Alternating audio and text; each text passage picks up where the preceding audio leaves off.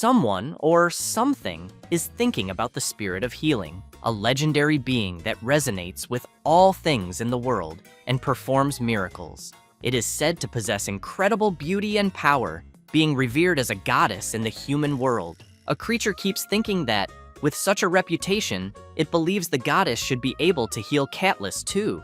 Then, it starts praying to the spirit of healing, whom everyone says can cure all the world's ailments. It pleads for the deity to appear and swears that, if she lends her power, it will offer a worthy price in return. With that, it starts shouting for the spirit of healing to respond, and a magic circle is created. However, a human appears instead, leaving the creature who was summoning stunned, as well as the human himself, who has no idea what's going on. The creature watches the summoning and wants to know if he is the supposed goddess of healing, thinking that humans really do have strange beauty standards. Then, it approaches and comments that more important than looks is his ability, and asks the human to lend his power. Meanwhile, he thinks he finally died. The human in question is a 32-year-old veterinarian named Kim Oh-jin. He studied 2 years of pre-veterinary and 4 years of college. After graduating, he worked 3 years as a salaried veterinarian. Then, he finally opened his own clinic, but had no clients. His nights were long. He couldn't sleep because of the bills. And just when rent and loan interest were drowning him to the point of considering suicide, he ended up being summoned to another world. After getting up, Kim wonders if he died of a heart attack while trying to sleep, but figures that dying in his sleep wouldn't have been a bad way to go. However, upon looking around and realizing he's in a damn freezing cave, surrounded by gold and jewels that seem to drag him into the fires of hell, and a giant, fierce, talking lizard bigger than an elephant, he concludes that he definitely went to hell. So he asked the creature in front of him what's going to happen to him now. The dragon explains that he just needs to treat his pet. Kim thinks that even after dying, he still has to be a vet, and so he's sure this must be hell. He also assumes the creature's pet must be a 3-headed hellhound. The dragon brings out the pet to be healed and asks the human to please cure him. This is Katniss, a fruit bat. Kim immediately recognizes it as a bat and is very surprised. But just by looking at the little creature, he can tell it's unwell, it's skinny, and seems to have no energy. So, he switches to vet mode, picks up the little guy, and immediately wants to know its name, how long the dragon has had it, and when the symptoms started. The dragon says the pet's name is Katniss, and that he's been taking care of him for about a week, and that apparently having a pet bat is trendy. Since he was the only one who didn't have one, he thought he'd try raising one too. He saw the little guy stuck at the entrance of a dungeon and picked him up. The protagonist can't believe what he just heard and thinks this is the second type of owner he hates most, the kind who irresponsibly gets pets just because it's trendy. However, he explains that Katniss is really skinny and wants to know if the dragon has been feeding him properly. The creature says not really, because his pet barely eats, but emphasizes that he hunts fresh animals every day and gives their blood to his pet to drink, but it doesn't even touch it. Kim lowers his head and starts having flashbacks, realizing that the dragon also falls into the 5th type of hated pet owner, the one who doesn't research the animal they adopted. The dragon grows worried and wants to know if his pet has a serious illness and what he can do.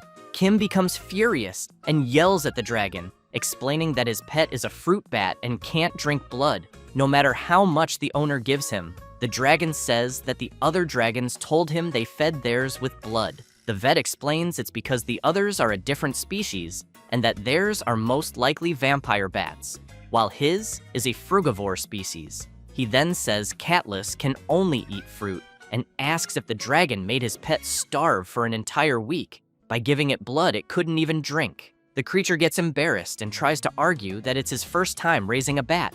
Kim goes crazy with anger and yells that this is Agdibrois. This is exactly why the dragon should have researched it, because if he's going to take care of a living being, he should at least have that minimum level of responsibility. He then yells even louder, asking what the hell is up with the temperature. Because it's so cold, he thinks the poor bat might wake up in the middle of hibernation. The dragon explains it's because he's from an ice species. Kim adds that, in that case, he shouldn't be raising pets if he can't provide the right environment. The creature watches the protagonist and thinks that this was to be expected, because he believes the legendary spirit of healing really crushed him with his presence. Meanwhile, the vet really wants to know why the hell anyone would want to raise a creature just because it's trendy. The dragon thinks about telling the human, how dare he be so arrogant in front of a dragon, but knows there's no way to argue back. And looking at Catless, he wonders what the hell he's done for someone who claims to love nature, because he knows that, no matter how small, the creature in front of him is still a life, and that, as the spirit of healing said, he should have taken responsibility. So he picks up Catless and tells him that, because of his selfishness and ignorance, he made him suffer. He apologizes and says he'll prepare fresh fruit for him right now and then return him to where he came from. The dragon thanks Catless and makes it clear that his pet's happiness is more important than his greed. Kim listens to all this and thinks that hell is more reasonable than he imagined. Then, the dragon thanks the protagonist for giving him that huge reality check and, as promised, says he'll pay the price for using his power. Kim asks that in his next life they let him be born as an oil-rich Arab prince, or reincarnate as a filthy rich villain heir. The dragon wants to know what the hell that means, and if it's some language from the spirit realm. The protagonist is puzzled and wonders what exactly is this spirit of healing the dragon keeps mentioning. Then, the dragon offers an item and says he will grant him a magical artifact imbued with his divine power, and that with it, the protagonist will be able to create whatever he wants. However, he warns that if he has bad intentions, he won't be able to use it. And while the protagonist is in shock, not understanding what's happening, the dragon thanks him again. Then he asks him to return safely. So something starts happening around the protagonist, and he wonders if this is really the afterlife, until he realizes he's living something that only happens in comics. With that, he starts screaming, asking the dragon to wait, and that if his wish is to return to life, then send him back to the early days of Bitcoin. But it's too late, and he's sent back. Meanwhile, the dragon heads toward the cave entrance to get fruit for his pet. Somewhere, a bright light shines. It's the protagonist returning. He laments having lost the once-in-a-lifetime chance, since he could have asked the dragon for that golden plot of land in Myeongdong, and should have asked for Earth's stocks to rise again. Shocked at himself, Kim comments that he should have trained to make wishes faster, because all he got for being summoned was a cursed necklace. Looking at the artifact, he wonders if it's really imbued with the dragon's divine power and what he'll do with it, until he gets an idea and realizes the dragon didn't even explain how to use the artifact. At that moment, a guy appears and wants to know what the protagonist is doing standing there, blocking the way. Then he throws Kim aside and makes it clear he should get out of the way. The protagonist is confused by this, but he hears a noise and is surprised to see several people on the street selling all kinds of things. A man bumps into him and tells him to move out of the way.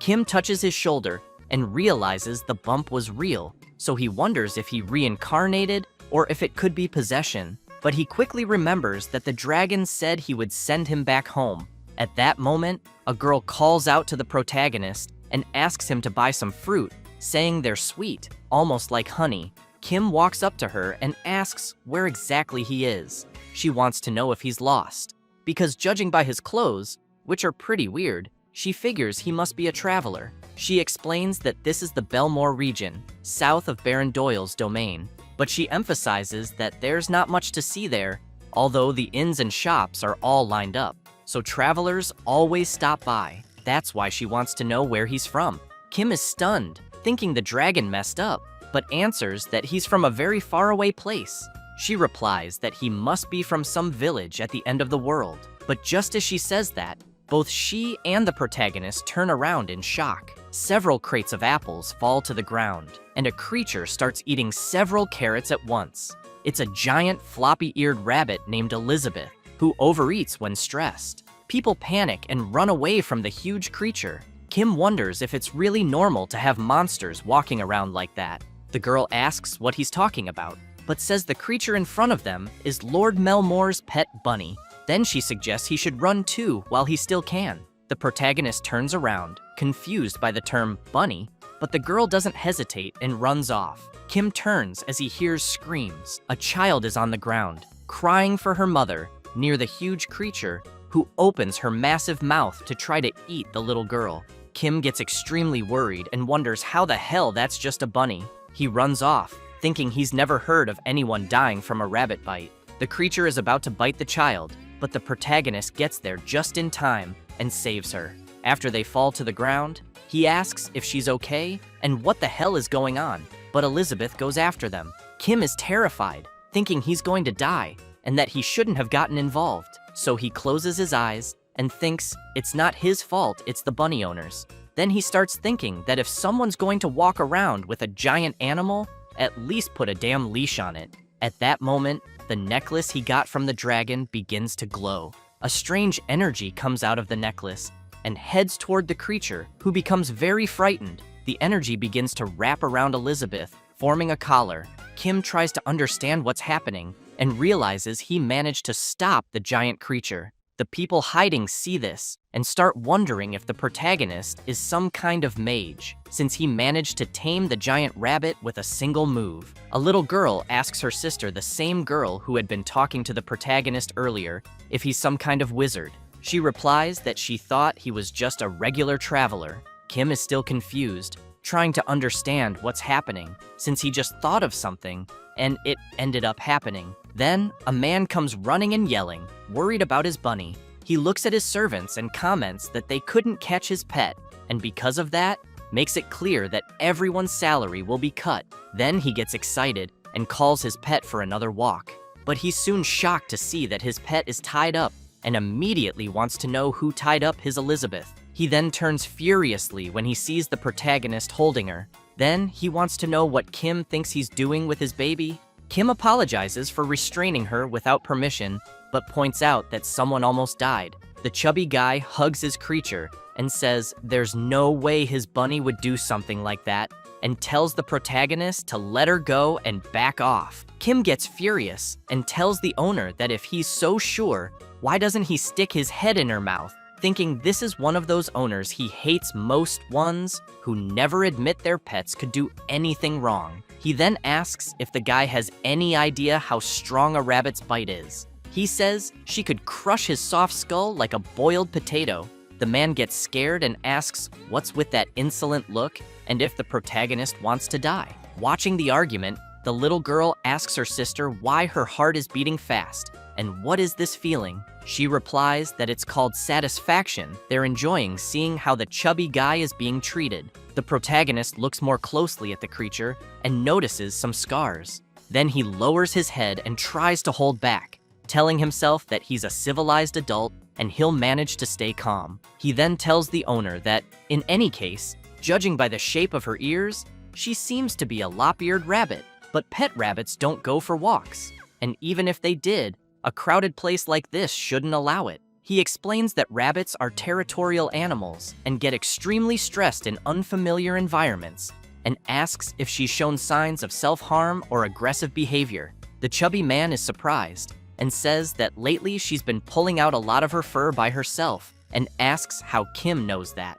Kim emphasizes that it's one of the common behaviors when they're stressed, and if it continues, she could become seriously ill or have her life drastically shortened.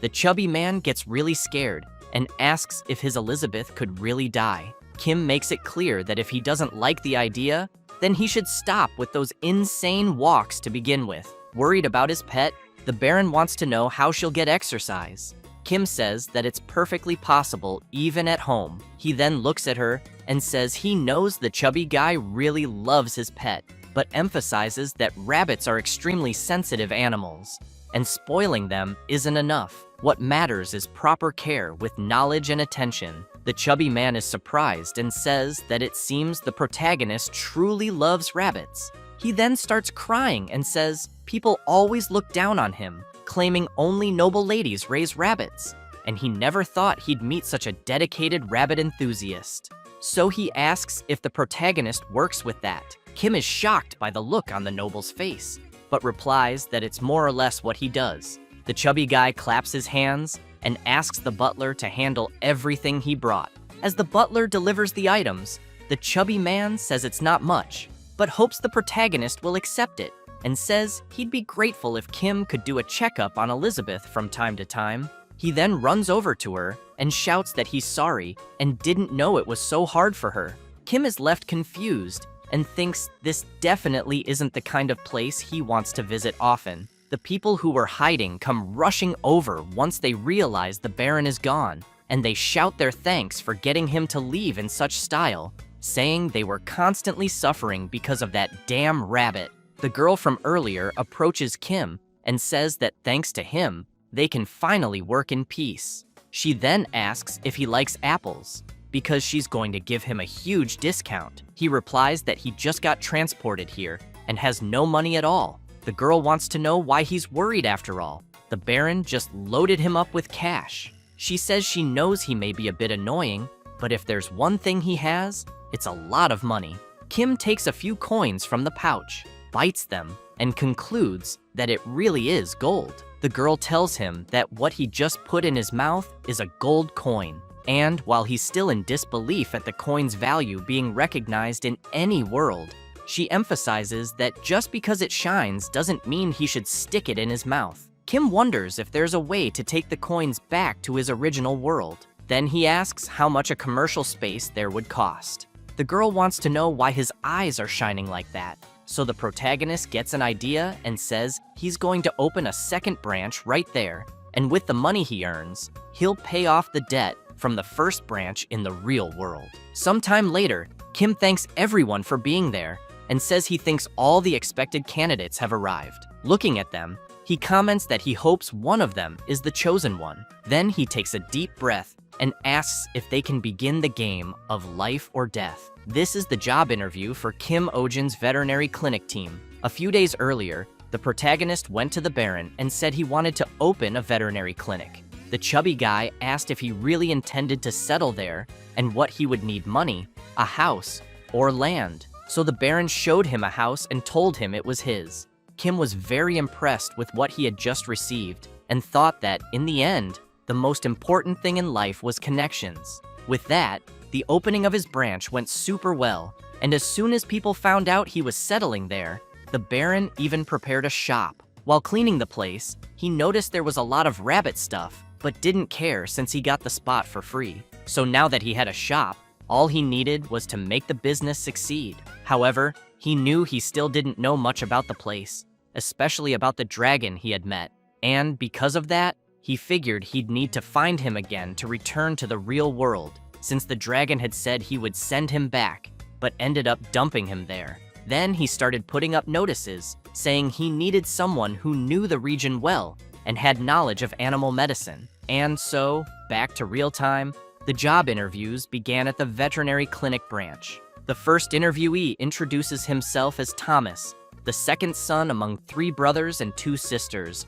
born of a strict father and a kind mother. That's why he trained both his body and his character. Kim evaluates the first candidate and thinks he has no personality at all. The second interviewee says his name is Philip and that his family has worked with animals for generations. Kim is surprised and wants to know what exactly his family does. Philip pulls out a cleaver and says they run a butcher shop, and he's handled animals since he was a child. He also emphasizes that no one in the region handles a knife better than him. Kim evaluates the second candidate and thinks he needs to be very careful with whom he hires, because apparently there are way too many crazies in this world. Then he calls in the third candidate, but as soon as he sees the guy, he figures that judging by his face, he probably already chopped someone up. Still, he thinks he can't judge by appearance. So he asks the third candidate why he applied for the job. The guy starts shouting, asking if the protagonist is the famous mage, saying he searched everywhere for him, and begs to be used as a doormat. Kim is stunned and decides that from now on, he absolutely will judge people by their appearance. The lunatic starts approaching him in a weird way, and Kim wants to know what the guy is doing. Then he shouts, telling him to stay away. At that moment, someone calls the protagonist director and asks when it will be their turn. While Kim is desperately trying to stop the crazy guy from doing anything, he wants to know if that person really thinks it's a good time to ask that. The person asks if they should clean up the mess. In a total panic, the protagonist replies, yes. So the person lands a massive punch on the lunatic who was trying to grab the protagonist, slamming him hard into the wall. Then she introduces herself as Selena, saying she's a traveling animal specialist and also performs basic procedures. To sum it up, she believes she has the experience for the position. Without hesitation, Kim gives Selena a score of 100 and tells her she's hired. Kim thinks that's how a veterinary technician was hired at his affiliate clinic in another world. The next day, Kim is thinking about the hot sun and the welcoming new environment, but he realizes it's already late and there's no sign of his new employee. He admits he hired her on impulse and wonders where he should post a new job listing. Then someone knocks at the door and he thinks she finally arrived. So he goes to the door and, as he opens it, asks if she had a good lunch. But it's not his employee. It's a guy who laughs and says he hasn't eaten yet and asks if he was supposed to. Kim immediately wants to know who the guy is. After they enter, the protagonist starts buttering him up and asks if he prefers water or tea. The man replies he prefers tea. While preparing it, Kim thinks that his first customer at the new branch has finally arrived, thinking this is the first step to paying off his debt in the real world. He concludes that this time it's going to work because he's already analyzed all the mistakes of the first clinic. Back in his first clinic days, after explaining that the dog's front paw injury was properly treated, he emphasized that the pup seemed to have tartar buildup and that the owner would need to brush its teeth frequently. The dog owner, looking discouraged, asked if he really had to do that because it sounded annoying. Without filtering his words, the protagonist asked why the owner would even bother. Might as well let the tartar build up, the gums swell, the teeth fall out, and just go to hell already. After that, he saw a review of his clinic online, with many people saying the owner was insane and didn't know how to talk to people. Remembering that, he knew he didn't control his temper back then, and that his mouth was his downfall. But now he plans to win people over with charm and price. So he asks the guy in front of him where the pet is. The man shows that the animal is in his pocket and says his name is Pojak, and he's a lizard. Kim is impressed when he sees the creature. He reflects that he thought all animals in that world were nuts after that giant rabbit, but luckily, what he's seeing looks like a normal lizard. Then he tries to hold it in when he realizes the pet is in the owner's pocket and asks where the cage is. But his conscience, because of the debt, tells him to stay calm. Maybe the owner doesn't have anywhere else to put the pet. The guy yells, saying it's cooler to keep his pet in his pocket, which makes Kim furious. His conscience begs him not to react and just focus on work.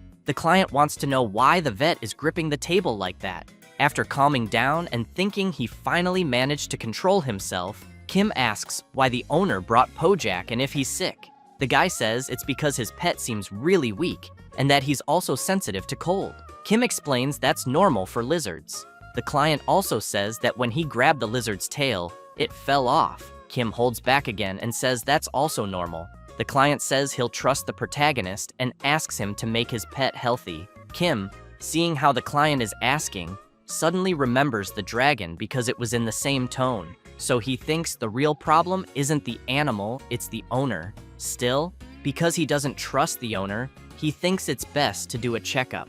After picking up Pojak, he notices something strange about the creature's skin. Kim comments that it looks like Pojak has disectitis, a condition where the skin shedding process doesn't go properly. The client asks the protagonist to be very careful when touching him, since Pojak is a bit aggressive, as he was picked up from the street. While Kim touches the creature's skin, it starts to get annoyed. Then, it fills its mouth with something, which leaves the protagonist quite confused, trying to understand what's going on. At that moment, Pojak opens its mouth and a powerful fireball appears.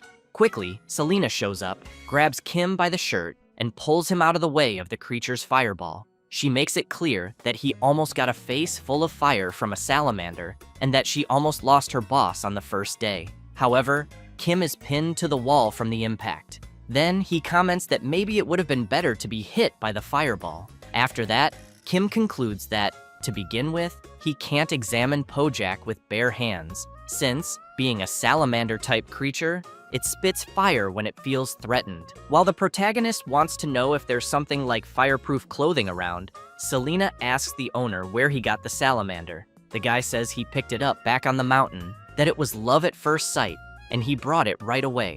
But he wants to know if maybe she's jealous. She replies no, but wants to know, to begin with, if it's not illegal to capture salamanders from there, since they are too wild to be kept at home, and their numbers are already low due to illegal hunting. The guy is completely shocked to hear that, and asks if that means he can't keep Pojak. Selena replies that, unfortunately, no, because it's illegal, as she mentioned, but she asks the owner not to worry too much, because she thinks that if they say they're just treating Pojak temporarily, people will probably let it slide, as long as the owner releases him back into the wild after the treatment. At that moment, the guy turns around, starts crying, and says he'll never let go of Pojak. Then he runs off. Kim is shaking with rage and wants to know what the hell is wrong with the owner. Selena guesses maybe he decided to leave. The protagonist looks at her with a sinister expression and says they haven't even started treating the animal, so he wants to know where the owner thinks he's going and why she just stood there watching. Therefore, he orders Selena to go after him immediately. She finds it strange, but replies that she will. Meanwhile, in the city, the girl is all happy organizing her fruit stand, since she knows the Lord's rabbit isn't around, and life has become more enjoyable. She thinks that as long as the creature is busy playing with the Lord, there's no way the stand will be wrecked anytime soon, until she sees several people running. Selena and the protagonist are chasing after Pojak's owner. They pass by the fruit stand, and Kim is already exhausted, begging them to catch the owner for God's sake. The girl realizes it's the guy from before. She turns and says she doesn't know what's going on, but this time, she won't get involved. The guy, while crying, keeps wondering why the veterinary clinic staff are still chasing him and whether they're jealous of his pet.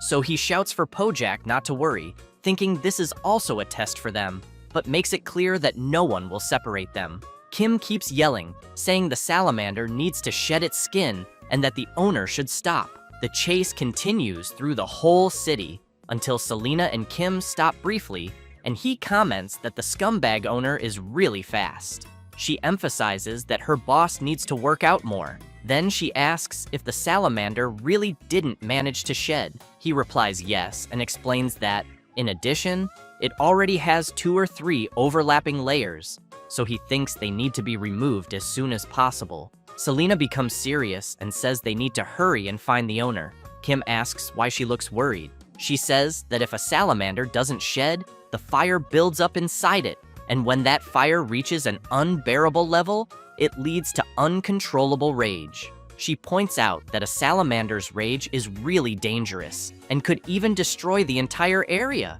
Kim gets worried and says they need to find him quickly to try to prevent a bigger disaster. Meanwhile, the owner arrives at a place and thinks everything seems fine there, and that those lunatics probably won't follow him there. He puts Pojak on the table and says they're safe now. He feels happy and thinks he needs to celebrate the moment with a beautiful song. But while he babbles, he doesn't notice his salamander building up a fireball, which keeps growing by the second, until it starts to emit a strong glow that catches his attention. He turns to see what the glow is, and an explosion happens. While on the ground, the owner screams in pain. As he gets up, he looks at the fire in front of him, wondering what just happened. Seeing his pet in the center of the flames, he starts shouting and asking if it was the one who caused all that. He approaches and asks if his pet is mad at him, but says that even so, he can't go around setting things on fire. As he reaches his hand toward the creature, it feels threatened again and quickly prepares another fire blast, scaring the owner. As soon as Pojak fires it, the owner thinks his pet couldn't be doing this, since they're family. But right then, Selena arrives and pulls the owner out of the way, and the protagonist quickly grabs Pojak, who's still releasing intense heat. Kim asks his assistant if the creature's fury targets people. She explains that Pojak has completely lost reason and emphasizes that if they leave things as they are, the fire will only grow stronger, so they need to calm him down. Kim starts shaking Pojak back and forth, trying to figure out how to do that.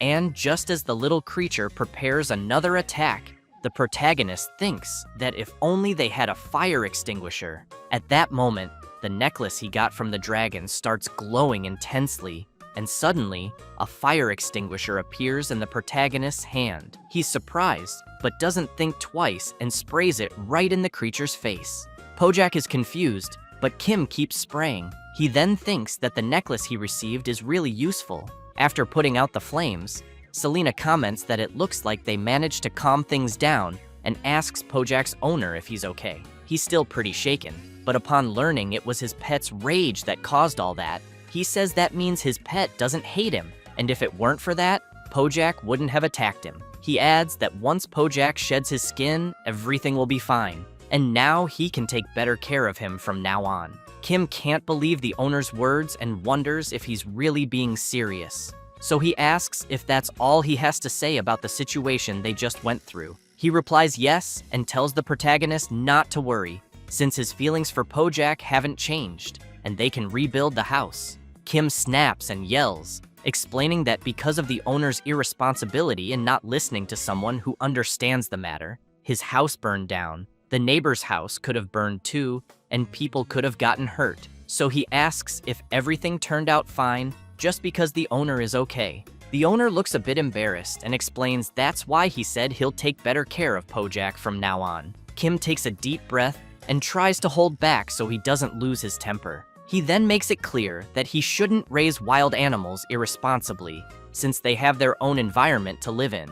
And besides, he emphasizes that bringing them in just because they're cute, without truly knowing the animal's ecology, he wants to know if the owner really thinks that's what love is. Because if Pojak goes into a rage again, he asks if the owner is confident he can handle the creature on his own. The owner gets really upset and can't say anything. Kim also states that life can't be sustained by affection alone. After the protagonist explains all that, some time passes, and in a certain part of the forest, he's impressed, saying that now that Pojak has shed his skin, he looks much healthier. Selena comments that the creature's appearance looks good too. However, they start wondering how the creature grew so fast in such a short time. Still very puzzled, Kim wants to know how such a big body fit inside the shell. Selena replies that that's the mystery of nature. Meanwhile, the owner is feeling pretty down, thinking about how much his pet has grown and that he probably won't need him anymore.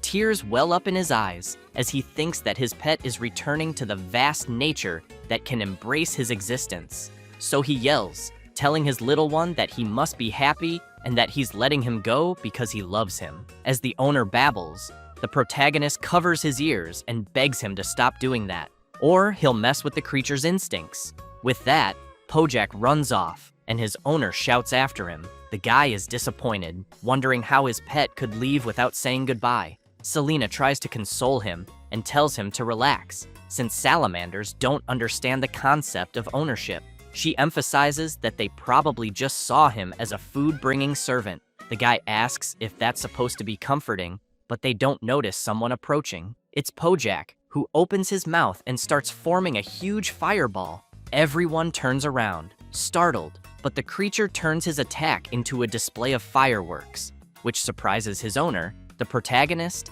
and his assistant. The guy is thrilled by the farewell and says Pojak really is amazing. And with that, the first patient completed his treatment. Later, back in the city, the guy is playing his guitar surrounded by a crowd. As he sings and says his name is Roisha, he performs a song dedicated to the protagonist, with a special appearance by the Starlight Children's Choir. Roisha continues the song, joined by another special guest, the artist Djembe Foamhead. Selena says Roisha is a well-known bard in the region. The protagonist doesn't like any of this, and wonders if he's really a bard. But he notices a lot of people around staring at him and saying he's the music mage the bard is singing about. Then he gets an idea he thinks could make a lot of money. He holds up a banner that says the artist is a genius and claims this is real music and that it's the first time a song has moved him. A few days after the song's release, at the protagonist's veterinary clinic,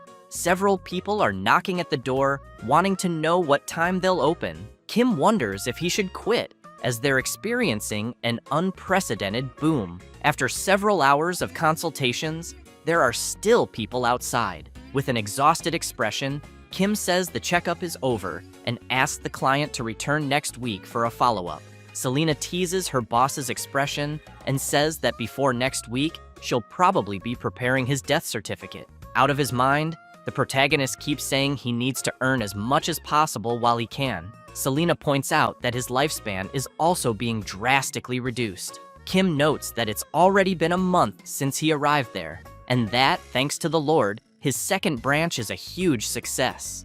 In the early days, he also struggled with so many clients, but after seeing how much money he made in a single day, he always kept calling in the next customer, even when the clinic was closed. Because of that, he concludes that what he's learned about the world there, while treating patients, is that even in this world, humans' best friends are dogs and cats, only some breeds are a bit different. After a long day of work, he starts feeling his shoulder, stretches, and comments that he's really tired. But Selena tells him they still have the last client of the day. Kim wants to know what kind of animal it'll be this time. Selena says it's a shaman and explains it was originally a hunting dog, but she heard it recently became popular as a pet. However, she also heard that because it's very aggressive with anyone except its owner, it has the highest abandonment rate. Kim says he sincerely wishes that all humans who want to raise pets just to follow trends would be eliminated. Selena goes on to say that the adult shaman reaches a human's upper body in height, and its claws and teeth are sharp enough to pierce a boar's skin, so she thinks her boss should be careful. When the client comes in, Kim thinks that just hearing about it already makes it sound like a ferocious breed. As soon as the client opens the cage, the shaman puppy, named Choo-Choo, known for its strong loyalty, comes out drooling. Kim looks at his assistant, and she comments that she forgot to mention the dog is only 3 months old. The client tells the protagonist that since the day before, the puppy has been limping and wants to know if it might be injured. Kim is confused, wondering where the puppy's legs are. He picks it up to check and thinks that, at 3 months, the puppy's joints should already be strong. Then he notices a small thorn stuck in its little paw. As he removes it, he says there was a thorn lodged in the paw, and that now the pup should be fine. He just needs to disinfect it. After that, the little puppy gets all excited and starts jumping around, and the protagonist thinks it looks like a ball of yarn, but is happy about it. His assistant notices. After the satisfied client leaves, the protagonist collapses and says it's finally over. Selena comments that he looked happy. Kim is confused and asks her to be more specific. She wants to know if he was happy because the puppy was cute or because the job was done successfully. Kim wants to know why she's curious about that. She replies that it's surprising to see him smile when money wasn't the main thing. He takes a deep breath and says that just for that day there weren't any seriously ill animals, since he believes the hardest part of being a vet is constantly having to face sick animals, and that when you love animals, the affection you feel becomes a burden. So he tried to exclude emotion and remain calm. But when he found out owners were abusing the situation, asking to keep their pets longer just to extend their vacation, he started yelling and being more aggressive with the owners. After thinking about it, he gets up and says they're closing and cleaning up quickly. Selena says it's already getting dark outside. Kim replies that it's because they had so many clients and tells her that if she wants to go home, she can, since the sun will set soon. Then he sees someone outside looking desperate. The man is shouting for the protagonist, begging him for help. Shocked, Kim asks if Selena can also do exorcisms. She grabs a broom and says maybe physical attacks might work. The man opens the window, startling the protagonist, then grabs him and runs off with him. Selena just watches, unable to believe what just happened. After the man takes Kim to a place, he keeps apologizing, then says he didn't know Kim wouldn't have the strength to climb a small mountain. Completely exhausted, Kim asks who the hell he is. The man apologizes again and introduces himself as Schwein, a public official who manages the territory. He starts banging his head on the ground and explains that the reason he came like this is because he heard Kim even managed to calm down the Lord's rabbit. So he wants to know if the protagonist could capture a lost dog. Kim is very confused, not really understanding the guy's request. At that moment, Selena shows up and replies that they're not an animal rescue organization. Kim agrees with her and emphasizes that a vet is someone who treats animals. Schwein looks disappointed and says he doesn't have anyone else to ask and is really out of time. Selena wants to know what kind of time he's talking about. He explains that about 2 months ago, this dog he's referring to settled on the mountainside. But luckily, that's the very place they were planning to build a path, and they tried to catch it themselves, but the dog is too agile, and the construction date is in 2 days. Kim asks what will happen if they can't catch the dog. Schwein says the army will be dispatched, and the moment they deem a rescue impossible, the army will eliminate the dog on sight. Hearing that leaves the protagonist stunned. Schwein begs for help and emphasizes that he really doesn't have much time. Kim is a bit hesitant to get involved, but still wants to know where the dog is to begin with. He points out that he's a vet and has never done any capturing, so he needs to at least see the dog to understand the situation. Schwein is happy and says the dog is just a bit further ahead. As the protagonist stands up, he says he's not agreeing to do anything yet, but for now, they'll just check it out. Meanwhile, Selena thinks her boss is definitely going to do it, so Schwein points and says it's that way, and that for some unknown reason, the dog hasn't left that area. After they arrive, both Kim and Selena are surprised, as the dog looks agitated. Kim asks if the dog ahead might be a shaman. She says she already mentioned it's a popular breed that many people adopt and also abandon. They watch the dog, and Kim thinks it's been 2 months since it settled there, and judging by its condition, it seems it hasn't eaten properly during that time. Then they hear a strange sound in the forest and get worried, wondering what it was. Kim takes a step forward, which angers the dog and causes it to lunge at him. Selena grabs Kim and Schwein and jumps away, saying it's dangerous and that they need to pay more attention. Kim yells that turning your back on an angry dog is even worse. Selena asks if he would have preferred being bitten to death. Kim looks back and says if she keeps running from the dog, it'll only get more agitated and keep chasing them. So he considers that they need to distract it and find another place. But then they're confused to realize the dog isn't chasing them anymore. Kim wonders why the dog isn't following and asks if she hadn't said it was a hunting breed.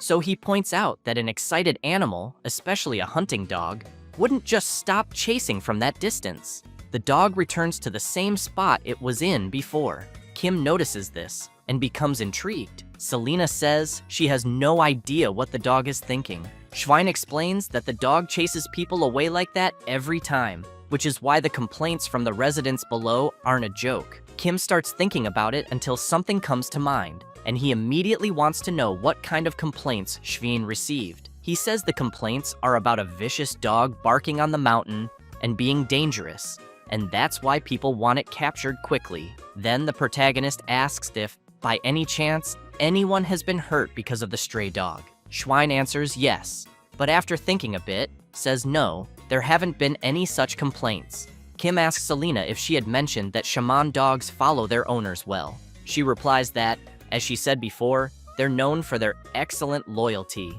Then she wants to know if her boss noticed something. The next day, they're in another village, the closest one to the mountain. Selena wants to know why they came there instead of trying to catch the dog. Kim says they're now looking for the dog's former owner. She's confused and points out they don't have time for that, so wouldn't it be better to just catch the dog? They could simply put food in a trap cage to lure it in, since it looked hungry. Kim says clearly that the dog wouldn't be lured by food. Selena doesn't understand and asks him to explain. He turns to her and asks why. Then, is the dog so thin if it's a hunting breed? So he believes something must take priority over its hunger. Like, for example, an order from its owner. Kim comments, in a scene where an old man says he'll be back soon, that he made it clear to the dog that it had to stay there and wait for him to return, and never to leave that spot. Selena imagines this scene too and is visibly surprised. Then, furious, Kim says there were people like that where he came from, 2 useless people who order their dogs not to follow them when they abandon them. So he says if he finds someone like that, he'll beat them and drag them back to the dog, since they should see how the animal they abandoned is doing. As they walk through the town, he starts asking some old ladies about the dog's owner. One of them says she'd like to know too. The other says Gavril's husband is a lumberjack and can't even cut wood because of that damn dog. Then the protagonist asks some children. The kids scream that their mom won't let them go to the mountain because of the dog. After getting nowhere with the children, Kim finds an old man and asks if he knows anything, but the kind old man can barely hear and ends up saying nothing useful. So the protagonist gets tired after asking so many people. Then he asks Selena if people really live there, because nobody seems to know anything. She says that, in any case, it's clear everyone dislikes the mountain dog somehow. Kim says he can't believe no one knows anything. Then a girl appears and says the villagers don't know them very well. She asks if the protagonist is looking for the lost dog's owner, because this is the first time someone has looked for Mr. Jake. Kim is surprised and asks if she really knows the dog's owner. She simply asks Kim to follow her. So they go to a humble house near the mountain. Kim comments that it seems Mr. Jake lived really far from the village. The girl confirms and explains that's why the villagers didn't know him well. As she knocks on the door, the protagonist wonders if the man really lived alone with a dog in such a remote place. But the girl explains it's not what he's thinking, and then points to the side, leaving Kim shocked. She shows him a grave. Then she says that Mr. Jake passed away about 2 months ago, caught in a landslide, and that he lived a lonely life, but was truly a good person. Kim wants to know if Mr. Jake really died 2 months ago. The girl confirms and says he had no family, so she had to take care of his funeral, and that even though everyone is cursing the dog's owner, the truth is that Mr. Jake didn't abandon the dog, he simply couldn't come back. Kim stands in silence, staring at the old man's grave. The girl also emphasizes that she tried to bring the dog back too, but it was useless. And if the protagonist is there because of the dog, she wants to know if he could help Max, which is the dog's name. Kim becomes thoughtful, then clenches his fist tightly, bows, and asks that Mr. Jake rest in peace. He then says he's truly sorry for the misunderstanding and that they will definitely rescue Max on Mr. Jake's behalf. After that, the afternoon arrives, and Schwein is nervous, wondering if the people in front of him weren't supposed to come the next day. The army representative says their work ended early, so they headed out right away. Schwein tries to argue with them, asking if they could just rest for the day and come back tomorrow. But the leader questions why there's any need to drag this out until the next day, since they can just handle it now. It's not like they haven't dealt with wild beasts before. And in the end, people don't like the situation either, so he asks who would say anything if they dealt with it a day early.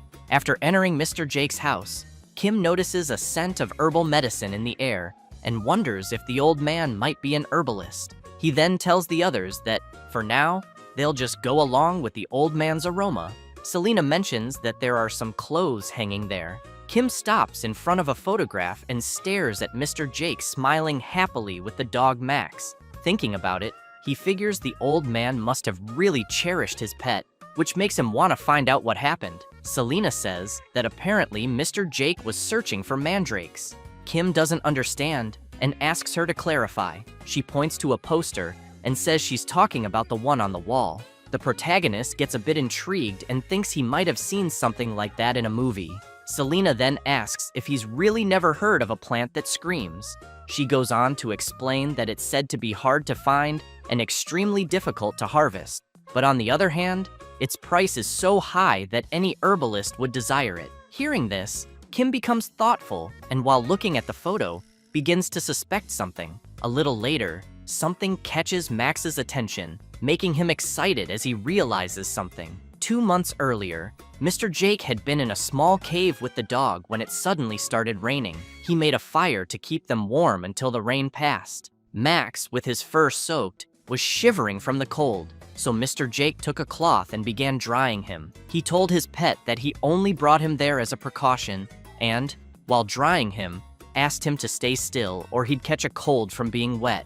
After drying the dog, Max jumped on Mr. Jake all happy, which made the old man smile too. Looking around, he commented that despite everything, it was a relief they found shelter from the rain, especially since he didn't know there was a cave in such a place. Then, as he turned, he noticed something, a glowing plant.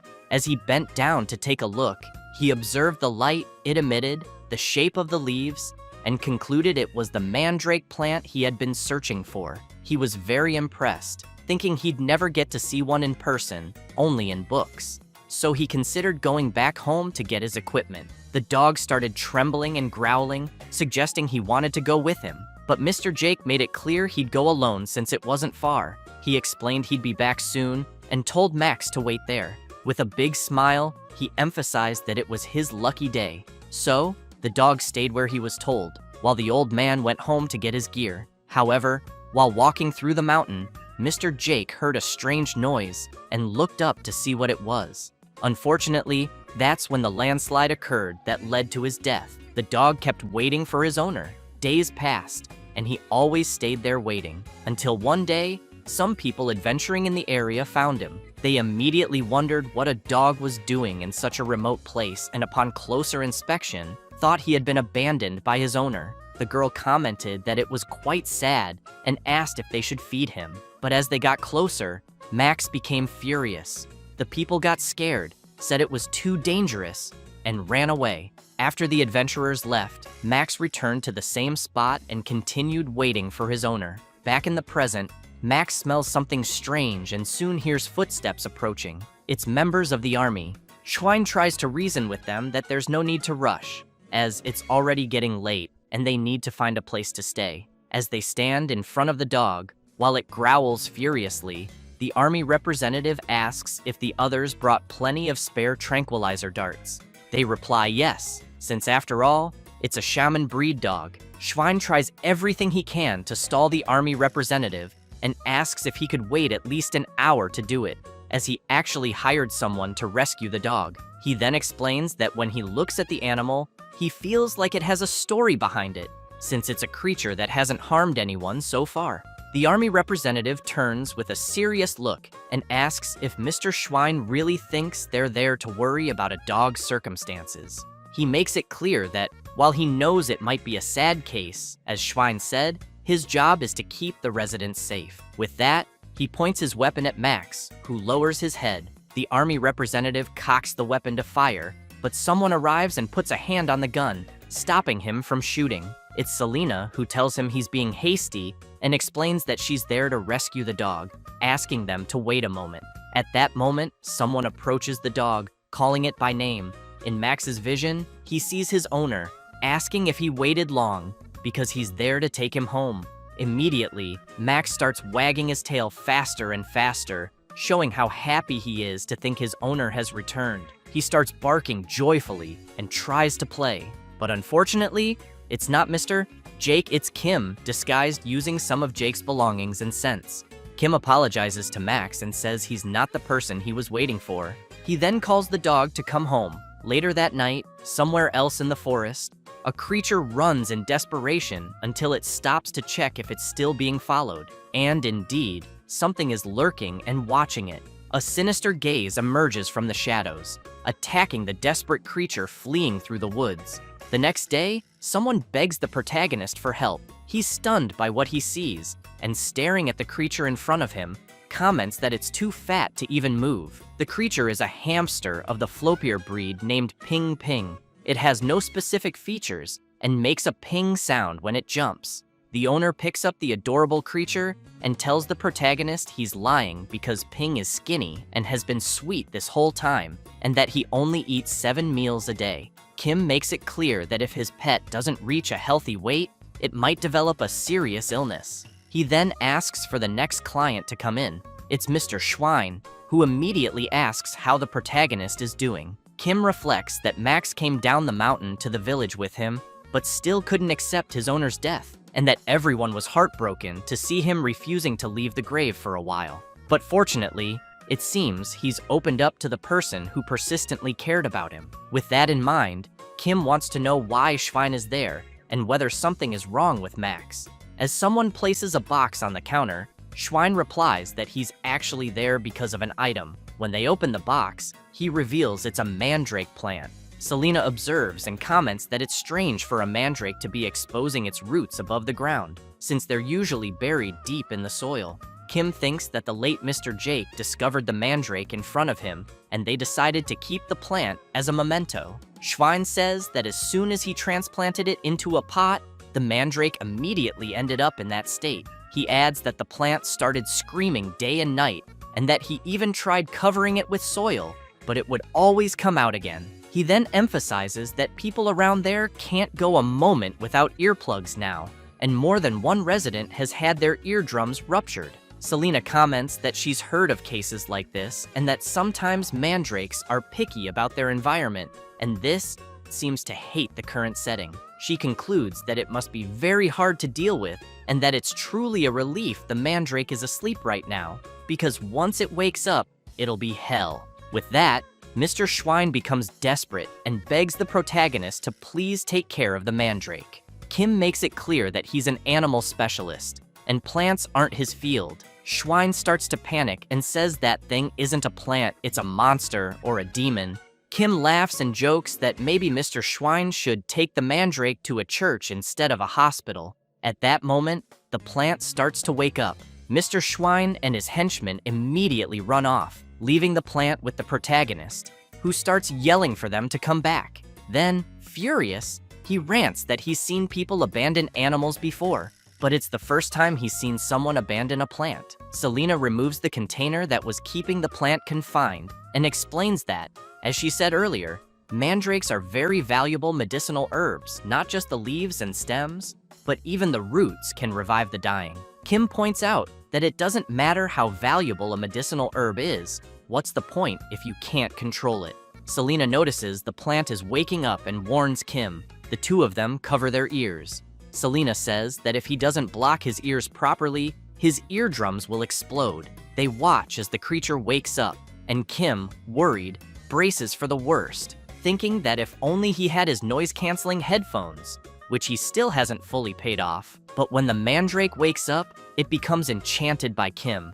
who is confused by the reaction. He removes his hands from his ears and asks what's going on. Selena says it seems like the plant is interested in him, but then she has second thoughts and tells Kim to remove the necklace he's wearing. He grabs it and asks why. As soon as the mandrake sees the necklace, it becomes even more dazzled and begins dancing passionately. Kim wants to know what the hell is going on. Selena comments that it looks like the plant is dancing because it's in a good mood. The protagonist is stunned, watching the mandrake dance so joyfully, and thinks it looks like a dancing sunflower toy his friend had at home. Meanwhile, Selena keeps eyeing the necklace on her boss's neck. She asks him to keep the necklace visible and on his neck for now. He agrees, since he's never raised a plant before. After some time, night falls, and someone knocks on the clinic door. Kim starts waking up and wonders who the hell it could be. When he opens the door, he makes it clear that emergency night treatments come with a surcharge of up to 30%. The woman places her badly injured pet on the table and begs the doctor to please save it. Kim grabs a candle to get a better look and is alarmed, wondering if the poor animal was attacked by a predator. Judging by the deep wound, he thinks it'll be hard to stop the bleeding. Selena appears and says mandrake leaves have a powerful hemostatic effect. Kim quickly asks her to bring just one leaf, but the mandrake looks confused upon seeing Selena. Selena, noticing how the plant is staring at her, says it's probably better if he goes to get the leaf himself. Kim approaches the mandrake, confused and trying to understand why she can't just grab one leaf. As soon as she sees him, the mandrake lights up, excitedly dancing. She then plucks one of her own leaves and hands it to Kim, who watches in horror, wondering what on earth is going on. After applying the treatment with the mandrake leaf, he comments that it was incredible the bleeding stopped instantly. The woman begins crying with joy, thanks the doctor, and says she'll never forget this favor, even if she dies. He smiles and tells her the pet will need outpatient care for a while. So he walks back to his bed and thinks he can finally try to get some sleep. However, 30 minutes later, while sleeping peacefully, someone else starts screaming for help. When Kim goes to check, he finds another creature with the same type of wound as the last one. The protagonist observes with his friend and says the little animal was attacked by the same creature as before. Looking more closely at the wound, he concludes that it's not a hunting injury. He then considers that maybe whatever did this was just playing around like a psychopath. The pet's owner is scared and asks what he means by that. Selena says she's never heard of anything like it either and wants to know if it might be some new kind of monster. At that moment, the child with her mother starts yelling, saying she knows who the culprit is. She says she's pretty sure it's Baron Doyle's pet wolf because she knows he walks through the forest with that wolf and that playing with weak animals is his hobby. Kim is shocked and wants to know if there's no animal protection law there, and if they just let that happen. The child's mother says she thinks it's because the Baron is a noble. The protagonist goes crazy with rage and comments that this feudal class society is really annoying. After that, a week passes, and several people come asking the protagonist to save their pets. Visibly exhausted from lack of sleep, the protagonist screams that he can't take it anymore and can't go on living like this. So he grabs a torch and goes out into the streets with several other people, calling for a class revolution and demanding that Baron Doyle show up to give an explanation because everyone there needs their pets to be safe. Kim starts shouting louder and louder for the Baron to appear, thinking to himself that he just wants to settle this so his life can go back to normal and he can finally get a good night's sleep. Then some soldiers appear. Their leader immediately asks who Kim Ojin is. He gets nervous, thinking they've identified the leader of the revolution and are going to punish him, but he's confused when they bow to him. The soldier says he will escort the protagonist to the castle. When they arrive, Kim sees Baron Doyle's wolf with the same wound as all the other animals he's treated over the past week. The wolf's name is Magma, a blood-fanged wolf breed with long fangs who really loves sweet potatoes. The Baron is in despair and crying, begs the protagonist to save his beloved pet, saying he'll reward him greatly if he does. Both Kim and Selena observe the wolf, wondering what the hell is going on. Meanwhile, back in town, someone is shouting, asking if people heard monsters have appeared in the western forest, and even the Baron's wolf was attacked. Some residents say they don't think it's a normal monster, and that they've even heard it's a giant beast.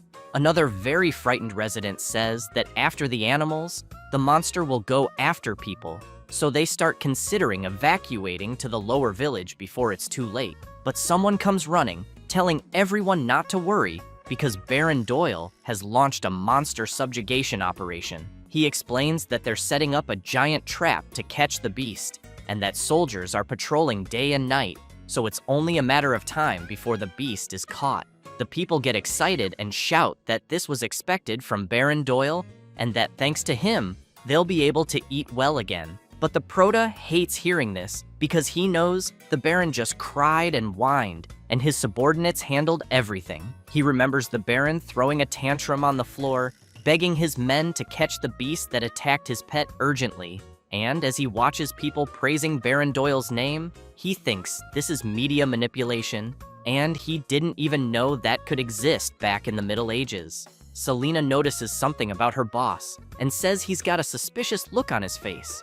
He asks if the animals treated at the clinic so far were mostly attacked in the eastern forest near the village, since the place where Magma, the Baron's wolf, was attacked was deep in the western forest and far from the village, and that the location where the Baron is leading his soldiers in the monster subjugation operation is also the western forest. So while it seems logical to focus the investigation on recently affected areas, it's strange that they haven't even considered the eastern forest. Selena explains that, in her opinion too, there are many suspicious points, since the western forest is a place where villagers don't usually go. Kim finds that odd and immediately wants to know why. She says she's heard many ghost stories and rumors circulate about that place. The protagonist is surprised by that, but then someone appears at the window of a shop saying they've waited long enough and that they should come in. He then says the items they requested are ready, and that each was handmade, blown orally, using reinforced glass mixed with high temperatures and alberium powder, making it impact resistant. He also explains that he used deer leather treated with waterproof coating, and that the needles were made by melting gold and steel. Kim is amazed and praises the technology of the world he's in, impressed that everything is handmade. The old man says they followed the plan, but emphasizes that it was the hardest thing they've ever done, and probably won't be able to do it again. Kim tells the old man not to say that, then places several gold coins on the table and asks if he was fairly compensated for the work. The old man immediately replies he'll do his best, and so a partnership is formed. After that, the master crafts a special reinforced glass bottle with a hose made from a rubber-like material, a measuring instrument, and a hospitalization cage made of birch wood. Kim shows the layout of his office and emphasizes that more equipment will gradually be added and that they plan to renovate the clinic's interior as shown on the blueprint. Selena is impressed and comments that he can arrange the space however he wants, and that she sees it as a shift in perspective. Kim just laughs, thinking the hospital is going to be modern and that the uncivilized will surely praise him. Then, the protagonist hears someone asking to come in. Several people start bringing products into the shop. Kim wants to know what all of that is. Selena says they're medicinal herbs.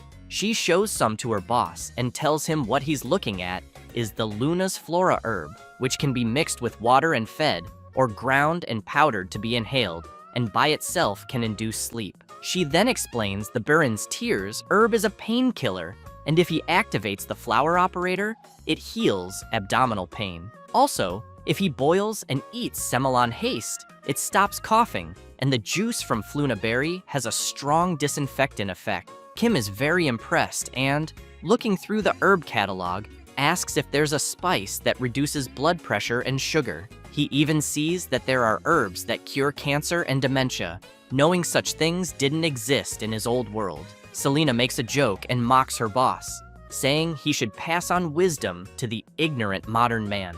At that moment, one of the villagers bursts through the door and yells, asking him to come quickly. He then says he heard that Baron Doyle's soldiers managed to capture the beast. Later, in the forest, many people are there to witness the monster's capture, including Baron Doyle and his soldiers. Kim is worried because he hears a loud noise, almost like a dragon roaring, and wonders what kind of beast it might be. He also sees that the creature managed to break the trap and escape again. The soldiers shout, ordering the hunting dogs to chase the creature, so they dash off at full speed. However, Kim watches the silhouette of the creature and grows even more concerned. But as soon as the dogs corner the creature, they realize it's just a kitten. They observe the creature for a brief moment, and one of the soldiers turns to the Baron and says that no matter how you look at it, it just seems like a stray cat. But the Baron doesn't care and shouts that the animal in front of them is the creature causing all the trouble. He then asks if they can't see it. Even his wolf Magma is trembling in fear. Looking at the creature, he tells everyone to take a good look at the beast's wicked claws and teeth. However, the protagonist is in disbelief, thinking that no matter how he looks at it, all he sees is a super strong rich bully picking on a socially disadvantaged orphan who's often the target of bullying. Violence caused by self-defense. The Baron quickly orders them to throw the net over the animal. A soldier then shouts to bind it with chains and weights. After fully restraining the kitten, they shout to burn the beast, which horrifies the protagonista. He can't believe they're taking this seriously. Doyle laughs and demands the creature be dragged away alive so it can be executed in front of everyone. Kim, observing the soldier's expressions, concludes that this is clearly animal abuse. At that moment, his trauma button is pressed. He remembers a time from his previous life when a boy brought him a cat asking him to take a look. The boy explained he used to feed it in the commercial district, but hadn't seen it in a while and wanted to know if someone had done something. Kim, seeing the animal's condition, was shaking with rage. That was case number 1 of the most hated kind of pet owner, animal abusers. After remembering that and seeing the soldiers yelling to hurry and trap the animal, he snaps and screams for them to stop, shut their mouths, and pinch their noses. The soldiers and the Baron are stunned by this sudden outburst. Then, worried about what they'll do to the animal, he points at the creature and tells them to look closely at the monster's forehead because it's clearly a demon. Both Doyle and Selena are confused. He emphasizes the clear M pattern and the scar above it. Kim thinks to himself that he'll go full medieval, then keeps yelling that it's the mark of the great demon who will bring a global plague, the mark of Corona, the great pandemic. Everyone starts panicking, wondering if it could really be true. Kim explains that the first demon messenger who spread the plague was a small rat. A cat that ate many of those rats and accumulated magical power became an even stronger plague spreader than the rats themselves. and eventually showed up right where they live. He then gets serious and declares that the animal in front of them is the Corona plague. He explains that if the disease begins to spread, half the population there will disappear. The soldiers start shouting that they've never heard of such a thing in their lives. One of them turns to ask Baron Doyle what he thinks. The Baron asks the protagonist if it's really true. Kim answers yes and says it's something that happened where he came from, and that to defeat this demon, the entire world had to go to war against the plague. Doyle wants to know if he's seriously saying the cat is the demon's messenger. Kim says yes, but emphasizes that the creature is still young, and that where he came from, they created a cure to subdue it, something they can do here as well. He then turns to Selena and asks if he's right. Kim winks, thinking his assistant needs to play along and say yes. A bit awkwardly, Selena responds that it's quite possible, and that if they use the cat's blood and herbs, they might be able to make a cure for the epidemic. Kim waits anxiously for the Baron's answer, wondering what he'll do if this doesn't work. A soldier then comments to the Baron that this story is absolutely absurd. Doyle makes it clear to the protagonist that he has 1 week, and during that time, he must completely heal the monster and bring it to the castle, and after that, it will be executed in front of everyone. After partially resolving things, Kim returns to his clinic.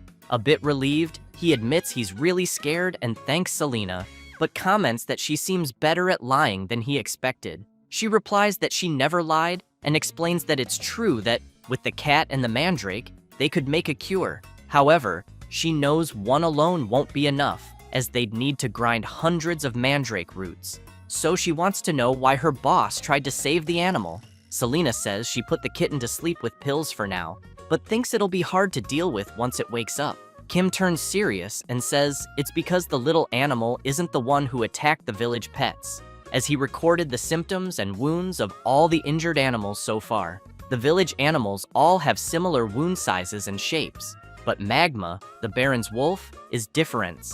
His claw size, wound shape, and even the severity suggest he was attacked by a completely different animal. Selena then concludes that Magma is the one who harmed the village animals up to this point, but asks if the one who attacked Magma is the kitten they have. Kim says yes, but thinks something's off, because Baron Doyle has used his power to cover up Magma's crimes, so why is he now shifting the blame to another animal and trying to capture it on such a large scale? He then wonders if the exaggerated subjugation operation might actually be aimed at capturing the cat itself. Selena agrees, saying that explains why the Baron tried to capture the cat instead of killing it, and why he so easily believed Kim's outrageous lie. She also points out that the black scar on the cat's forehead bothers her. It doesn't look like an ordinary wound, and it's odd that it has so many old injuries on its legs. Kim hears this and declares that he'll definitely do everything he can to figure it all out. Selena thinks that at first, she assumed her little boss was just a money-hungry vet, but now sees he's actually pretty impressive. But then she sees him petting the cat and wiggling his butt ridiculously, with a hilariously dumb face. Seeing that he won't stop, she's stunned and wonders if he's just a lunatic. After a while, loud noises start coming from inside the vet clinic. The people outside are scared, wondering what's going on, saying they've never heard such a terrifying sound before. One of the villagers shouts, asking if they haven't heard. He says he heard that veterinarian Kim is fighting a demon, and also that he's purifying the demon that causes the plague. People start imagining things, thinking the protagonist isn't just a doctor, but a wizard from another world. And so, public opinion in the Middle Ages is formed, with everyone cheering for the protagonist. Meanwhile, he's terrified, begging the just-awakened cat to start with just 1 spoonful, but the cat slaps him in the face. Kim watches the cat and thinks its temperament is really hostile. Selena notices something odd and asks her boss if the cat looks smaller compared to 3 days ago. Kim says yes, and not just the weight, the size of its body is noticeably smaller too. Selena says that's expected of a monster, and that maybe its body is shrinking due to magical exhaustion. But Kim gets upset and says that, magical power or not, the creature needs to eat something it hasn't eaten in 3 days. He explains that being hungry makes it angry, and getting angry burns energy, making it even hungrier, forming a vicious cycle of hunger and rage. Then he thinks, if only he had the demonic snack Zor in moments like this, until suddenly, he feels a strange pain in his chest and quickly notices his necklace, the one he got from the dragon, glowing. He's surprised to see something coming out from inside him and shooting straight toward the kitten, who, while furious, ends up being hit by the demonic snack Zor, and suddenly, he becomes completely docile. Kim takes the opportunity, picks up the little creature, and starts pampering it. Selena sees the scene and is stunned. Kim keeps spoiling the kitten, and while it quietly eats its food, Selena notices something. Observing the cat's forehead, she realizes that all her questions have been answered and that the creature before them is not a cat. She then recalls the story of the Monoceros, horned lions, from the days when dragons were alive and mana filled the world. They were called divine beasts and revered as sacred beings. Wherever their horns touched, they brought water to dry lands and granted the blessing of light to dark lands. They were able to give such blessings because of the Monoceros heart, which had the ability to generate mana and possessed incredible powers. Furthermore, it was said the horn on their forehead was a sacred channel through which mana flowed, and that anyone who touched it would not escape death. And after the mana famine, the population of Monoceros decreased, and they began disguising themselves as small animals to protect themselves. But, having never lost their pride as divine beasts, they were said to have never been tamed by anyone except one, the spirit of healing. So after the kitten eats several demonic Zor snacks, Kim tries to get it to use the litter box and succeeds. He gets excited upon seeing the little creature manage to do it. The protagonist, in this case, is the so-called spirit of healing. The happy kitten, on the other hand, is the legendary divine beast. Kim gives the kitten another demonic snack and praises it, calling it a poop machine. Selena can't believe what she's seeing. Meanwhile, in Baron Doyle's castle, he's taking a bath and becomes furious upon learning that the creature ate its meal calmly. One of his henchmen confirms and says that, while observing the veterinarian, he saw him cradling the creature like a baby, and it was purring and diligently eating something. Doyle says it sounds impossible, but then one of his guards appears and reports that the soldiers are getting restless and need an order. He then wants to know about the conversation he overheard regarding a demon's messenger and a plague, and whether the cat really isn't just an ordinary feline. Doyle says Monoceroses are beings that cannot be tamed by humans, and that no matter how much power they've lost, they must never be underestimated. Because in the worst-case scenario, he believes these beings can convert the mana in their bodies into poison and self-destruction, and that power is truly immense, capable of bringing a plague upon an entire nation. He recalls the protagonist saying that it was something he really experienced in his world, and that the whole world had to fight the plague for years. He then reflects that it was said Monoceroses never ate anything given by humans. With that, he thinks about the veterinarian and wonders if he knows some special method no one else does. The next day, at the veterinary clinic, the protagonist's new employee asks the pink fairy guardian to please come into the consultation room. She then explains that in the consultation room, they will measure the child's weight. Kim thinks to himself that this is how it should be done, recalling Selena's poor customer service, followed by violence toward a client at the clinic, and finally her requesting unexpected part-time leave. Not to mention the unauthorized absences on the last one, she said she'd be gone for a few days. As soon as he saw that request, he was furious, saying it was more than enough for just cause. So he urgently asked Pio, who lives nearby, to help him out for a few days, offering 2 silver coins per hour. He then realized she was very good with customer service, really liked animals, and had a diligent and proactive work attitude. So he starts wondering about the fluttering in his chest as he watches her performing Selena's duties, and that maybe he could even hire her as a full-time employee. However, that day, he notices something. Looking around, he wonders why everything is so quiet, since he knows that usually, with animals crying and fighting, the place is always noisy. But for some reason, All the animals and clients seem to be quiet. And while he keeps finding that strange, he doesn't realize it's all because of the cat on his shoulder, emitting a sovereign aura like a divine beast.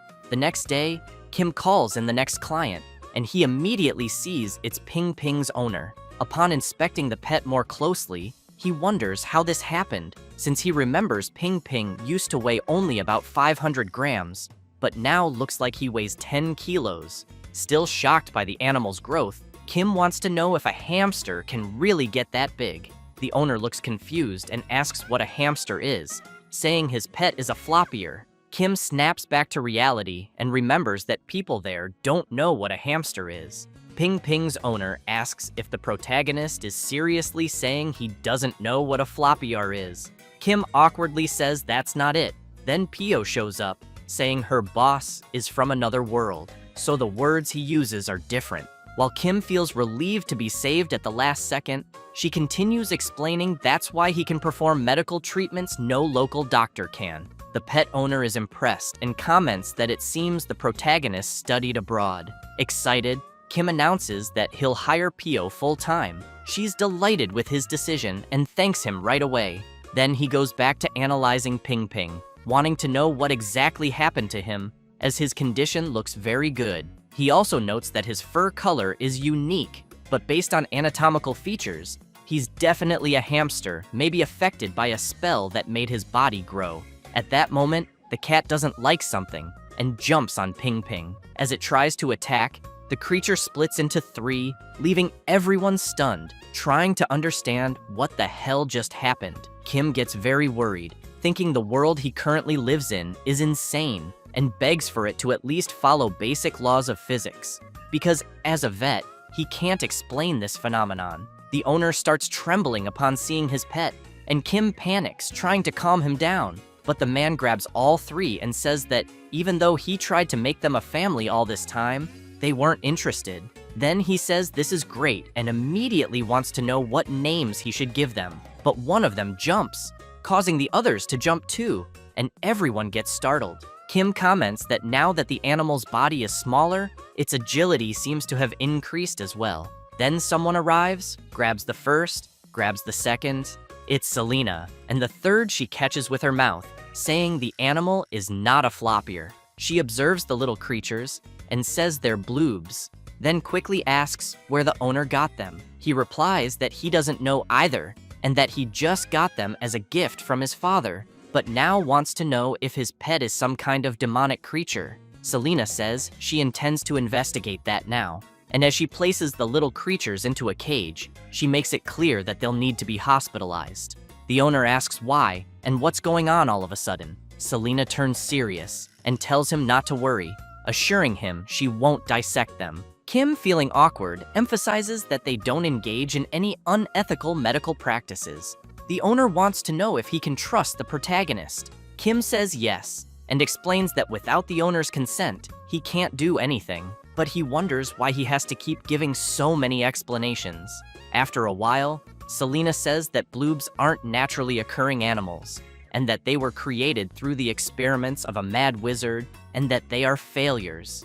Kim is horrified and wants to know if mad scientists really exist in this world. Selena comments that, actually, this so-called mad wizard isn't all that bad, but obviously, that doesn't excuse his mistakes. She then says she thought all the bloobs were already gone and didn't expect to see them again in a place like this. She takes a deep breath and says it's been 100 years. Hearing that completely shocks the protagonist, and he immediately asks Selena how old she is. At that moment, Sunja looks uncomfortable, and the protagonist quickly asks if something's wrong. Then someone knocks on the door and shouts, asking Kim to open it immediately. Both he and Selena are surprised by the urgency in the voice. Then the guards announce that Baron Doyle is there and urgently wants to speak with him. As soon as the Baron enters, he shouts for the veterinarian to bring the monster. Kim thinks that he was supposed to hide it for a week, but simply couldn't prepare for this because he was struggling just to feed it. So, feeling awkward, he welcomes the Baron and wonders where Selena ran off to in the meantime. He then asks Doyle if he'd like a cup of tea. Doyle replies, "There's no need, just bring the monster." Kim explains that unfortunately the treatment hasn't been completed yet, but the people with the Baron get nervous and shout, accusing the protagonist of lying. Still embarrassed, Kim says that some small problems came up during the treatment. Doyle immediately wants to know what problems. The protagonist explains that during the process of exorcising the evil spirit, a mysterious imprint was formed between him and the cat. This means that, for now, they are inseparable. The Baron's guards grow even more agitated and yell, demanding to know what nonsense the vet is talking about and where he's selling these lies. Kim is stunned and thinks it's not working. However, he says that since they're on the topic, he emphasizes that in the Baron's dungeon, there's someone who looks like this, and wants to know why he captured a black cat. At that moment, Doyle is shocked and wonders how the vet knew that. Kim approaches the Baron and asks if he's secretly trying to get rid of this cat and execute another innocent one. Doyle becomes alarmed and asks what the vet is implying. The protagonist makes it clear that it wasn't Sonja who harmed the village animals in the first place, but rather his wolf. The Baron stands up startled and demands to know what nonsense the vet is spouting and whether he has any proof. Kim then pulls out a document and says the proof is right there, explaining that the wound marks detailed in the medical chart when compared with magma claws. But one of the Baron's guards grabs the medical report and tears it to pieces, which drives the protagonist mad with rage. The guard walks over to the black cat and says that now that the evidence is gone, he's going to take the monster. But Sonja slashes the guard's hand with her paw, cutting it. Kim starts to wonder what he should summon, whether it should be a steel transporter or a weapon to eliminate them all at once. He grips his necklace tightly, thinking about the possibilities. At that moment, someone arrives, asking everyone to wait a minute. It's Selena, accompanied by some elves. The Baron is startled when he sees the people there. Looking at the staff, he notices the pattern of the world tree. Observing the elf, he sees a mana circle on his forehead. He realizes it's the chief of the Supreme Inspection Agency of the Western Continent, Kalian of the Etherian Order. He then bows and says it's an honor to meet him, but wants to know how the Sacred Order of Etherian could be in such a humble place. Kalian explains that he came after receiving a report that a divine animal on the verge of extinction had been discovered. Meanwhile, the protagonist is amazed to see an elf for the first time, since he had only seen them in movies. Watching Selena hand the black cat over to Kalian, he realizes this must be why she had been gone for a few days. She was summoning these people. Then he thinks of something and asks them to wait a minute. He looks at her and wonders about her ears. Was she an elf this whole time? And how did he not know? Kalian chants a spell in the elven language, and a strange energy begins to envelop the black cat, which starts to levitate and exits the cage. After examining it closely, Kalian confirms it's clearly a Monoceros, just as Selena had said, and judging by the wound on its forehead, it looks like the cut surface of a world tree branch. Therefore, he suspects this is the mark of a mana extractor. However, he begins to grow anxious and releases his power as he declares that from a sacred being, rare in this world, someone forcibly extracted mana. He then calls out to the Baron, who starts trembling in fear. With a sinister expression, Kalian wants to know if it was truly Baron Doyle who cut the creature's horn. Doyle, terrified, immediately starts crying and screaming, saying it wasn't him who did it. Kalian grows even angrier and shouts, demanding to know who committed such an atrocity. But both the Baron and his guards are so scared that they start running away, yelling that they don't know who did it. Kim gets excited, thinking that this organization's power is even greater than that of the nobles. As Kalian looks at the black cat, he explains that only a few weapons in this world are capable of cutting a divine beast's horn, and that this is something the protagonist will understand if he invests just a little. He then says that thanks to Kim, they were able to protect a precious divine beast.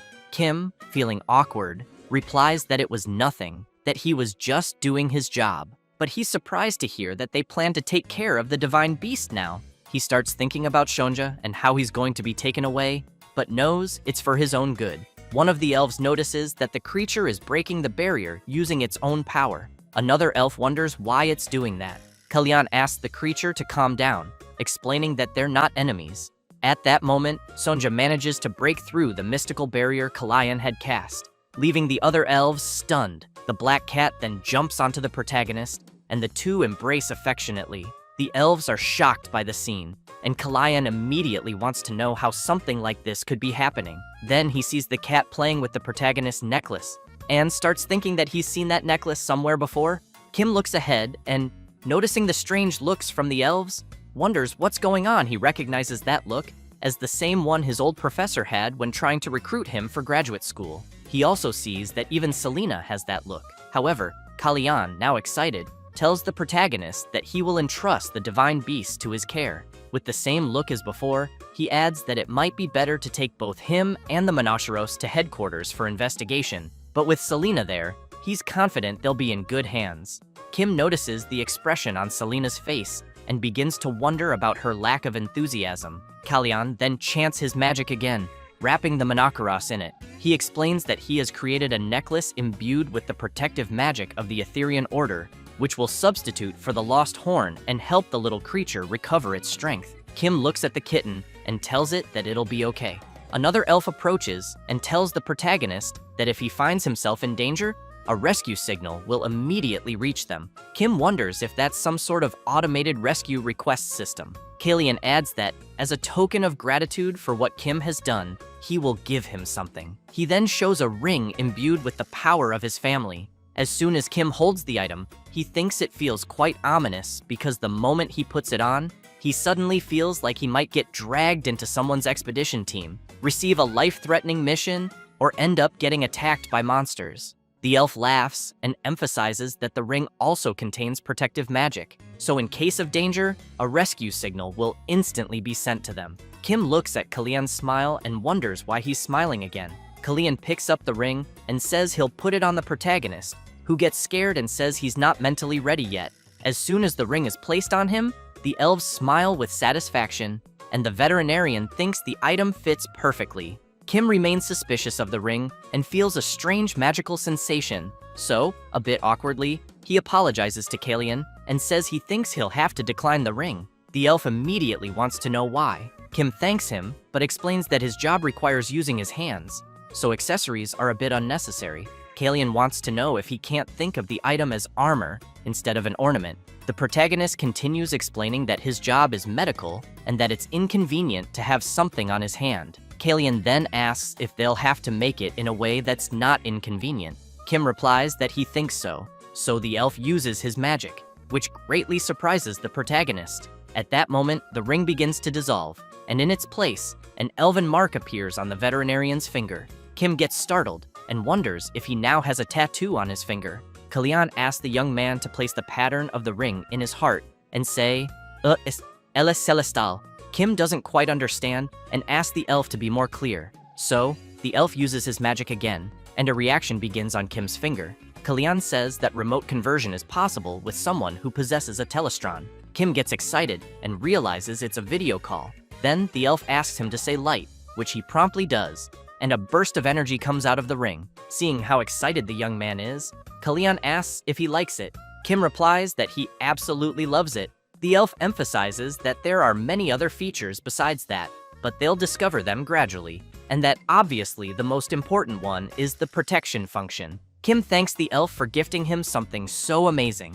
Kalian says he's glad he liked it. Meanwhile, Selena thinks to herself that her boss had once said he'd hate that even if he died. But Kalian says there's something he's curious about. He wants to know where the protagonist got the necklace he's wearing. Kim looks at him and says it's complicated to explain, but that he basically got it from a dragon. The elf is surprised and wants to know what he means by getting it from a dragon, since he knows dragons have been extinct for about 1,000 years. Kim is surprised to hear that as well. Very intrigued, Kalian asks if the protagonist has existed for 1,000 years. He gets embarrassed and makes it clear that's not the case, and says he assumes the elf has an open mind. He then explains that the dragon's pet bat was sick, so the dragon summoned a healer, and that healer happened to be him. After treating the dragon's pet, he received the necklace as a reward for his service. Then, when the dragon said it would send him back to his original world, it left him there. But while on the subject and noticing they seem to know a lot about magic, he asks if anyone knows how to send him back home. He quickly realizes they're giving him strange looks and starts questioning the atmosphere he's feeling. Soon, the elves kneel and begin calling the protagonist the Spirit of Healing, saying it's an honor to meet him. Kim gets startled, thinking that he's being called that again, but seeing that even the elves are now calling him that, he figures the dragon really was naive. He then remembers the dragon jumping and dancing, calling him the Spirit of Healing, and is stunned by the memory. He then asks everyone to calm down and explains that it's all a misunderstanding and that he's just an ordinary human man. He tries to explain again that he was simply summoned by mistake by the dragon and that the bat was sick in the first place due to poor care, so there wasn't even anything to treat. Kalyan points out that even so, he received a necklace imbued with the dragon's power. Kim says he had to get some travel expenses, especially because he was brought there by force. The elf quickly grabs the protagonist's hand and says that currently, the world they live in is facing a serious crisis, and asks if the protagonist has ever heard of mana. Kim, startled, says no.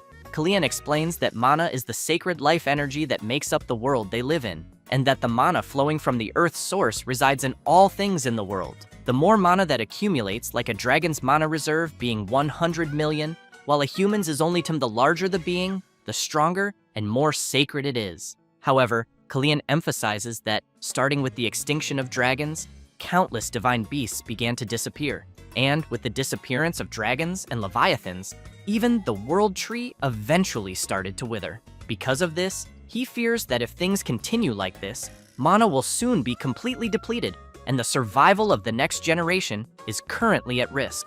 He then explains that the world's leaders, sensing the crisis, created an organization to develop countermeasures, and thus, the Etherian Order was born. Kim thinks it's like a UN environmental monitoring agency.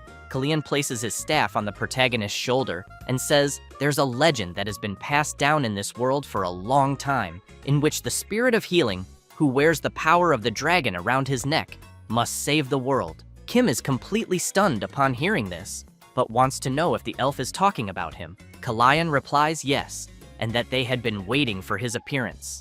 The protagonist is in shock and asks them to hold on a second, because he believes there must be a big misunderstanding. However, the elves kneel, and Kalyan makes it clear that from that moment on, his celestial family and the ethereal order will dedicate their lives to protecting Lord Kim Ojin, the Spirit of Healing. The protagonist is utterly terrified, asking them to wait and questioning if what they're doing is really necessary. He then starts thinking he's going crazy and quickly blames everything on that dumb dragon. The next day, Kim calls the next patient and reports that its nutritional status is good and there are no signs of any specific disease. The little creature he's examining is a flying fish named Lumi, a popular pet, but its owner wants to know why it can't fly. Kim says it's probably due to aging, since their average lifespan is 50 years, and hers is already 42. She agrees, but then shouts, asking if there's any way or method to slow down aging or make it fly, even temporarily. Kim says that's very difficult and explains that aging in pets is a natural process, and that she should accept and acknowledge it. She gets upset and says that, actually, her father has been bedridden with an illness since last year, and he loves watching the fish fly. Ever since he was confined to bed, the creatures also began to get sick, and eventually, one by one, they stopped flying. But she emphasizes that Lumi is currently the only one that can still fly. She then explains that Lumi was a creature her father especially adored, and he used to take it with him everywhere. In fact, she says she heard that when her father proposed to her mother, he gave her Lumi. Kim is shocked and asks if it wasn't a ring, but a fish, thinking it must be a joke. Selena calls out to her boss and says it's true, because in the past, proposing marriage with a flying fish was a worldwide trend. The fish's owner says that it's no longer like that, but until a few decades ago, it was said that flying fish could emit light from their bodies. She explains that the sight of flying fish soaring in flocks through the night sky was as beautiful as stars, which is why they were very popular at events and festivals.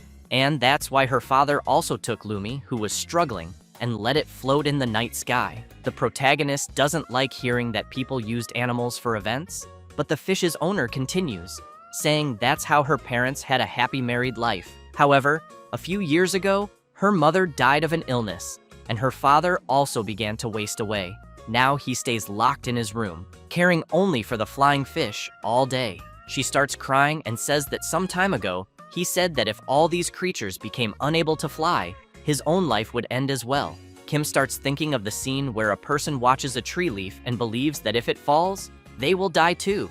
Selena wants to know if they can't simply buy a new, healthy flying fish. But Lumi's owner starts screaming, begging the protagonist to make Lumi healthy again so it can fly, and to save her father's despair. Kim looks at the fish and thinks that it is healthy, just aging. Sometime later, Kim is thinking about the girl's sick father. She had been desperately screaming, asking for his help. He knew it was true that emotional bonds with pets affect health, but this was too much. He also remembers his previous life, with some clients sharing their stories, and he knew the problem was that there were too many negative cases. Then he also remembers the elves asking for his help, calling him the spirit of healing, until he wakes up startled and realizes he was dreaming about all those things. Looking at Sonja sleeping in front of him, he wonders what that dream meant. When he arrives at the clinic, he greets everyone good morning, but with heavy eye bags.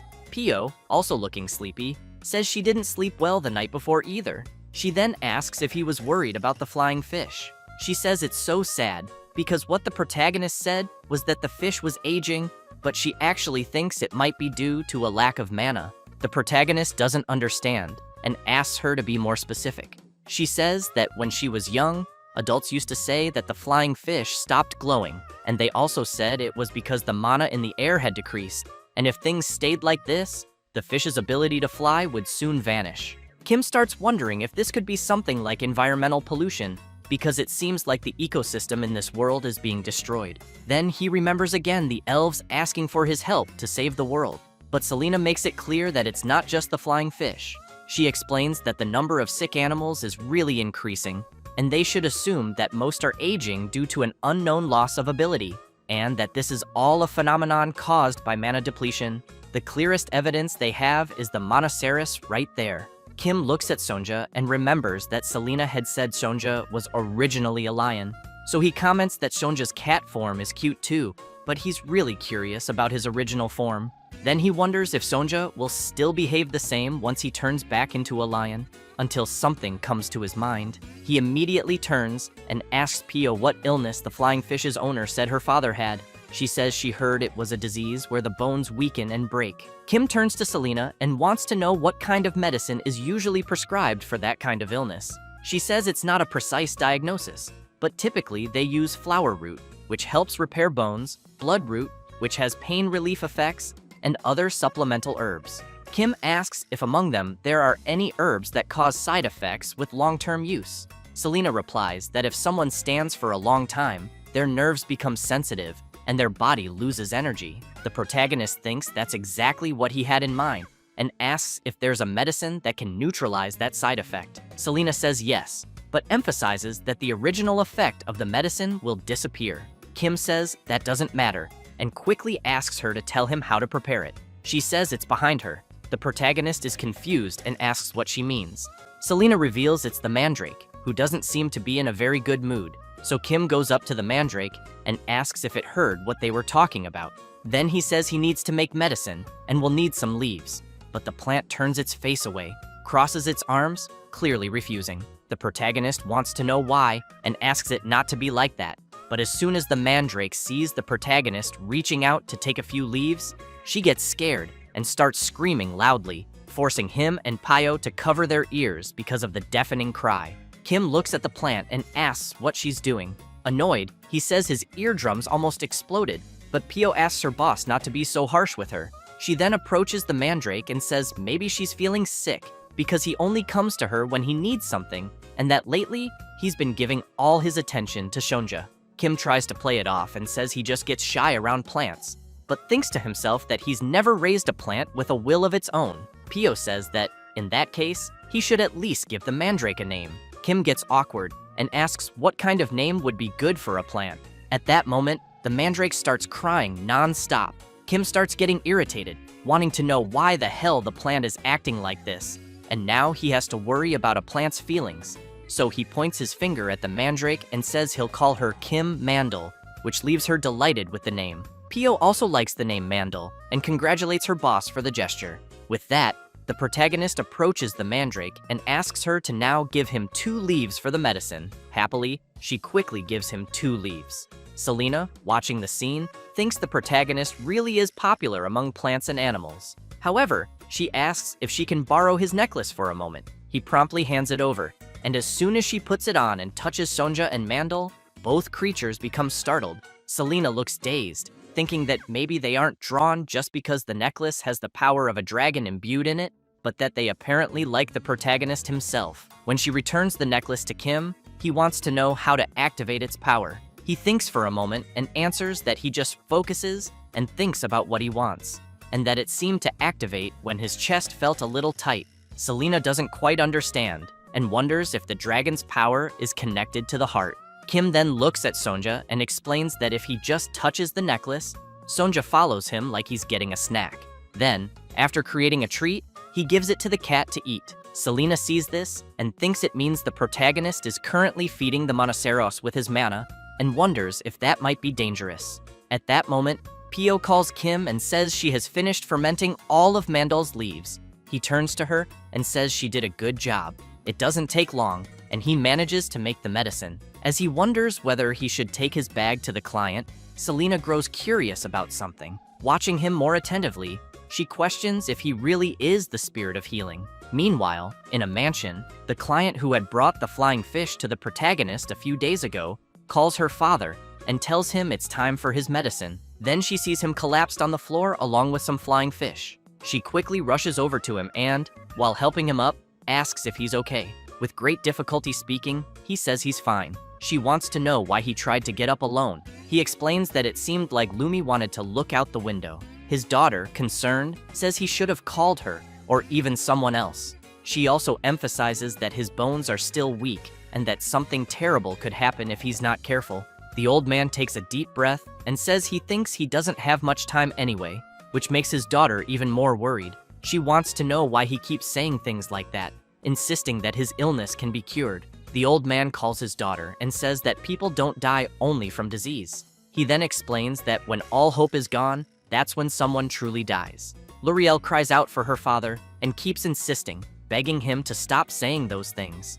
But suddenly, the protagonist appears, opening the door out of nowhere, saying that what the old man is saying isn't true. People die due to incorrect information and wrong prescriptions about illnesses, and due to poor lifestyle habits and mismanagement. L'Oreal is surprised to see the protagonist, but her father immediately wants to know who he is. So Kim introduces himself and says he's a veterinarian, explaining that the reason Lumi can't fly isn't due to old age. He then points at L'Oreal's father and explains that it's because of the side effects of the medicine he's been taking. The old man is surprised and wants to know what the protagonist is getting at, since he's the only one taking the medicine, so why would Lumi experience side effects? Kim picks up the pet in his hand and explains that flying fish live on land, but he heard that they still have many habits from when they lived in the water. One of the most typical ones is preparing their food or favorite objects. In other words, the reason Lumi can't fly is because they consumed too much of the medicine from the old man's hair and beard. As soon as he hears this, L'Oreal's father is astonished and says he doesn't think those little creatures lick his hair. But L'Oreal turns to him and asks if he didn't know. Every day, when he falls asleep, the little fish tidy up his hair and beard all night long. The old man is surprised and wonders if that's why his beard has always been so shiny. Kim says yes, and adds that he also treated them, so they should regain their strength in a day or two at most. He then says that from now on, the old man should wear a shirt when sleeping. The old man replies he'll just shave everything off. With that, the protagonist begins applying the medicine to Lumi. Kim comments that the little fish seems to be resisting a bit, but Pio holds him more firmly. Once he finishes applying the medicine to the flying fish, Kim explains that it's a fast-acting remedy, and he thinks they'll be fine soon. And, quickly, one of the fish starts to fly. The old man is astonished and calls out for Lumi, who immediately flies to him and begins rubbing against him. Overjoyed, he says, "This must be a dream." Kim says that Lumi was the healthiest of them until recently, so the medicine should be very effective. The protagonist emphasizes that the other little creatures will be fine soon as well. Then, out of nowhere, one of them bites his arm. Then another bites his hair, and he quickly wants to know why they're acting like that so suddenly. Suddenly, they all start attacking the protagonist, who is left in shock, trying to understand what the hell is going on. One of them suddenly starts trembling strangely, which quickly catches the old man's attention. The fish begins to glow intensely. Both Kim, L'Oreal, and Selena are surprised as they watch the other fish flying and emitting a beautiful glow. The old man's eyes shine as he sees the scene, and as the fish continue their light show, he remembers his beloved saying she had never seen anything so beautiful in her life, and that he took that moment to propose back then. He then picks up Lumi in his hand. Kim comments that it really is impressive. Pio turns and says she now understands why L'Oreal's father used a flying fish for a marriage proposal. Meanwhile, the protagonist still thinks that, even so, animals shouldn't be used for events, because it's animal abuse. Selena remains intrigued, thinking that the fish started flying and glowing right after tasting her boss's blood and hair. She reflects that she really doesn't think he's ordinary, but wonders if he's truly the one their world was waiting for. Then she recalls the conversation she had with Kalian, who on that day asked her if she truly believed Kim Ojin was the spirit of healing. She replied yes, and that everything matched the prophecy. However, she had also said that giving the ring to the protagonist was going too far, especially since the ring didn't even belong to Kalian. He laughed and said it was fine, as he believed she would have allowed it. He then called for Selena and emphasized that Kim was chosen by the Monoceros, and asked if there could be any stronger evidence of conviction than that. After all, even others had noticed it besides themselves, and that the rumor of the spirit of healing's appearance would soon spread throughout the world. Selena wanted to know if Kalian was planning to use Kim Ojin as bait, and if that was why he let Baron Doyle escape. Kalian makes it clear that punishing one or two villains is easy, but what they truly seek is the hidden truth behind it all, and they are merely waiting for that truth to be revealed. He then asks Selena not to worry, assuring her that they won't put the protagonist in danger. He goes on to say that he knows she visited the village for another reason, and wants to know if it's really just a coincidence that the spirit of healing appeared right in front of her. She says that when she first saw Kim Ojin in the middle of the village, he was subduing a giant rabbit, and that the necklace that caught her attention made her feel she needed to take a closer look. She emphasizes that she does believe the protagonist is special, but still feels he doesn't quite seem like the spirit of healing. Kalian replies that they will only know by watching him, and, as she herself knows, the prophecy about the spirit of healing doesn't speak only of saving the world. The next day, it was another peaceful day at the protagonist's veterinary clinic. Or not. Kim, seeing the bloob there, wants to know why it's there, and if, by any chance, the little creature wasn't dismissed the previous week. Selena picks up the creature and says she decided to protect one of the three. She then explains that bloobs are divided into those with a core in their heads and those without, and that if a person keeps only the ones with a core, the others won't divide. Kim points at the bloob and comments that this means it can divide. Selena replies, that's exactly right, but she emphasizes that the one in her hand is sensitive, and therefore, the protagonist should be careful when it splits due to stress. Kim goes crazy with rage, asks her to wait a minute, and quickly wants to know if that means she wants to keep it there. She replies yes, and he immediately asks her to take it back. She responds that he doesn't need to worry because only he needs to know how to raise a bloob correctly.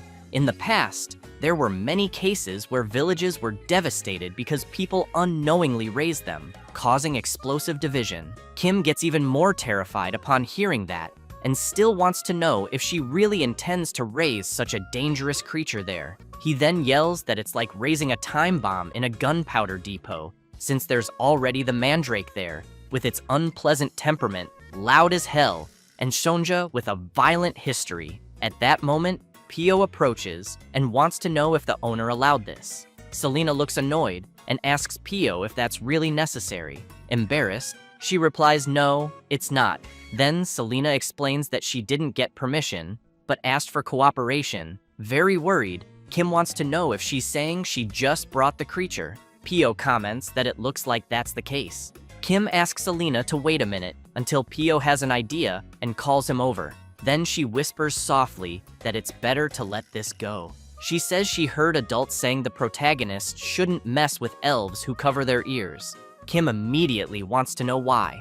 Pio says she heard that elves mark the ears of heinous criminals, which is why they usually cover them. Kim is visibly shaken, wondering if Selena might have an ankle monitor. He quickly remembers her punching one of the interviewees that time, being the kind of person who punches first and talks later. And she also doesn't talk much about herself. He starts watching her and wondering if she really is a convict and what crime she might have committed. He then questions whether he should fire her. Selena tells the protagonist that it's time to open the clinic.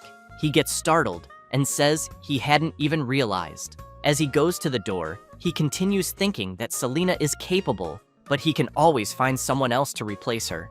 And as soon as he opens the door, he sees several people in front of the clinic. All of them are holding their pets, shouting, begging the protagonist to help and save them. At that moment, Pio approaches and asks them to line up, saying she will hand out number tags. The protagonist, seeing that crowd, immediately thinks he won't fire Selena for now. Meanwhile, at Baron Doyle's castle, he is speaking with someone through remote communication magic.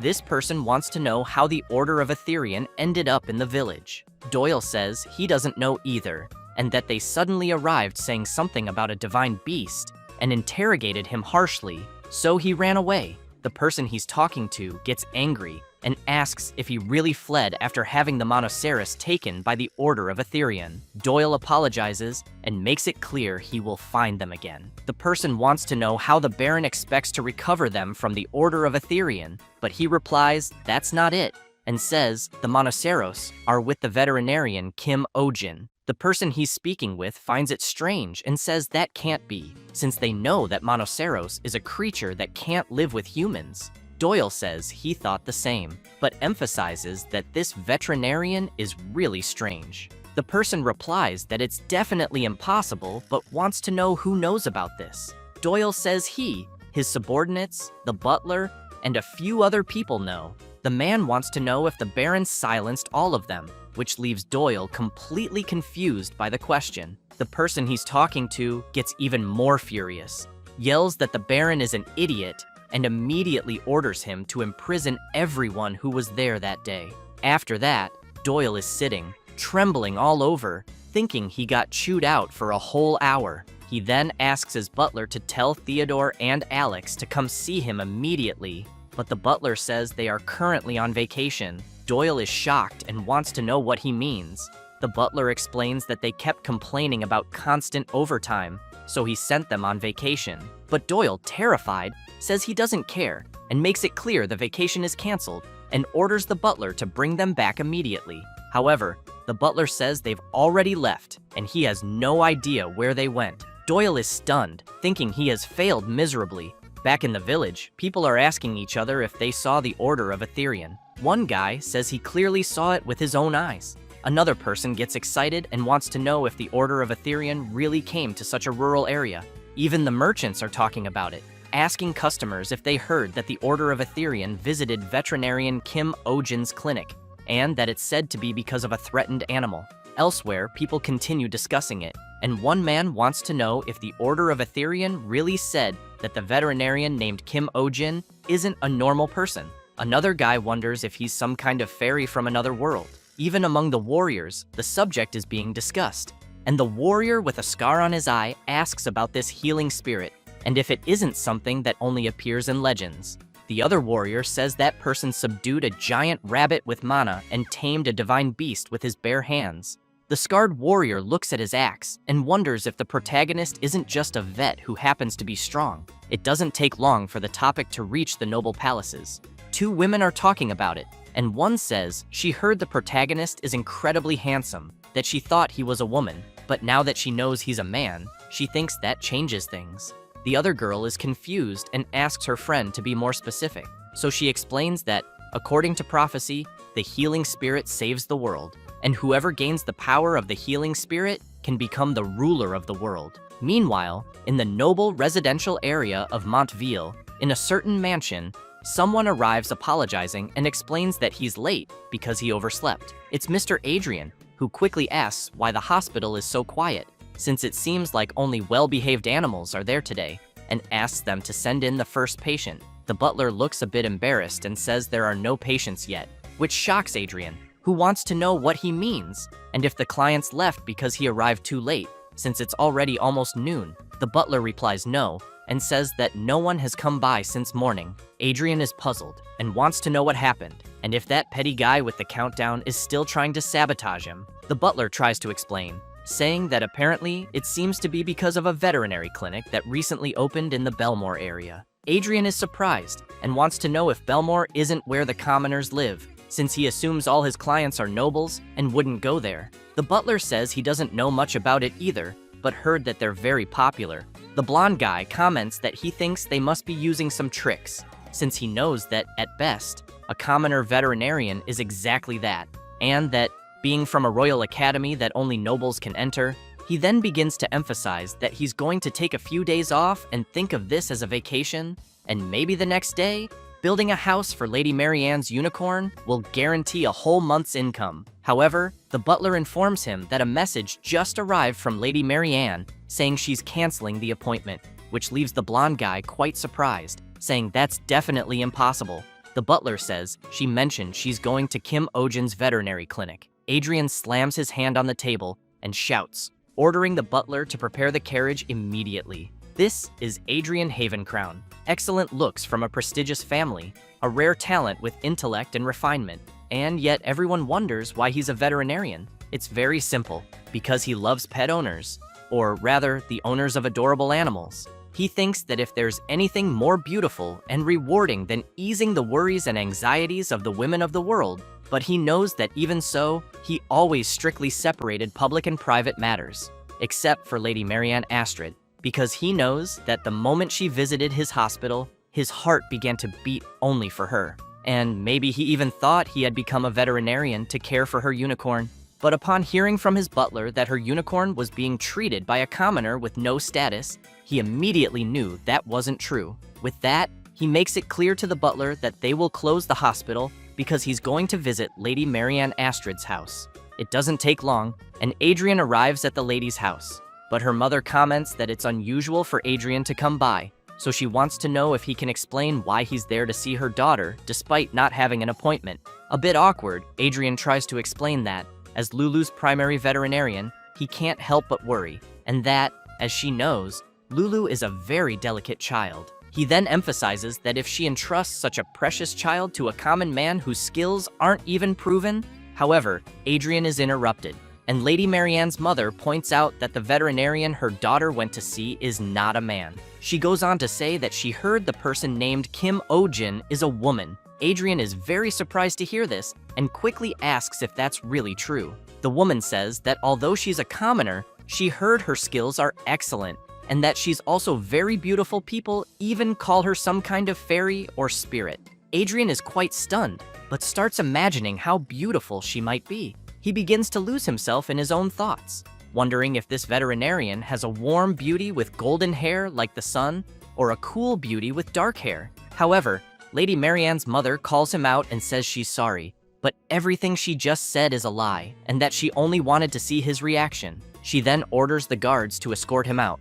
As he's grabbed and dragged outside, Adrian keeps yelling, saying he's not some lecherous man crazy for women. The lady's mother thanks the vet for trying to meddle. He keeps shouting, trying to explain, saying he only has dark intentions toward Lady Marianne. The woman is stunned and replies that for him to so shamelessly reveal his true intentions already gives a good idea of what kind of person he is. Before being forcibly removed, Adrian still shouts that he just wants to marry her daughter, but Lady Marianne's mother simply orders the guards to drag him away immediately. After getting into his carriage and leaving begrudgingly, he keeps thinking that he needs to meet this Kim Ojin. Adrian believes people say unicorns are only gentle with virgin women, but he knows that's not true. He knows unicorns are picky about people because of their sensitive nature, and that, especially, the smell of blood or male sweat is something unicorns absolutely hate. So if someone approaches carelessly, they'll be killed by its hind legs and hooves. Meanwhile, he knows that unicorns like clean women who wear good perfume. Adrian thinks this way because he hates men, specifically, but he also knows he went through a lot of trials and errors in the beginning, though in the end, he succeeded.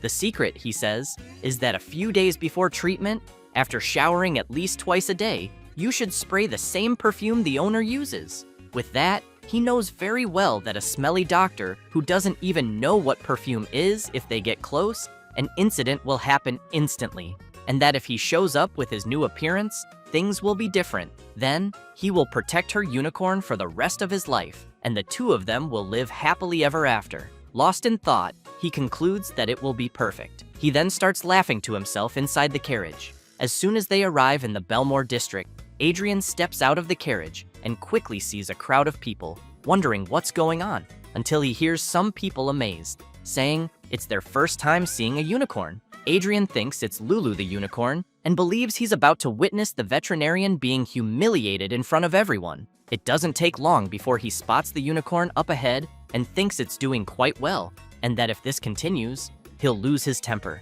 But the protagonist is riding the unicorn and having fun, which terrifies Adrian, who struggles to understand what the hell is happening. Kim, happy to be enjoying the ride, asks if the unicorn has always been this gentle. Seeing that, Adrian knows that's impossible. He remembers a time Lulu got mad even while under anesthesia.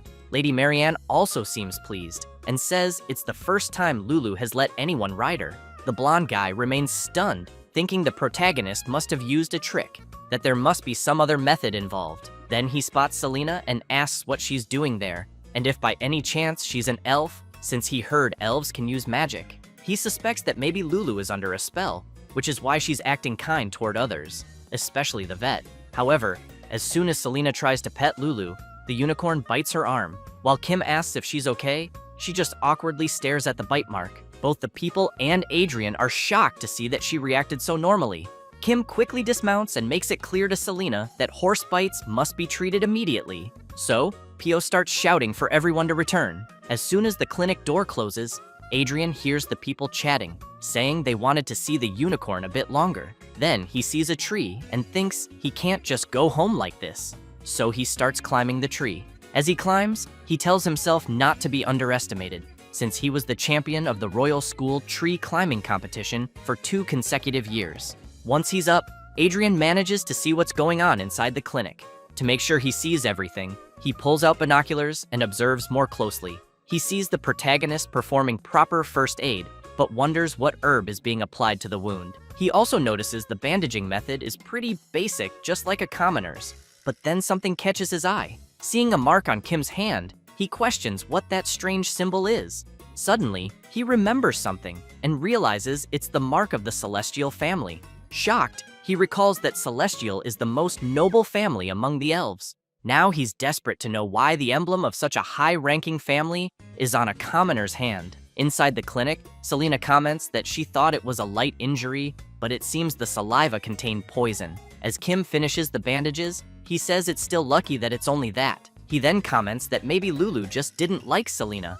Marianne feels sad and apologizes sincerely, saying she'll cover all the treatment costs. The protagonist turns and tells her not to worry about it, since it was their own carelessness. The lady wants to know if Selena also works there. He replies yes, and that everyone there is a veterinary assistant. In fact, they mostly prescribe medicine and do strength-based tasks. Marianne says she understands and figures that, since the protagonist is a famous person, he probably thinks it's best to have a large staff. Judging by the new clinic there, she says it looks a bit small for him to fully showcase his skills. Kim gets confused and asks her to be more specific. She emphasizes that she thinks a bigger clinic would be better. He's stunned and thinks to himself that she hasn't seen his old clinic, since he remembers it as the worst commercial building on the first floor, no subway or bus stop nearby. The bathroom constantly broke, the heating didn't work well, and animal noise complaints kept coming in. Still, he starts acting like a victim and goes on about how, since the opening, he's been in the red with mortgage loans, credit loans, the amount of interest he paid per month, and how high the management fees were. Seeing him like that, Marianne says she's not entirely sure, but it seems like he went through a lot. She then remarks that people are foolish for not recognizing someone as wonderful as him. She asks him not to worry, because her eyes are accurate, that people just need to adjust to someone like him. And she thinks maybe it could be something like a clinic sponsored by her family, for example. He's confused and wonders what she's trying to imply. Then the lady approaches the vet and asks what he thinks. At that moment, the unicorn starts getting into it with the black cat. While the protagonist keeps asking Shonja to calm down, Marianne tries to hold Lulu back, wanting to know why she's acting like this. She hugs her and asks again why she's suddenly behaving this way. Selena finds it all strange and explains that Although unicorns are known for not liking humans, they tend to have good compatibility with animals smaller than them. She emphasizes that, especially with Monoceros, since they have many traits in common and should feel even more affinity. The lady doesn't like hearing that and asks if Selena is implying that her Lulu has a bad personality right now. Without mincing words, the elf says that's exactly what she meant. Tension builds between the two, and the lady also wants to know if Selena has been this blunt and rude from the start. Selena replies that she doesn't think someone who cut the line without a reservation has the right to say that. Marianne gets truly angry and says she would never cut in line, then shows her numbered tags. Selena keeps picking on her, asking if she bought the tags with money. Marianne says she received them through a legitimate transfer, although she gave a small gift beforehand. Pio says that buying tags with money sounds like one of those extraordinary noble ideas. Marianne still wants to know if the clinic doesn't have staff with refinement and knowledge. Suddenly, the unicorn freaks out again and bumps into the bookshelf, which starts to fall from the impact. But someone suddenly appears, jumping through the window. While Selena holds up the shelf, the person who jumped crashes face first onto the floor. Everyone wonders if the person died. It's Adrian, who lifts his head with a bloody nose and says he's glad Lady Marianne is safe. She's startled and wants to know what he's doing there. He asks if she's hurt for being in such a shabby place. She replies that it looks like he's the one who got hurt. Pio gets nervous and wants to know who he is to go breaking the clinic's window. While Adrian wipes the blood from his nose, Selena states he'll have to pay for all the damages. He then turns around and says that apparently he must have scared the women there. He then takes Pio's hand and, as soon as he kisses it, introduces himself, saying his name is Adrian Havencrown and that he's an animal doctor, and that protecting and caring for small, beautiful lives is his profession. Meanwhile, the protagonist wonders who the hell this tacky bastard is, who showed up out of nowhere and thinks he has that weird influencer vibe. So he wants to know why a doctor is entering someone else's clinic through a window. While holding Selena's hand, Adrian gives the protagonist a dirty look, but then explains that he's actually the primary doctor of the unicorn named Lulu. As he pets the creature, he keeps saying he never imagined Lulu's white skin would become so dull in just a few days. He then points at the protagonist and yells that the unicorn's skin must have turned like that because it was examined by a shameless person like him. He approaches Kim and demands to know what he did to Lulu. Kim makes it clear to Adrian that the unicorn is perfectly healthy, and what's shameful is Adrian himself, who chased after a patient and illegally broke into a clinic. Adrian yells louder, saying this was expected and that the protagonist is also incompetent as a veterinarian, and compares him to a Sibarak. Kim is shocked by the name and quietly asks Selena what a Sibarak is. She says it's a carnivorous plant that pretends to be harmless to catch its prey and is often used because it resembles a harmless playboy. Kim breathes a sigh of relief, thinking it meant something worse. Lady Marianne shouts that Adrian is being rude and asks how he dares use such vulgar expressions about Kim O-jin. She then says she didn't know he was someone who speaks without any basis. Adrian apologizes and insists that it wasn't a baseless statement. Then he turns and asks the protagonist if he has a fiancée or a woman he's in a serious relationship with. Kim replies no and wants to know why Adrian is accusing him. Adrian yells that that's a lie, but Kim replies that he wishes it were a lie too. So Adrian asks what that mark on the protagonist's hand is. Kim raises his hand and asks if he means the mark on his finger. Adrian says yes, and explains that it's a mark allowed only for members of the celestial family, and that, in other words, it means the protagonist either inherited their blood or is in a conjugal relationship. Upon hearing that, Pio is amazed and asks if that's really an engagement ring on her boss's finger. Kim looks at the mark and panics, shouting that it's not that. Even Lady Marianne looks concerned about the mark. The protagonist then says he got that mark from a man named Kalayan, which only makes things worse, as it scares the girls, now thinking about a man having given him a ring. Realizing their reactions, he shouts that he doesn't know what they're thinking, but it's absolutely and definitely not what they're imagining. He asks Selena to please explain it to them, but she replies that she doesn't like doing that and won't.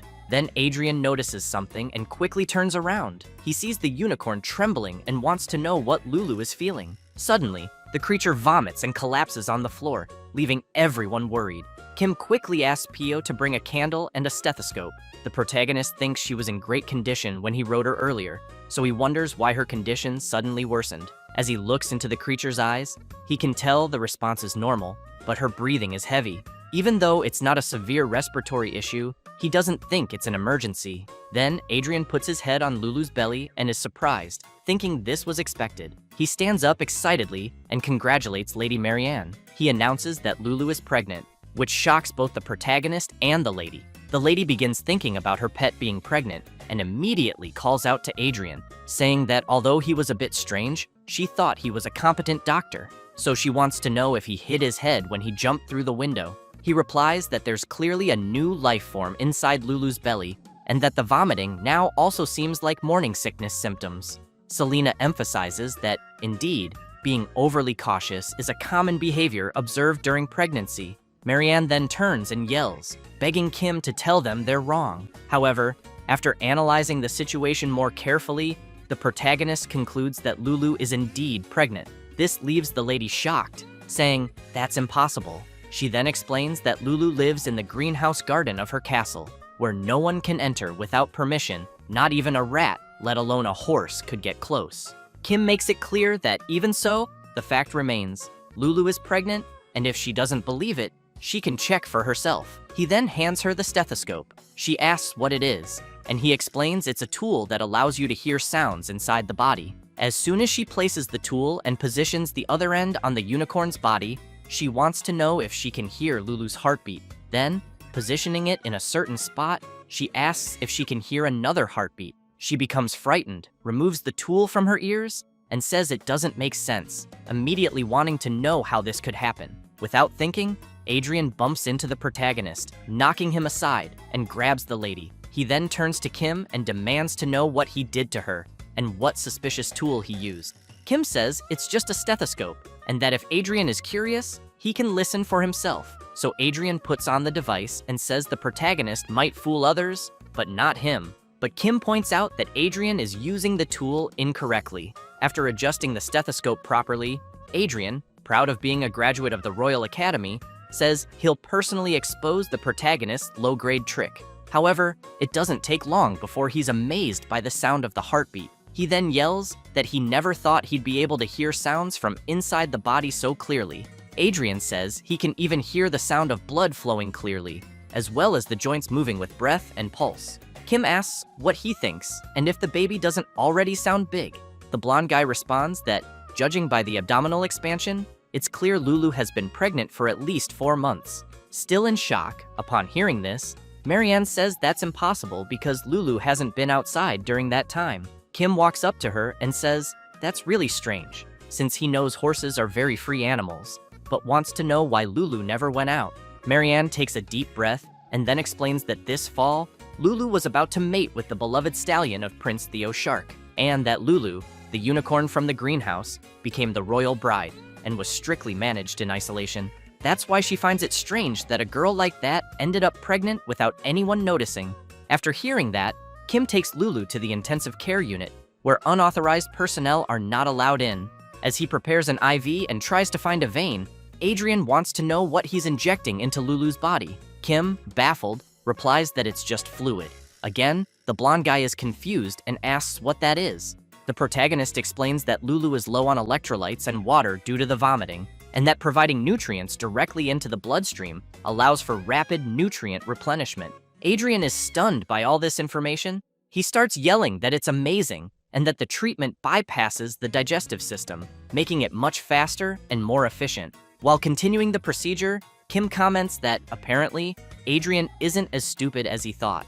Meanwhile, Lady Marianne waits anxiously until Selena walks in, saying that either way, she thinks the mating with the prince's beloved horse would have failed because she knows unicorns are very picky. She then emphasizes that if a suitable partner doesn't appear, unicorns are stubborn enough to live alone for their entire lives. However, she adds that once every few decades, a normal horse chosen by a unicorn sometimes appears, and that the foal born from this union is said to become a legendary steed recorded in history, the ultimate hybrid horse, with a body entirely golden. Adrian asks if, in that case, it wouldn't be best for the lady to send Lulu's foal to the royal palace. He then says he'll explain the situation to the prince, and believes he would likely be happy to receive such a rare creature as a gift. But Selena comments that it's not a very good idea, since the story of a unicorn hybrid becoming a famous steed is more of a legend, and with so few examples, its credibility is low. Besides, they don't even know who the child's father is. Adrian smiles and says that Lady Marianne's estate has many famous horses. He names a few: the fast and handsome racing horse Siegfried, the service horse with great stamina called Terran, the charming and popular Dolly, and lastly, Black Thunder, the stallion with the best endurance. That's why he thinks that if it's one of those, the child's bloodline is practically guaranteed. Marianne agrees with Adrian and says that since it happened, they need to come up with an alternative plan. She then turns and says that to do that, they need to find out for sure who Lulu's partner is. As Adrian tries to volunteer to help, Marianne turns to the protagonist and asks if he can assist her. The blonde guy can't believe he was so quickly ignored by her. Kim, a little embarrassed, wonders if he really should go find the baby's father after all. He's not a detective. The lady asks if he can't use that thing that listens to heartbeats, like before. He replies that no, you can't do a paternity test with a stethoscope. While she keeps pleading for help, the protagonist starts thinking of a way to get out of this. Then he looks at Adrian and wonders if the guy who's craving attention wouldn't be more useful. He adds that while he barely found out about Lulu's pregnancy using a stethoscope, Adrian already knew just by using his hands and ears. And he was also the only one who noticed Lulu's condition wasn't very good. More than anything, it was Adrian who came there so she could be his patient. So Kim thinks Adrian is the most suitable person for the task. Marianne admits that may be true, but says the protagonist doesn't need to make things so complicated. Selena explains that a pregnant unicorn, if separated from her partner, becomes extremely anxious and aggressive. She then asks if Lulu caused any commotion on the way there. The lady replies that she didn't. Selena also asks if that means the disturbance only started an hour ago, and how the lady got there. Marianne says, of course, they came by carriage, and that Lulu was in her carriage as well. Then she suddenly freezes, realizing something. She returns home and heads straight to the stables. The horse caretaker is feeding one of the animals and says they should eat well, since no one knows when they'll be off again. That's when Marianne, Kim, and the rest arrive. Lulu quickly notices something, which surprises both the lady and the protagonist, as they see the unicorn nuzzling and kissing another horse. Marianne is shocked and yells that this can't be happening. She quickly pulls Lulu's neck and asks if she's lost her mind, then demands to know how a precious girl like her could end up with a stray horse. The protagonist thinks this whole scene with the lady and her pet looks like something out of a daytime drama. At that moment, Adrian calls out to Marianne and says that even though his prediction was wrong, he knows that this horse is already Lulu's best partner. She's furious and shouts, asking if he's joking, and what a unicorn less than a year old could possibly know. But Kim walks over to the horse Lulu likes and says she already chose him as her partner and even had a child with him, so he believes the lady should let them be together. Selena also emphasizes that a pregnant unicorn becomes anxious and violent when separated from her partner. Marianne looks at her little creature, saddened, and wonders how this could have happened. Later that same day, a man is yelling at the old man who takes care of the horses, demanding to know how he could let a mutt carriage-pulling horse get near a precious unicorn. The old man apologizes and then says he truly didn't know and that he only rode the horse, never letting the two walk together. But the other man yells at him not to lie, saying he believes the old man wanted to use that mutt horse to make money and change his own life. The old man, frightened, starts shouting that it's not true and that he'd never think of such a thing. However, his boss doesn't care, keeps yelling that there's nothing more to discuss, and orders both to be imprisoned, the horse caretaker and the mutt horse, adding that he'll give them both a harsh punishment soon. Meanwhile, the maids are arranging some flowers, and one of them comments that the count is really cruel and that she believes Joseph Ajusi did nothing wrong. She questions how anyone can stop animals from falling in love. The others reply that they don't know, but prefer not to meddle in royal matters. Another maid wonders why they wanted to send Lulu to the royal palace. One comments that it must be because of the crown princess selection at the end of the year, as she heard Marianne is participating. The others ask if that means the unicorn Lulu was a bribe. The indignant maid remarks that she could have lived in royal luxury if everything had gone as planned, so she's curious how Lulu ended up with that carriage-pulling horse. Another maid says she probably takes after her owner, which leaves the others puzzled, wanting to know what she means by that. So the maid who said Lulu takes after her owner begins to say that, back in the day, Lady Marianne, but she's interrupted by the head maid, who arrives yelling, asking if they can't work in silence. Meanwhile, Marianne is still upset about what happened, until one of the maids calls out from afar, shouting for the lady. Lulu is vomiting blood from her mouth. Marianne quickly arrives, worried, asking what's going on. The maid says the unicorn couldn't eat anything because of morning sickness all day, and suddenly began coughing up blood while vomiting. Marianne immediately remembers Selena explaining that pregnant unicorns become extremely anxious and violent when separated from their partners. The lady, very worried, knows her pet is in a bad state, but wonders if this is all because she's far from that mutt horse. The maid, upset with the situation, says that if this continues, Lulu's condition could get much worse. Marianne asks when Kim Ojin will arrive. The maid says she sent him a message this morning, but it seems he's taking a while because of the distance. Then she asks if she should find another doctor nearby. Marianne hesitates, but then asks for him to be brought. The maid is confused and asks who Lady Marianne wants brought. Then she yells for them to bring the mutt horse. It doesn't take long, and a man arrives pulling Lulu's partner. The head maid is shocked and wants to know what that stench is she's smelling. She comments that the horse was in prison, but the maid insists that's no excuse and asks how he dares bring the horse to the lady in such a state, saying he should have at least washed it. The man awkwardly explains that he heard it was urgent. Then Marianne turns and asks them to bring the horse over. As soon as he approaches Lulu, the carriage-pulling horse is surprised, and Lulu immediately senses her partner's presence. Then, the two kiss, and Lulu starts nuzzling her partner affectionately.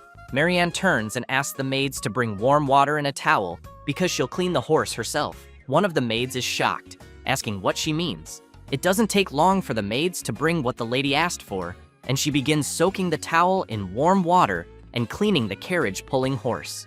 As she looks at the horse, she thinks he really is a worthless animal, but then recalls something from her past life. She remembers when she told something to her parents, who were quickly shocked, asking if she was crazy. Then they asked how she could date the son of a humble merchant when she was the daughter of a count.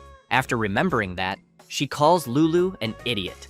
Watching the two nuzzling each other, she comments that she could live a life of luxurious banquets in the finest gardens of this nation, and yet she wonders if this is really what Lulu wants. Then she turns after hearing a noise and sees that it's the veterinarian Kim Ojin. Kim makes it clear to the lady that it's normal to want one's family to live well in better places, but emphasizes that animals and humans are different. She stays silent, saying nothing. The protagonist, while opening his bag and grabbing a few things, says that animals can have preferences in his world, but there's no class hierarchy.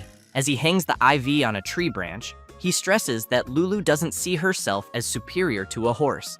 After applying the IV to Lulu, Kim steps back and, watching the two together, tells the lady that simply spending days with the one Lulu loves is her greatest happiness. Marianne just listens to what the protagonist is saying. Then, Kim explains that he'll give the lady plenty of medicine for now, but notes that it's only a temporary fix and not a fundamental solution. Therefore, he emphasizes that she needs to solve the root of the problem and must let the two stay together. Marianne takes a deep breath and replies that she understands and will try to do that. With that, Kim says he's done what he needed to and will leave. The lady grows concerned and asks if he's leaving already, since he traveled a long way, and thinks he should stay at least one day, as Lulu's condition just stabilized. Kim says he would like to stay and care for the unicorn, but there are many patients waiting at the clinic, and his assistant doctor, who's still in the hospital, isn't very reliable. Marianne says she understands and wishes him a safe return. Kim smiles and says that, as for Lulu's ongoing care, he thinks someone else can handle it. The lady is confused and asks him to be more specific, so Kim points to Adrian, who's hiding in a tree. As he becomes very embarrassed, the lady yells, wanting to know what the hell he's doing up there. Adrian begins to climb down. Once on the ground, he apologizes to the lady. The protagonist then comments that he thinks Adrian should be saying crime. Adrian, slightly embarrassed, asks not to be misunderstood, saying he was just worried about Lulu. While Kim remains suspicious, Adrian swears he's telling the truth. that he came back after checking on the unicorn. Marianne says he should have notified her staff. Then, as Adrian explains that he did, he says they still didn't let him in because they mentioned something about a blacklist. The protagonist notices something in the blonde's bag that catches his attention. Kim takes the item from his bag and asks if it's a stethoscope. As he examines it, he comments that it looks pretty cheap. Adrian gets a bit embarrassed and says it's just a prototype and will be finished very soon. Kim then tosses his own stethoscope to Adrian and says that as a doctor, he needs good tools. Then he turns around and says he's leaving because unlike some people, he's full of patience. Adrian thinks to himself that Kim Oh-jin is a much cooler guy than he imagined. Meanwhile, the protagonist smiles and thinks he always knew Adrian was a weirdo. Afterward, Marianne and Adrian return to where Lulu is and see her eating. Adrian comments that she finally started eating on her own and seems to have regained some strength. Marianne takes a deep breath and says it's a huge relief, then thanks Adrian for being there and worried. He replies that he's just doing his job. He then emphasizes that love and affection truly are the best medicine in the end. Looking at the items the lady used to clean the mutt horse, Adrian comments that he still can't believe she personally took care of him. Marianne says her stubbornness caused Lulu this pain and that she should have brought them together a while ago. She then goes over to her baby and says that maybe she was feeling jealous of Lulu. Adrian is confused and asks her to clarify. Marianne explains that there was a time when she was truly innocent, just like Lulu, but at some point, she developed the habit of judging people based on status, background, or wealth. Adrian asks if all nobles aren't like that, but the lady emphasizes that she wasn't like that when she was young, and that when she saw him for the first time, she didn't care at all about his clothes or his status. The only thought in her mind was how beautiful the eyes of the person she liked were, and that just to keep looking into those eyes, she'd give up anything. But in the end, she let him go for the happiness of both. She then wonders if she's happy now, because she truly doesn't know. Adrian says he was about to mention that first love always ends in heartbreak, and that the pain of a broken heart can blind people to the fact that love and happiness may already be right beside them. Hearing that leaves the lady quite impressed. Adrian goes on to say that someone's true soulmate might already be nearby. He says this while looking directly into Lady Marianne's eyes, until she notices how close they are, and, flustered, asks if he only just realized that. She then says she's decided not to participate in the princess selection anymore, which surprises the young doctor. Then he puts his hand in his pocket, thinking this is in chance. He kneels down, calls her name, and as he pulls a gift from his pocket, says that he's actually been waiting for this moment for a long time. However, the lady says she's curiously going to make that move on Kim Oh-jin, which makes the blonde boy jump back to where he was, completely not expecting that. Adrian becomes awkward, starts trembling and sweating cold, and asks if she's talking about that Kim Oh-jin they know and why. Marianne says that if she goes through with it, she believes she'd be happier being the one in power than marrying someone in power. Completely confused, Adrian doesn't understand anything, so the lady confidently declares that she's going to get her hands on Kim Oh-jin, the spirit of healing, and seize power for herself. She then takes Adrian's hand and thanks him. Then she leans in and says that if they can continue being good friends like this in the future, it would be wonderful. This hits Adrian like a hammer to the head, and he thinks that Kim Oh-jin is a bastard, and that, in the end, he just can't forgive him. Meanwhile, the protagonist sneezes, apologizes, and tells Pio to keep reading. She says that the letter says Lady Marianne's family is accepting Kyo as Lulu's companion, and that they're also asking the protagonist to be Lulu's personal veterinarian. Kim replies that he thinks it's better not to. Pio is surprised and says they're offering 10 times the normal pay. While treating Shamir, a snake from the twin hydra species, the protagonist says he'd love to accept, but asks her to look at the current situation, then questions whether she thinks he can just leave the hospital. Pio laughs and says she gets it. Kim, while continuing his work, wonders how he's been doing this for an hour, and there's still tartar left on the creature's fangs. He imagines himself in a mine and thinks he's been mining for days. After a while Shamir's owners wait nervously for the treatment to finish, Kim asks Selena to spray some water on the creature's teeth. After doing so, she asks if that's enough. Kim says yes, and asks her to also bring anti-inflammatory medicine and cotton. He soon notices something stuck between Shamir's fangs, and when he pulls it out, realizes he found a ring. The owners are delighted and say the protagonist truly is a healer sent from the heavens. Kim laughs and says, Shamir's mouth looks like an equipment storage unit. The owners explain that Shamir is a precious beast granted to their family by the last king, but more importantly, the creature had swallowed their family heirloom. So they begin to cry and deeply thank the protagonist for finding the ring. However, Kim makes it clear that there's still tartar to remove and that some teeth need to be extracted. He emphasizes that it might take another 1 or 2 hours. Selena asks if he means 5 hours, then points to another head of the creature and asks if he remembers that it's a hydra, which leaves him quite scared. He then starts crying, thinking about how much work he has ahead. Meanwhile, the owners say they need to lift Kim's spirits, so they ask someone to bring something. When it's brought in, they reveal a painting. Kim is surprised and asks what that is. One of the owners says it's a painting of his heroic work. He then explains that the person who painted it is the family's official portrait artist and wants to know if the protagonist liked it. Kim is shocked as he looks at the painting, wondering how he could possibly like that.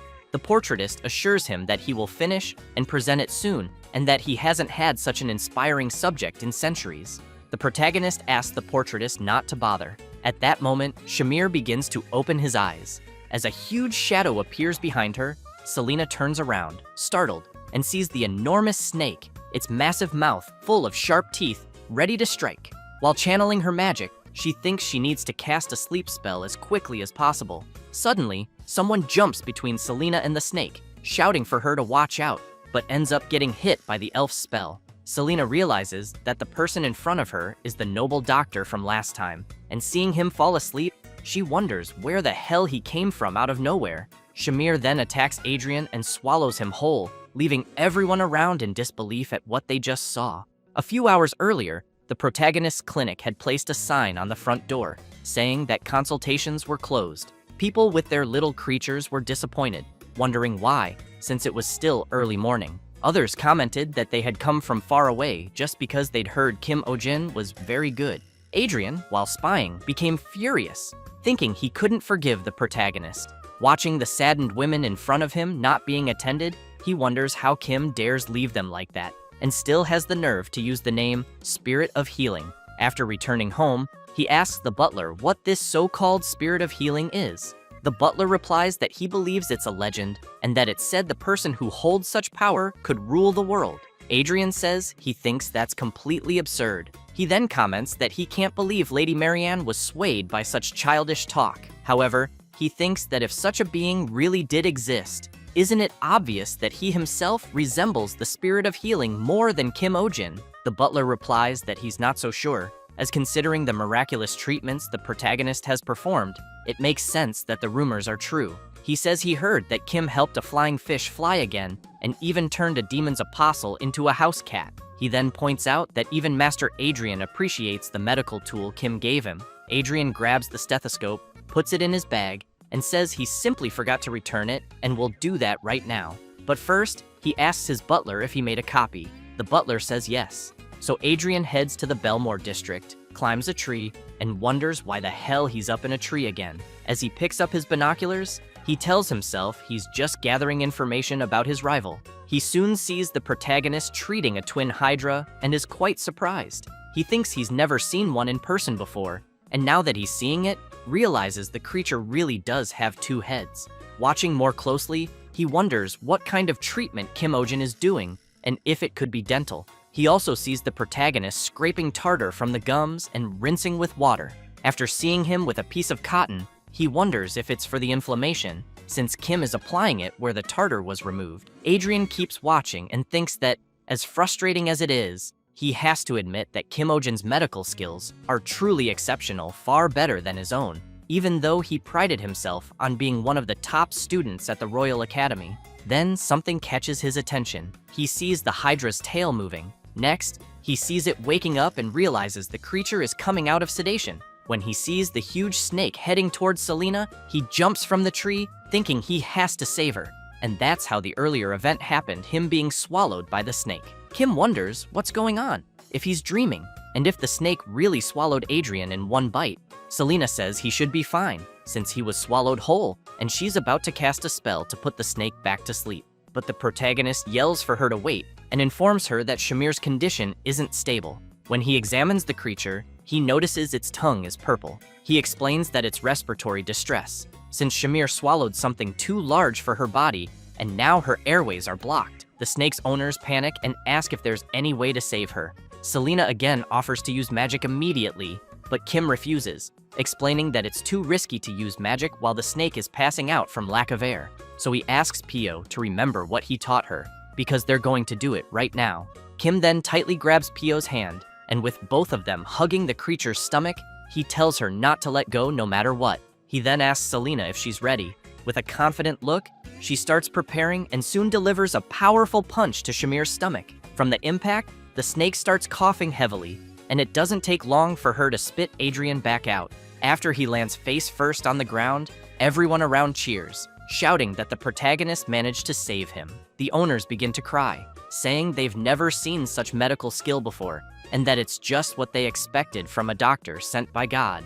Kim gets embarrassed, gives a little laugh, thanks them, and quietly asks Selena to check if Adrian is still alive. Selena starts slapping the blonde's face to see if he's okay, and Kim, watching this, shouts that he only asked her to see if he was alive, not to kill him. With his face swollen, Adrian starts to wake up. Selena turns and says he's alive, but the protagonist thinks Adrian is about to faint again from all the slaps. However, Selena explains that the blonde won't be able to wake up for a while because he took the sleep spell she had cast on the Hydra. Kim and Pio are both a little afraid of Selena now, wondering how hard she had to hit for Adrian to stay unconscious. Kim then says that Shamir's condition is stable too, but that the blow caused some bruising in her abdomen. Selena pulls out a small box and says the snake will be fine as soon as she applies the ointment inside. The owners thank her, but are also afraid, thinking about how strong she must have hit Shamir. After a while, Kim says the treatment is complete and asks the owners to be more careful with household items from now on,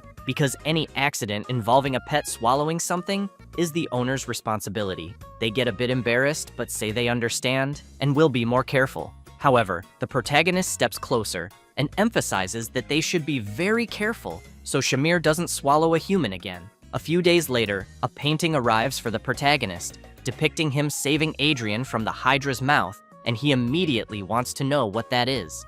A man says it's a gift from the Baron. Then he adds that the painting is titled The Great Rescue Operation. Kim is shocked by this and orders the man to get that thing out of his sight immediately. Selena also says she heard they made a statue of it too, and that apparently it's become quite popular, which leaves the protagonist even more horrified. He begins to spiral into paranoia, thinking that everyone in this world is crazy. Meanwhile, the second protagonist of the painting is still asleep, completely unaware of the chaos outside. Pio wants to know if Adrian is really okay, since he's been asleep for days. Selena says it's a common side effect of the magic and that she thinks he might wake up soon. Meanwhile, Adrian wonders where he is and what happened, remembering that he was spying on Kim Ojin's clinic, then saw the snake wake up and tried to attack Selena. He then remembers and concludes that he died trying to save her. Feeling content, he thinks it was a fitting death for a veterinarian. He also thinks that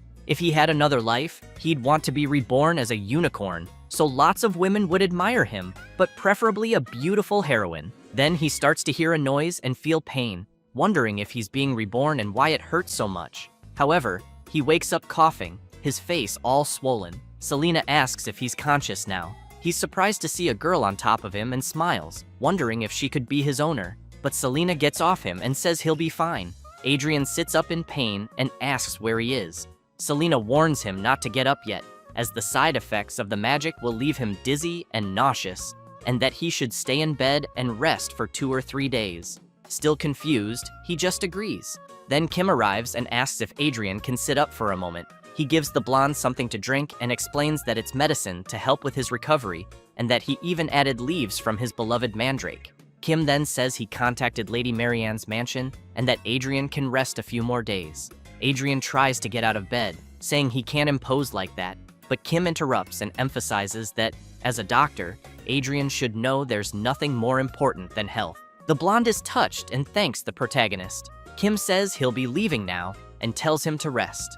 After Kim leaves the room, Adrian thinks to himself that Kim really is a great guy, and he feels ashamed for having envied him so much. He wants to become a great man like him too. Then he notices a paper on the nightstand, and as he picks it up, he sees it's the bill, charging for room, meals, treatment, exams, medication, and many other things totaling 6 gold coins and 688 silver coins. He also sees a charge for emotional distress compensation due to interruption of treatment and stalking. He becomes furious and starts cursing the protagonist. The next day, some clients are frightened, asking about the castration surgery and whether the protagonist is going to change their creature's gender. Kim explains that it's just a figure of speech and that, to be precise, the animal will need to be neutered. The creature in question is Julian, a Fenrir wolf who can ward off evil spirits. The owner starts yelling, wanting to know if the protagonist really intends to castrate his baby, and asks if he isn't being too cruel. Kim smiles and reminds him that he had said the creature was losing energy every day, that it's hard to care for its many offspring, and that the female's health is deteriorating due to excessive births. Feeling sorry for his pet, the owner admits it's true but insists the creature is still so young. Kim then approaches with a sinister look and asks if the man wants to calculate how many more pups there will be in 5 years, and whether he realizes he might be committing a heinous crime by illegally selling Fenrir wolf puppies. The owner panics and says no. Then he asks, if they go through with the surgery Kim is suggesting, what pleasure will his little creature have left in life? So the protagonist gets furious and yells, explaining to the owner that Julian is reproducing by instinct, not by choice, and that no matter how healthy he is, frequent mating causes rapid aging, shortens his lifespan, and lowers the quality of life for both the pet and the owner. After that, they begin to leave, and Pio says she'll help them schedule the surgery at the front desk. Kim sighs and comments that he has to say the same thing every single time. Then Pio mentions that his next client is the pet of her childhood friend, who is like family, and tells Kim to take good care of it. The protagonist laughs and says he'll do it with great pleasure. It doesn't take long before someone opens the door and politely asks to come in. She says she's there for a health checkup. Her pet, named Pop, is a large chicken that dances well. As soon as Kim observes the little creature, he's impressed by how shiny the feathers are and comments that Pop clearly looks super healthy. Pio pets the animal and says Pop is the biggest and healthiest of all the pets the protagonist has treated. Kim tells the owner that it seems she's taken very good care of the animal, but the owner, a bit upset about something, sighs and replies that yes. 20 minutes later, after the checkup, Kim is in love with the chicken and comments that, as expected, Pop is perfectly healthy enough to compete in a top-tier chicken contest. The pet owner yells, saying that Pop lost weight recently and she thinks something's wrong. Kim explains that it's not weight loss, it's just feather molting, but the owner keeps insisting that Pop even had a seizure while sleeping some time ago. The protagonist thinks the owner is clearly a hypochondriac, and she keeps insisting that yesterday Pop had a sore throat for no reason. Then she wants to know if he's sure it's not some infectious disease like a cold. Pio goes over to her friend and asks if Pop's throat often gets sore. Kim makes it clear that, up to this point, there's nothing abnormal and that she shouldn't worry too much. Unsatisfied, the owner replies, "Fine." Suddenly, Pio screams, calling the protagonist. She runs to him and says, Pop disappeared somewhere. The owner arrives crying and says she stopped at the bathroom before going home, and, in that brief moment of distraction, her little creature vanished. Kim gets worried and emphasizes that he thinks the animal is still inside the hospital and that they will close all exits and windows first. Selena starts shouting that the clinic has a missing animal and tells everyone to stay in the waiting room for now. The patients begin to complain, with some saying that if they stay in one place too long, their pets get stressed, and others saying they need to leave soon. That's when Sonja appears with a powerful aura, and all the patients immediately fall silent in fear. After everyone searches the entire clinic, Kim wants to know if Pop likes or dislikes anything in particular. The owner, very scared, says she doesn't know and fears that, since they haven't found her yet, it might mean she left the building. Kim states that the animal isn't big enough to open a door or jump out of a window, so he's certain she's still inside. Then Pio remembers something and says, Pop loves men. Kim agrees and points out that some animals prefer deeper voices. However, the owner says she thinks it's not just that, and that Pop is on a whole different level. She then explains that Pop is truly obsessed with men, and her nickname is Man Crazy Bird.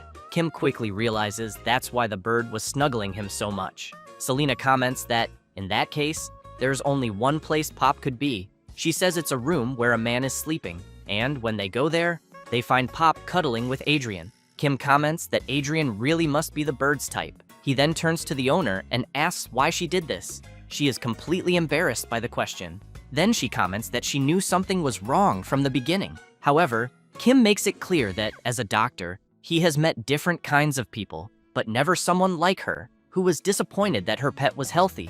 And he knows that, no matter how fast a chicken might be, he finds it hard to believe it could lose track considering its small steps. And even more impossible that it would avoid people's attention, open a door, and come in. So the protagonist asks Pio's friend to explain. She gets very embarrassed but says she did it because she wouldn't be believed as someone like herself. But if it were a famous doctor like the protagonist, then she again says that Pop is sick and missing, and that she would believe him. Kim gets confused about someone believing him, but wants to know who would. Trembling in fear, the girl says it's Baroness Clays. So she shouts, begging the protagonist to please save her pet Pop, because if he tells the Baroness that it's healthy, he'll be hunted. Then she says there's going to be a hunting competition next week, and apparently the Clays household is hosting a banquet for an important guest. And there's a rumor that Prince Theo will also attend, and that the Baroness herself said that for that meal, they would make Pop, which leaves everyone shocked, unable to believe it. Pio gets nervous and yells, wanting to know if that Baroness is crazy and why the hell she would want to eat her friend's pet, especially since they have many other large chickens. The girl starts crying and says she heard they died of a contagious disease last year. Kim, still shocked to hear this, comments that there must be other ingredients besides chicken and asks why that Baroness is so fixated on eating Pop. A bit embarrassed, the girl says it's because large fire chicken is good for vitality, which shocks the protagonist even more. Then Pio's friend emphasizes that among the chicken breeds, Pop's is the most famous for its exceptional fertility and for laying many eggs, being a symbol of fertility. And that's why families with members in the main wedding city often seek them out. Kim gets even more stunned and thinks that these kinds of people are everywhere. People trying to steal others' abilities by eating them, as if that would work. Pio's friend highlights that the Baroness had her eye on Pop for a while, but now she's threatening to kick them off the farm if they don't hand Pop over. Pio starts trembling with rage and wants to know if the Baroness is really using their livelihood as leverage to take a pet that's like family to them, because if so, she can't forgive them. So the girl screams, begging the protagonist to say that Pop has a contagious disease. Then she emphasizes that with his diagnostic report, those people will have to believe it. Kim becomes a bit uncertain about it and soon says he's sorry, making it clear that he can't do that, which leaves both Pio and Selena in disbelief. But he explains that the moment someone falsifies a diagnosis, they stop being a doctor. Then he emphasizes that they become a fraud, deceiving others with the life of another being. Then he wants to know how he could treat other animals with pride again after committing fraud over someone's life like that. Suddenly, Adrian says this is all nonsense. So he wants to know if professional ethics are more important than someone's life. He also makes it clear that the calling of a doctor goes beyond a mere professional role because it's about saving lives. With that, he jumps out of bed and, looking into the protagonist's eyes, wants to know how he can still call himself a veterinarian after that. Kim says he'll assume he fakes a false diagnostic report about Pop, and that to be able to save her, he'd have to say it's a contagious disease strong enough to spread to humans.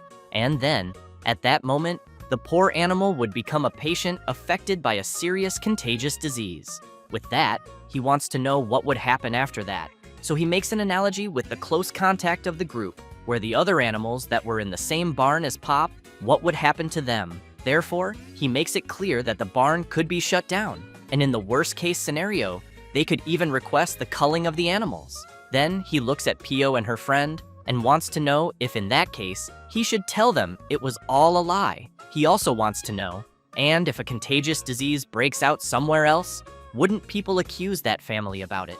Kim turns to Adrian and emphasizes that the calling of a doctor is indeed to save lives, as he says. But if a doctor makes a choice that puts hundreds, even thousands at risk to save one animal, he wants to know if that person can truly be called a good doctor. The protagonist also makes it clear that if Adrian can't understand that, then he isn't qualified to be a doctor. After Kim says and explains all of that, Pio's friend quickly lowers her head, upset, and apologizes. After leaving the clinic, Pio is with her friend and asks her not to cry, saying she believes there must be a solution. The girl, crying a lot, wants to know how she could ever win against a noble and wonders if maybe she should just run away somewhere far with Pop. Kim and Selena arrive, saying she doesn't have to do that. Then the protagonist picks Pop up and says that he can't help her as a doctor, but he can help her as a fellow pet owner. Hearing that makes Pio and her friend really happy, so Kim asks the two of them to spread a rumor in Baroness Clays's house. Then he calls out to the person who's spying, asking them not to hide and to come out. It's Adrian, who is shocked at being discovered and wonders how Kim figured it out. The protagonist looks back and makes it clear to Adrian that he'll need him to play an important role. So sometime later, at the Baroness's house, a few women are chatting, wondering if Duke Astrid's daughter really won't be participating in the prince consort selection. And while they speculate that maybe Marianne has already found a partner, one woman just observes in silence. Then she thinks that if Lady Marianne gives up, she knows her daughter Laura will have a better chance of being selected. And looking at the other girls, she knows that when her daughter becomes the prince's consort, it'll be the end for everyone who mocked them as new money, and that the money they all looked down on so condescendingly was exactly what brought the prince to the banquet. So she keeps hoping they'll wait, because this will be the perfect chance for her dear Laura to catch the prince's attention, until someone approaches and asks to excuse himself. She turns, and while she gets a little flustered, wondering who the handsome man in front of her is, Adrian asks if it's all right with her, they could talk a bit at a more private table. Thus, while they go to a table, Adrian notices people watching him and thinks it almost feels like he is in a dream since everyone is staring at him. As soon as the two sit down to talk better, still a little embarrassed, the Baroness thinks she still cannot believe she is speaking with such a handsome man at a party. She wants to know if Adrian really graduated from the royal school and if he met some members of the royal family. He replies yes and emphasizes especially Prince Theo, since they attended at the same time and he saw him quite often. The Baroness is very impressed and immediately wants to know what kind of person Prince Theo was. Adrian says he was very sensitive to trends, but thinks he needs to update his interior design immediately. The Baroness insists on wanting to know about Prince Theo and asks another question, wanting to know if Adrian knows Prince Theo's eating habits. The blonde boy does not really understand the reason for her question, so he wants to know if she plans to serve a meal to Prince Theo. She becomes very embarrassed and does not know what to answer. Adrian comments that he understands her and emphasizes that there is nothing more worrying than serving a meal to royalty. Therefore, he wants to know if in that case he should introduce her to his regular merchant. She does not quite understand and asks him to be clearer. Adrian says that he is a secret merchant who deals only with the upper class and who mainly works with imported high-quality ingredients. Hearing this makes the Baroness very excited, and she soon comments that she had no idea such a person existed, and that is why she really wants to meet him. Therefore, Adrian takes her to another place, and as soon as they enter a cabin, he says the meeting will be there. The Baroness becomes a little suspicious, thinking about the humble place for a high-class person. At this moment, the MC disguised welcomes the Baroness and introduces himself as Louis Vuitton, and Selena, also disguised, introduces herself as Chanel. Then Kim tells the Baroness that she arrived at the right time and that his boss just made a dessert. She, in turn, remains suspicious, questioning herself about the people seeming strange, until Selena arrives with the dessert and says it is causing a sensation among foreign nobles, being a diabolical sweet that they say no one has ever experienced.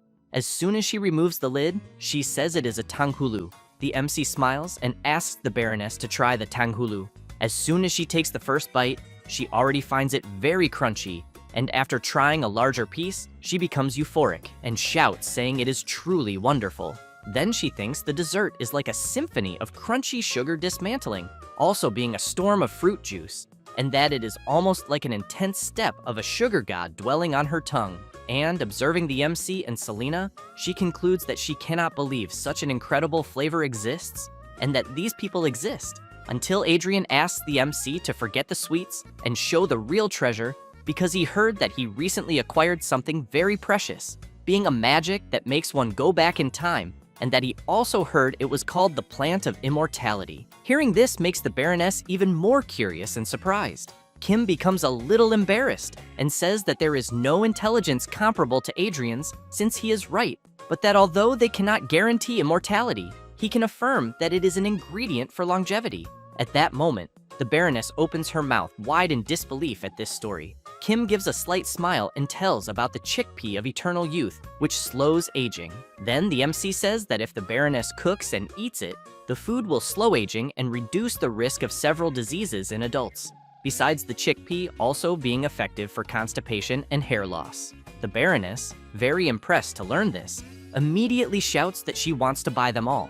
However, the MC makes it clear that he thinks that will not be possible. Then he says that due to the very limited quantity, all his current stock is already reserved. Adrian tries to convince Kim to sell to them since they are regular customers, but the MC stands firm in his decision and explains that he has his circumstances because the customers have already reserved and plan to present them to the prince. At that moment, the Baroness thinks of something, and soon after, shouts wanting to know if by chance one of those customers the MC mentioned has a daughter of marriageable age. While Kim asks how she knew that, he thinks it was already expected and that she is intending to become the prince's bride. Desperate, the Baroness shouts that she is willing to pay 10 times the reserved amount. However, the MC makes it very clear to her that he does not do business just for money and that what they truly seek is the universal truth, love for humanity and health. Selena, in turn, sick of the MC's idle talk, comments that she has much to say but for now will hold back. The Baroness becomes embarrassed thinking she ended up showing her nouveau riche tendencies to such admirable people, until Adrian keeps insisting for the MC to sell a little to them, and then wants to know if it is not also a merchant's duty, in an act of love for humanity, to give the products to the people who most need them. The Baroness is quite surprised by Adrian's attitude. Kim takes a deep breath and comments that he is right, and that is why he will make a special exception and sell this time. With that, the Baroness becomes very happy to see she achieved something grand to present to Prince Theo. However, Kim calls the Baroness and says he has a small condition. Thus, he explains that the reason the grain she is taking is called chickpea is not only because it resembles a chick, but because it contains the mana of the great fire hen, the ancestor and divine beast of the great fire chicken. Then he also emphasizes that he heard those grains have a strong attachment to their own species, and therefore, those who eat these grains should not consume any animal related to chickens for a while. The Baroness is completely shocked to learn this, and, very worried, wants to know what happens if the person eats it. Kim says that all the benefits of the grain she is taking will be reversed, resulting in rapid aging, several adult diseases, constipation, and lastly, partial hair loss. The Baroness cannot believe it, and, knowing she went through so many troubles to buy them, questions herself about what she should do and whether she should ask for a refund. Until Adrian, with the same thought as the Baroness, takes a deep breath and says he went through so many troubles to buy them and therefore wants to know what he should do.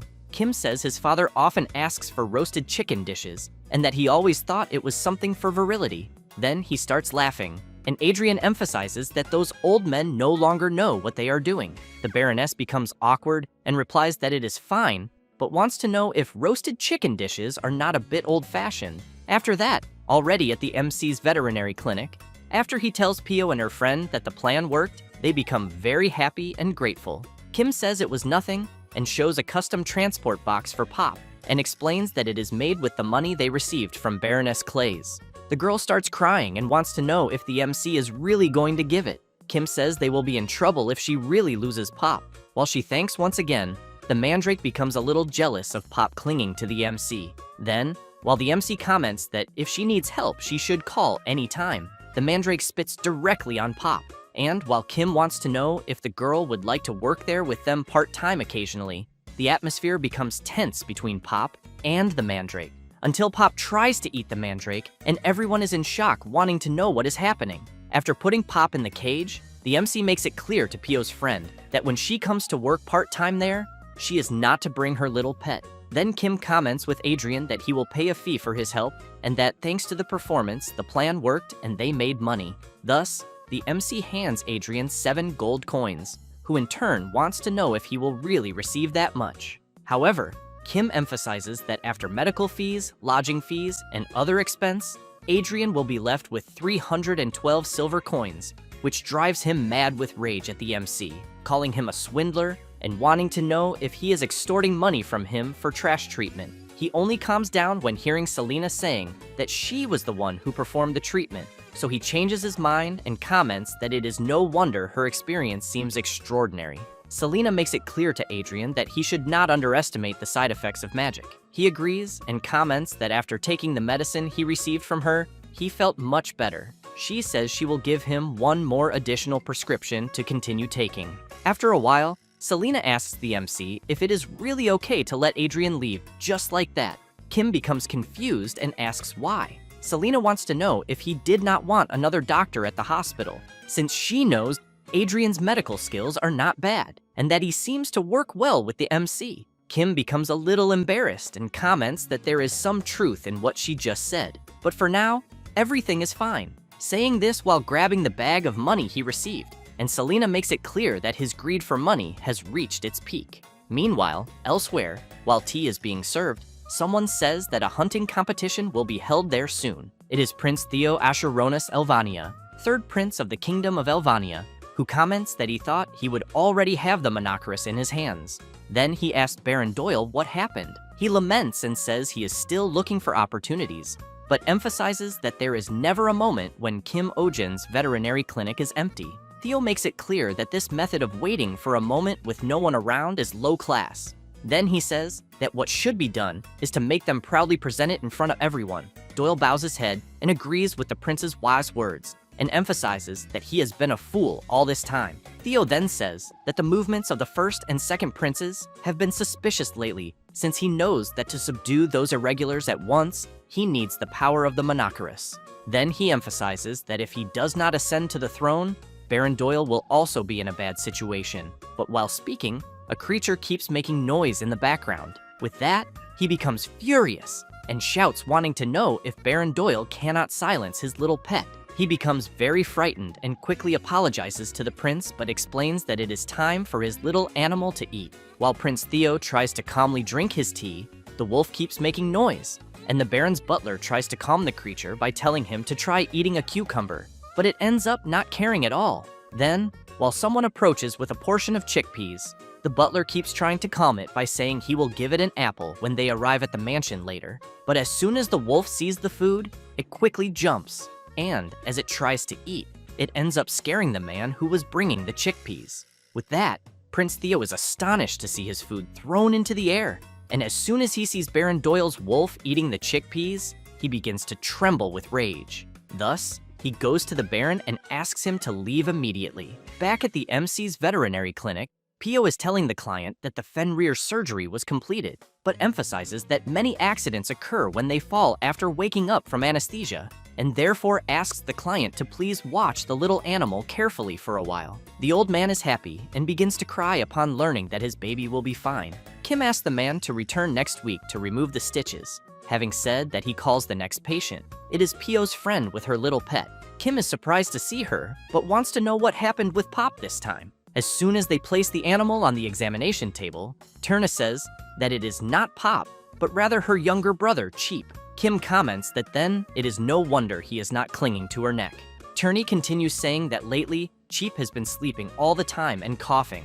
The MC, after observing the animal for a bit, comments that maybe it is just a cold, but that it also seems Cheap has slight muscle weakness. Thus, Kim asks Tern to give the prescribed medicine once a day and feed him with warm water with dissolved brown sugar frequently. She thanks the MC and makes it clear that she will do that. However, the next day she returns saying to the MC that there was no improvement in her little animal and that somehow her dog also got sick, and that is why she brought both together. Kim, after briefly observing the animals, asks Turney if she is sure the symptoms are the same, because he thinks that if they are, it seems contagious. Thus, he makes it clear that he will hospitalize both since it would be problematic if it spread to others. After that, the next day, Tyrna appears crying and saying that all the other animals are also showing the same symptoms. Kim becomes intrigued by this and questions himself if this can really happen in just one day, and whether by chance the animals live in different places. Until a target comes to his mind, and observing the other patients there, he thinks that most of the patients in the clinic showed the same symptoms. So he questions himself if it could be not just a cold, but an outbreak of an infectious disease. Thus, He shouts, asking all patients to please cover their noses and mouths and not touch anything with hands that touch the animals, and that everyone should wear gloves. Pio shouts next, informing that animals with symptoms of cold and lethargy go to the second floor and that all other animals should stay on the first floor. After some analyses, Kim says that the symptoms themselves are not severe, but emphasizes that the problem is that there is no improvement even with medication, and that he cannot predict if it will worsen. Selena emphasizes that it is also problematic that it affects all species indiscriminately, so she makes it clear that if this continues, she fears that at this rate it will spread widely in a short time. With that, a few days later, faced with several people crying for help, Selena thinks that her words have come true. Kim apologizes to the people and says that there are no more vacancies in the clinic and asks them to please go to another hospital. Some people shout, saying that all the other hospitals are already full too. Hearing this leaves the MC very worried, thinking that the situation is worse than he imagined, until the Lord who owns the giant rabbit arrives shouting, asking the MC to please take a look at his Elizabeth. Kim looks at her and immediately wants to know how a pet that stays indoors can catch an infectious disease. So he asks the Lord if he took her for a walk somewhere. He replies no and explains that he has been playing with her at home, but emphasizes that for some reason Elizabeth was bored, so he bought her a friend and fears that this is what brought the disease. Kim cannot believe that the Lord actually bought a turtle for the huge rabbit. Then, he apologizes and makes it clear that he cannot examine her. The Lord becomes quite impressed and asks the reason. The MC says that the clinic is already full of hospitalized patients. The Lord wants to know if that really is the problem. Then he turns, calls his butler, and asks which is the nearest building around. He replies that there are two in the alley, but as soon as he shows the location on the map, he explains that one of them is empty. While the Lord says that he will lend the MC one of his buildings, he keeps thinking that the Lord who owns Elizabeth seemed to be just rich. But in the end, he is a real estate magnate. Thus, very moved by the Lord's idea, he wants to know if he has ever considered adopting a person. With that, the MC ended up operating a temporary annex. Then, very happy, he breathes a sigh of relief and comments that at least one problem was solved. However, he soon realizes that it is not quite like that, because now that he has two places to treat patients, he knows that by developing the medical team and treating patients alone in two places, this absolutely will not work. Then he thinks that he needs one more doctor to make it work. Meanwhile, at veterinarian Adrian's house, he is commenting about the clinic being empty again and wonders the reason. His butler says that to begin with, they did not have many patients, and since Adrian is frequently away from the clinic, he thinks even the occasional patients stopped going. Adrian becomes irritated and asks if it could be because of Kim Ojin after all. The butler tries to explain better, saying that it is not that, but Adrian does not want to hear it and comments that he knew the problem was the idiot Kim Ojin. The butler calls Adrian's attention and says that there is an outbreak of infectious disease in the MC's town and that he suspects they will ask for support soon. Adrian becomes excited at the thought of the MC asking for support until someone appears asking permission and calling for Mr. Adrian. Then he says that a letter has just arrived from Kim Ojin. Adrian asks his butler to read the letter because he is eager to hear how Kim is politely asking for help. The butler begins to read the letter and says that Kim Ojin really tried not to contact Mr. Adrian, but that given the situation, he had no choice but to send a letter, and that it was not to be misunderstood because he was also irritated, but that he knew that in any case, Adrian had no patience after all. Adrian cannot believe what the MC sent in the letter, but the butler continues saying what Kim Ojin wrote, in which he asks Adrian to bring all spare medicines and medical equipment he has, and that he could pay about 2 gold coins per hour, and that depending on Adrian's performance, there may be a performance bonus, or there may not. While Adrian becomes furious, tearing up the letter and saying that this is how that bastard makes a request for help, the butler warns that there is one more page to read. Then he says that the MC is saying that Selena is suffering from overwork. As soon as he hears that, Adrian quickly prepares himself and makes it clear to his butler that he will not be able to return for a while. The butler wants to know how long Mr. Adrian will be away. He turns around and with a smile emphasizes that he will be away until the war against the epidemic ends, because where there is disease is where a doctor should be. The butler cannot believe his master's words, but only comments that he understands. After that, and back at the MC's clinic, The first epidemic in another world began, and Pio says that he will explain the epidemic guidelines, which are for everyone present to isolate any animal that shows symptoms, and for everyone to avoid going out if possible. Turn is asking some patients when the animal's coughing symptoms started, and after 12 hours of continuous work, Adrian is informing a patient that the little animal's throat is very swollen, but fortunately, it is not the epidemic. And as soon as they reach 26 hours of work, the drug tests begin. Kim, with his 18 hours of continuous work, is exhausted, as is the whole team from endless overtime, until someone brings Max to the clinic. The MC begins to observe him and is upset to see him in such a state. Mr. Schwein says that he has 2 more and that somehow he ended up taking care of the hunting dogs. The old man emphasizes that they should participate in the next hunting competition. Along with Max are Silva, a Draco dog with speed characteristics, and Mir, a very shy dog. Schwein takes a deep breath and laments that the hunting competition is approaching, precisely when the epidemic began. Turney warns Kim that the hospitalization ward is already full, but he replies that it is fine because they will open more spaces. Then he comments that they are still working to find a treatment, but assures that everyone there will do their best and that Mr. Schwein should wait a little longer. With few alternatives at the moment, he replies that it is fine and thanks the MC. After that, in a ward crowded with animals, Adrian wants to know why they keep accepting patients since he knows they have exceeded the limit that he and the MC can handle. Kim comments that somehow they need to try to do what they can, until Pio appears saying that some owners are beginning to want their pets discharged, and that they say that if it is just a little cough, it should not be a big problem for daily life. The MC emphasizes that this may be true for humans, but makes it clear that they cannot send them back like that. Then he wants to know what if Mr. Schwein's hunting dogs can no longer hunt, because he knows that the abandonment of animals when they lose their identities happens more often than everyone imagines. Pio and Adrian are quite surprised to hear this, but the MC continues saying that Mr. Schwein is a good person, and that therefore he probably would not do that, but they do not know about other dog owners, but that this does not apply only to hunting dogs, but to all animals.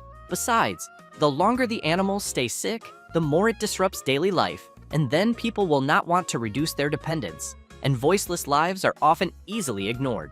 After that, night falls, and Kim is thinking that he tried to create antibiotics using the power of the dragon necklace, but that for some reason they all failed. So he thinks that in the end, the necklace is not omnipotent, until Selena approaches asking the MC to stop doing that, because she knows that excessive use of the dragon's power necklace can strain his heart. Then she emphasizes that being empathetic will not solve anything since the epidemic seems to have more complex reasons. Close to entering a state of madness from not sleeping due to the workload, Kim wants to know if it is that mana problem again, because he thinks that maybe he should try to learn to use magic, and that he should also study alternative medicine. Selena wants to know how long he has not slept. Kim says it has been exactly 3 days in a row, but while he was going to say that he is still fine, Selena hits him on the head and puts him to sleep in bed. 5 hours later, he wakes up startled, wanting to know where he is and who he is. Turn is glad to see that he woke up and brings him some things to eat and regain his strength. Kim is quite impressed to see freshly fried eggs and bacon.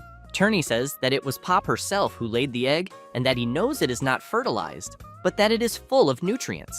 Kim is a little reluctant to eat after knowing that, but changes the subject and wants to know where Pop is. Turney says that she is at her house, and the MC asks why. A little embarrassed, she replies that it is because Pop did not catch the epidemic. Kim is very confused and asks if she is saying that only Pop did not catch it among all the animals in her house. Turney replies yes, and explains that she thinks it is because Pop is healthier than the others, then emphasizes that Seonja did not catch it either. Kim starts thinking about his monoceros and wonders why he did not realize this until now, and if by any chance Seonja is really fine in a clinic full of patients. Then he begins to think about Pop and Seonja together and wonders what the common point between the two is, whether it could be diet, preferences, blood type, or even luck. After joining Adrian at work, he still keeps questioning himself about the common points, and Adrian keeps watching him without understanding anything. Meanwhile, Pio is trying to calm the mandrake and Seonja so they do not fight, but the mandrake spits right in the middle of the black cat's forehead, and the MC ends up seeing this and gets an idea. Then he remembers that earlier Pop took a spit on the forehead from the mandrake and while watching Seonja trying to eat the plant, he concludes that it can only be the mandrake's saliva that prevented Seonja and Pop from catching the epidemic. Therefore, they collect a little of the clean saliva from Seonja's face, place it in an observation container, add an experimental plant contaminated with the saliva of an infected patient, and if the gray experimental plant turns green, they will know it was a success. With this, they start shouting happily upon discovering that they created a cure for the epidemic. Kim and his whole group start crying with joy and captivating the mandrake.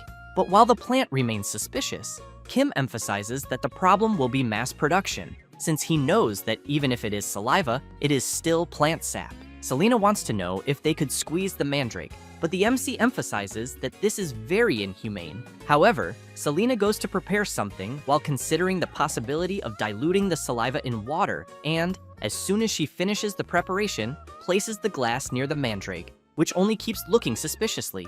The plant begins to smell the straw, and, as soon as it starts drinking, it falls in love, and while it keeps drinking, Selena tries to take advantage of the distraction to grab one of the leaves. Then, she squeezes the leaf, and soon sap begins to drip. Kim is very impressed to see how much they managed to collect in an instant. Then, he wants to know what the hell Selena gave the mandrake. She says that she mixed water with sugar that the mandrake likes, with the nutritional solution used to grow herbs, and, in the end, added a diuretic. Both Adrian and the MC keep observing the suspicious yellow color of the liquid in the container and begin to imagine that it can only be what they are thinking, since Selena said she added a diuretic to the mixture. However, Kim does not care, and while preparing something, comments that medicine is medicine and that he will start making the cure immediately. The next day, Pio is happy to see that Max's cough stopped and that his strength returned. Kim is glad to know this, and, while petting the dog, comments that Max did well to overcome the epidemic.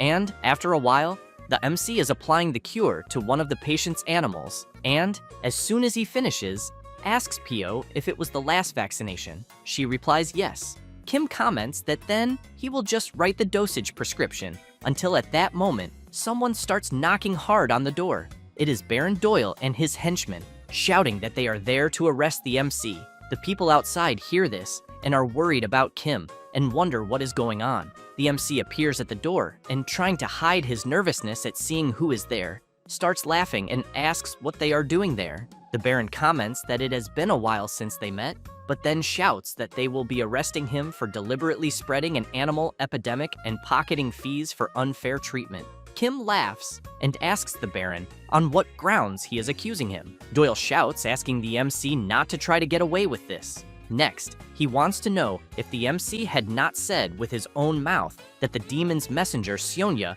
would spread the epidemic.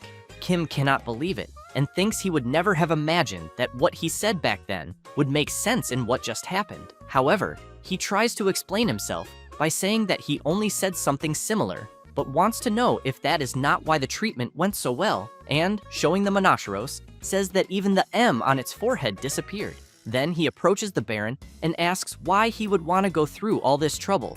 Doyle says it was to pocket the treatment fees. Therefore, he orders his henchmen to take the MC inside, since they discovered it when investigating. And to guarantee proof and avoid recurrence, he makes it clear that they will take the cat as well. The Mandrake, on the other hand, loves to know that Seonja is going to be taken away. Kim, a little worried, thinks it is as he imagined, in which Seonja was their true target and the epidemic was just an excuse, and that their goal from the beginning was. Before finishing his reasoning, he is interrupted by Pio, who starts screaming like crazy, saying that Dr. Kim is not the kind of person the Baron is talking about. Pio goes to the Baron, points her finger, and makes it clear that he is the one blinded by money. Doyle calls her an idiot and wants to know how she dares insult him. Pio does not care, and very furious keeps shouting, wanting to know if the Baron knows how much Dr. Kim worked to eradicate the epidemic, but the MC interrupts her and asks her to stop. Then he says it is all right. Next, he shouts that they should not waste more time because he will go with them. Both Adrian and Pio cannot believe that the MC is willing to surrender. However, he turns and makes it clear that they will sedate Seonja before taking him. Doyle does not like this and says it is unnecessary because they brought an iron net. Kim emphasizes that he will by no means let them take Seonja in an iron net and that the Baron knows Seonja is not exactly docile, because if he gets hurt, it will be very problematic for both. Doyle takes a deep breath and says fine, and asks Kim to do it as quickly as possible. As soon as they put Sonya on a table, the MC asks Selena to give the sedative. Then he quietly tells her that when he gives the signal, she knows what to do and that he will be counting on her. Selena snaps her fingers, and with an unfriendly face says she is already ready. Kim is a little embarrassed and whispers that it is not what she is thinking, and that she is to use magic to escape with Sonya. Selena turns saying she understands, and the MC is confused, wondering why she seemed disappointed. After sedating the black cat, Kim puts him in a transport cage and says he is ready to go. But suddenly, he activates a light from the mark he received from Mr. Kellyan and begins to blind the Baron's henchmen. Therefore, he shouts, telling Selena that it is her chance and to use the magic. However, she does not care about magic and punches one of the henchmen right in the face, and the other two with a strong elbow and a kick right on the chin of another. And as soon as they fall to the ground, she takes Sonya and runs out of the clinic. Doyle is furious and shouts, ordering his henchmen to go after her because the cat is more important than the MC. Kim says that the true face of the Baron is being revealed. Doyle goes crazy with rage, grabs the MC, and calls him scum, making it clear that he will not let him escape this. Then he asks his henchmen to destroy everything there. Pio stands in front of them and shouts that she will not let that happen.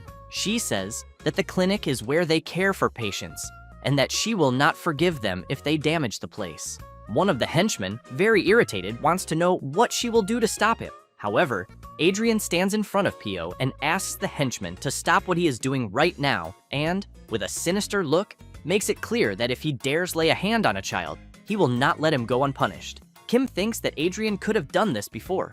Therefore, the Baron says that there are many eyes there and orders his henchmen to just take the MC. Pio is worried, but Kim says it is all right and that he will be back soon. Then he makes it clear to her and Adrian that he is counting on them to take care of the clinic while he is away. Next, the MC keeps thinking about Selena and hopes that she takes good care of Sonya. After this confusion, two women start commenting to each other that they think that animal epidemic that was recently spreading was caused by Dr. Kim Ojin, and one of them wants to know if the other is saying that it was the doctor who was supposedly fighting a demon, and the other replies that apparently yes, until more people approach, and one of them comments that they heard the Baron will hold a public trial soon.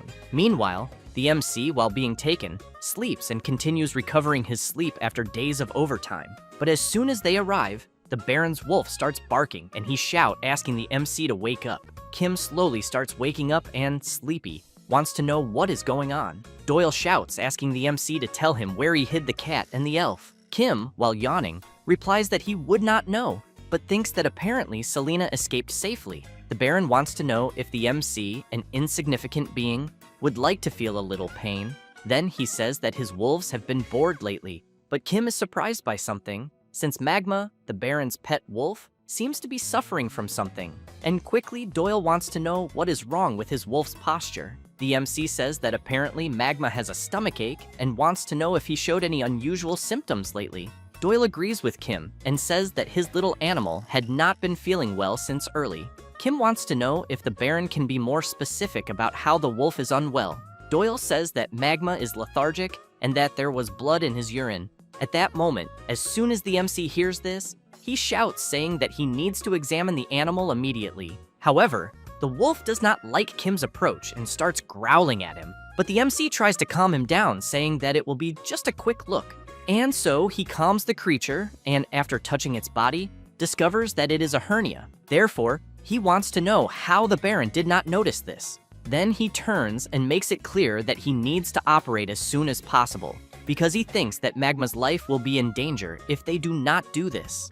The Baron is very scared, not believing that his little pet is in danger. After a while, outside the Baron's castle, someone is lurking. It is Selena and Sonya with his grown horn. She asks Sonya to calm down because she is sure Kim is safe. Meanwhile, inside the castle, the MC is shouting, asking to take Magma to a clean room immediately and to prepare the listed tools and medicines because the surgery will begin. While Kim completes the anesthesia and disinfection, Doyle is apprehensive, waiting for the surgery to end. The MC continues doing his work while the Baron's henchmen assist him with the tools. However, one of them asks Doyle to wear one of the aprons they are using, He is a bit reluctant about it since he knows it is a maid's apron, but his henchman explains that the MC said it is to prevent infection. Then Kim asks to check Magma's temperature and to prepare the administration of more anesthetic in 5 minutes. While Magma remains sedated by the anesthesia, the MC asks one of the henchmen to sterilize the forceps used. Doyle continues worried about his pet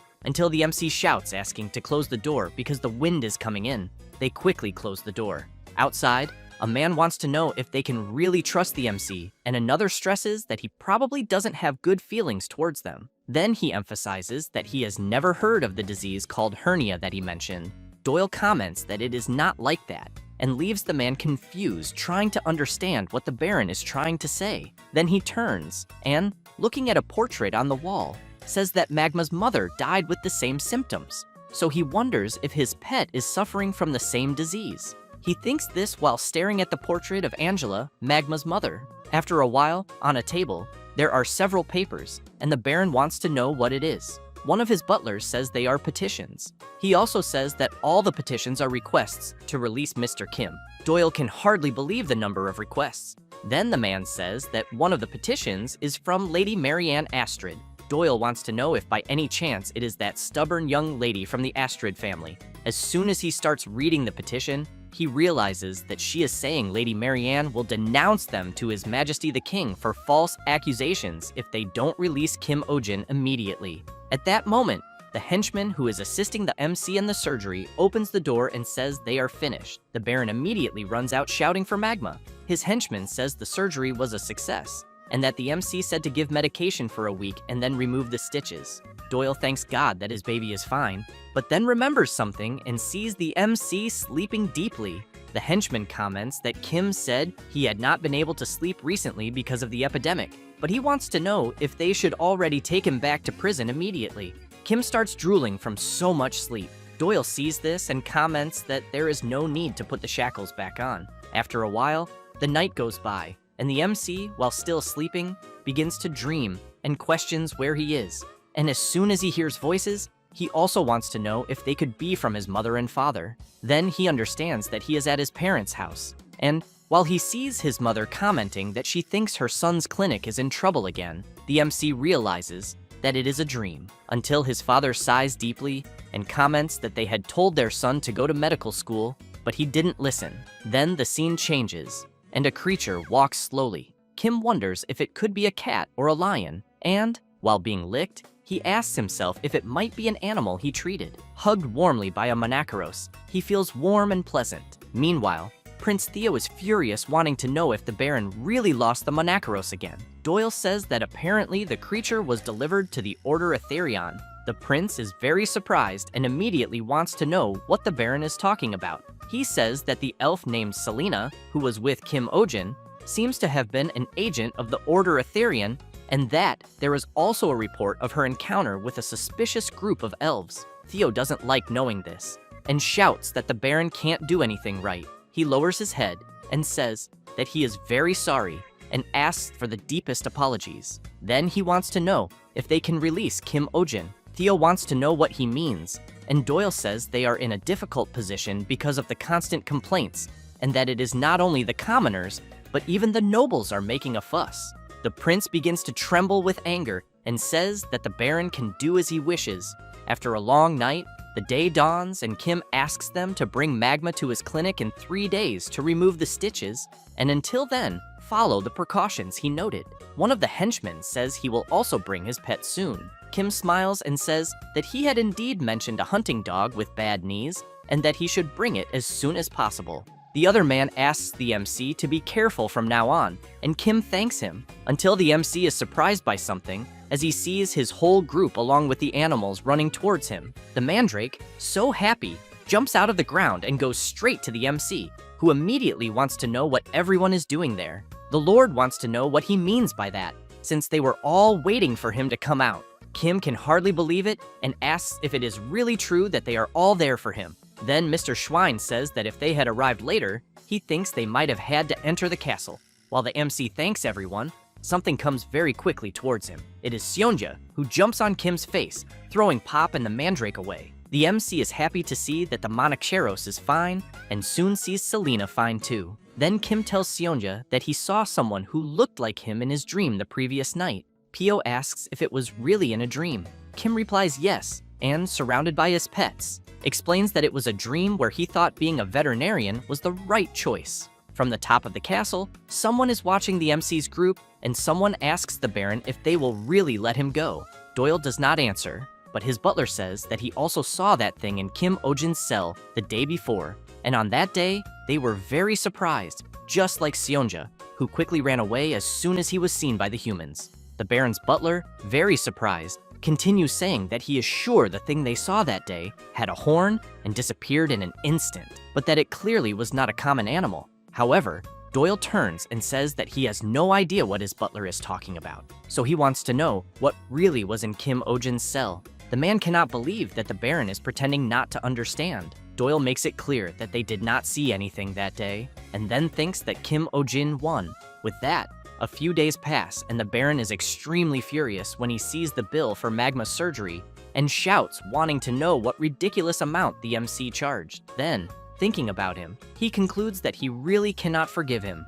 Meanwhile, at the clinic, someone is saying good morning to Miss Selena, and Kim wants to know why the guy is there again. It is Adrian, who arrives saying that he brought the herbs Selena had mentioned before. She comments that it must have been difficult for him to find that in this season. Adrian says that there is nothing he cannot obtain for her, so Selena gives him a list. She begins to observe the herbs that Adrian brought and sees that there is Sprincia, Morning Dew, and even Gentria seeds. And while she comments that they are all in excellent condition, especially the Sprincia, something jumps onto Adrian's hand and quickly leaps somewhere else. He is startled, commenting to the little creature that it is not food, but a precious medicine. However, as soon as he reaches out to grab the herb, he ends up getting bitten, and then receives an attack right in the middle of his face. Then he becomes furious and shouts, saying that he heard that pets look like their owners, and that, as expected, all the creatures Kim raises have bad behavior, but Selena makes it clear that Bloop is her child, which makes Adrian a little embarrassed, commenting that it is no wonder the little creature has such a sharp eye for herbs.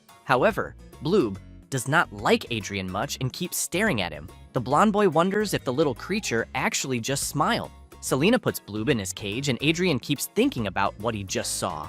Meanwhile, Bloop, while chilling inside his cage, thinks about his name Ping Ping, and that he is a Bloop, a sacred and special being, and that there, in the clinic, a place where hundreds of animals go every day, there are two holders of power. He, Ping Ping, who claims the herb room on the second floor as his main territory, and Seonja, Kim Oh-jin's right hand, and the highest authority of the clinic. Well, he thinks at least superficially, since he knows that certainly Seonja is physically stronger. However, no matter how strong Seonja is, he knows that he cannot mess with him carelessly because of the division core inside his forehead, since the moment someone annoys him, he multiplies exponentially and causes calamity. Then he thinks that when they first met, Seonja instinctively felt the danger and immediately attacked him, but quickly revealed his power and made everyone tremble in fear. However, he knows that after that he was welcomed by Selena, the true power there, and began to appreciate life as one of the two authorities along with Seonja. After that moment of reflection, someone is shouting for help. A patient arrives saying that his son was run over by a carriage and his little creature is not breathing. The other patients in the clinic are surprised, wanting to know if the person did not arrive too late. Kim, as soon as he observes the little creature, realizes that the airways are clear, so he calls Pio and asks her to time at 1-minute intervals and inform him. Therefore, the MC starts doing chest compressions, followed by mouth-to-mouth, and as soon as he goes back to doing chest compressions again, the people around want to know what the doctor is doing, since they have never seen anything like that before, until the little creature suddenly starts coughing. With that, Kim says that the animal's breathing and pulse have returned, but that he will move it to the examination room immediately. People cannot believe what they just saw, as they thought the little creature was dead. Ping Ping, just observing all this commotion, thinks that the MC really is someone extraordinary to bring the dead back, and that now he can clearly see why Selena made him her subordinate. At that moment, Kim asks the mandrake to let him borrow a leaf. While the mandrake is moved by the MC's request, Ping Ping thinks that he had forgotten her, Seonja's servant, and as soon as the plant gladly hands over one of her leaves, Ping Ping knows that she is a medicinal plant cultivated there, but finds it very amusing to see her doing such pathetic acts. However, the mandrake realizes that she is being watched by the bloop and puts on an unfriendly face. Ping Ping realizes that she did not like being watched, but wonders what she will do if he keeps staring at her, and then thinks that she is really insignificant. After that, later, Ping Ping is running on his wheel, and as soon as he stops, all tired, he thinks that the daily training is complete. Then he jumps until he reaches the top of a shelf and knows that there is his stronghold, and that it is a tribute to Kim Ojin, offered as a sign of loyalty, since it has a view of the entire interior of the clinic, being located in the best place, with the most comfortable temperature and humidity. However, he is extremely shocked because the place he most desires is destroyed. Then he begins to wonder who dares to commit such an atrocity, but it doesn't take long for him to notice something, and he sees the mandrake laughing suspiciously while holding on to the top of the window. Thus, he becomes furious and really wants to know how she dares to do this, since he has in mind that after receiving several awards for recent development of medicines, she became able to move freely outside the pot. Therefore, still very furious, he thinks that just because she learned to take a few steps with her pathetic legs, she thinks she forgot her place and dares to challenge him. Then, while jumping, he thinks that he will immediately establish who is in charge there. He then tries to land a kick on her, but the mandrake defends the attack and throws Ping Ping back. He does not like this very much, because he knows that thanks to medicinal herbs, not only did the plant's body grow, but also its durability improved a lot. However, he thinks that no matter how much she fights, she is still just a humble plant. Thus, he jumps high, and this makes the mandrake very worried. And while he lands a kick on her pot, he knows that when she loses the pot to return to, she will simply wither and die. The pot falls from the shelf and shatters completely upon hitting the floor, scattering all the soil. The mandrake cannot believe it and begins to cry as she sees her home completely destroyed. Ping Ping watches her from above and thinks that this is the difference in level between them. However, the mandrake turns furious, and Ping Ping thinks that this is not a good thing, since he knows that the plant has a secret weapon, a sonic attack that can easily rupture eardrums. So he prepares himself, thinking that she will use the attack, but realizes that his arms cannot reach his ears. But as soon as the mandrake tries to unleash her secret attack, nothing happens.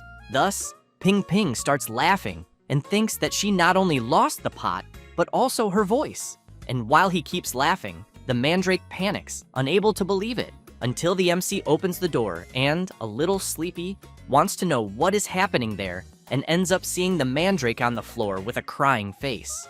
Kim picks her up and realizes that her pot broke, then begins consoling her, saying that everything will be fine, until something comes to his mind, and looking at the plant, he comments that he understands. That said, he says that it is already time to replant her, since he has in mind that the mandrake, which recently received quite a bit of super growth serum, had its height increased by an incredible 1.5 times. Therefore, the MC takes a new pot and says he had prepared it, a new spacious home. Then he says that the inside was carefully filled with layers of top quality soil, and that to finish, he used a premium organic nutrient service. Kim gets excited, claps his hands, and congratulates the mandrake on the new home. However, he sees that she is very weak and discouraged, and immediately wants to know why she is like that. He tries to play with her, but the mandrake is very frail. The MC wants to know if she didn't like the new home. Selena notices this and decides to pull one of the plant's leaves, which makes the MC quite scared, wanting to know what Selena is doing. Kim immediately prepares for the mandrake's scream, who in turn gets irritated for having one of her leaves pulled out without permission. But when she tries to scream, nothing happens. And while the plant feels embarrassed for not being able to scream, Kim says that apparently she going out of the pot so often lately made her lose her voice. However, he emphasizes that she doesn't need to feel so hurt in her pride, as they already replanted her and her voice will return soon. After that, the next day, the mandrake is even more withered and almost lifeless, and the MC, as soon as he sees her, gets very worried, wanting to know why the plant is aging so fast, as he fears that if she continues at this pace, she will completely wither and die. Selena wants to know if by any chance the fertilizer wasn't enough until Pio appears shouting, worried about the plant. And as soon as she goes to the mandrake, she wants to know how the MC can be so ignorant as to have completely changed all the soil in the pot, and if by any chance he never dedicated himself to agriculture. He feels embarrassed and replies that apparently Pio must be from a cold city. Pio explains that the soil is like blood and flesh for plants, and that humidity, microorganisms, and nutrients live together. Therefore, she makes it clear that the MC, by changing the familiar soil for new and unknown soil, caused a rejection reaction. Pio gets even angrier and shouts warning that if she had arrived a little later, she's sure the mandrake would have withered to death. Kim falls to his knees on the ground and keeps apologizing non-stop and asking what he can do to help. She replies that there's nothing they can do except let the mandrake overcome it with her own willpower. Then, she starts removing all the plant's leaves to prevent moisture loss. After pulling them all off, the plant looks even more embarrassed. However, Pio places the pot in a place with good ventilation but covers the area to block sunlight and prevent photosynthesis. While blocking the window to prevent sunlight from entering, the MC tells the mandrake that all of this is for her own good and that she just needs to wait a few days. Night falls, and where the mandrake is being kept, she notices that more of her leaves are falling, so she starts to cry. However, someone starts to approach very slowly, and the plant quickly notices it. It's Ping Ping, who with one of the mandrake's leaves and a mischievous look, keeps staring at the plant, who in turn gets very frightened.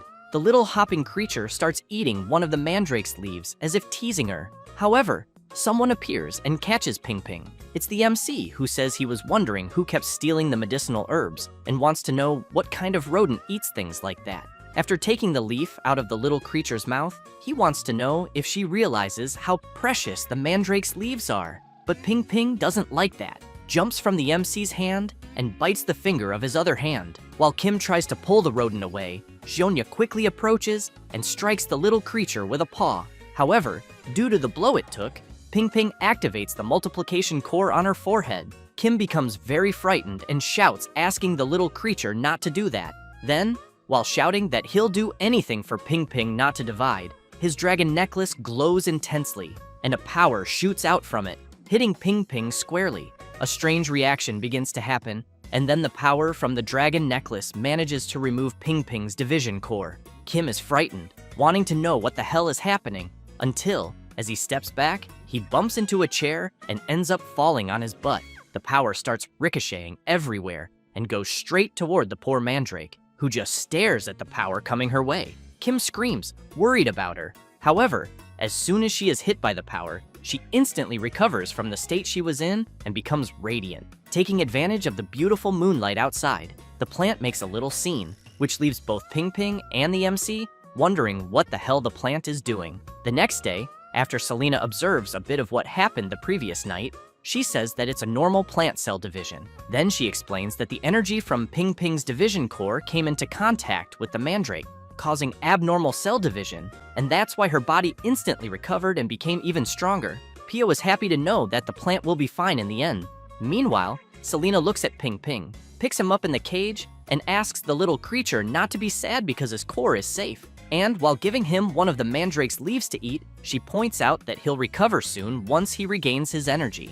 Then Selena becomes intrigued by something and, thinking about her master, reflects that, as expected, the division core he created is truly excellent. Next, Pio says there's a scary ghost story in the Western Forest known as the Tale of the Legless Beauty, and that, although she appears to be a beautiful woman with long hair, in reality, they say she's a man-eating monster with vicious teeth. Without hind legs, she crawls on her front limbs, appearing when she hears a baby crying, and some even say she's the vengeful spirit of a yokai who went mad after losing her child. Kim grabs Xionyia tightly and, terrified, asks Pio to stop, saying she should say something that makes sense. She insists it's true.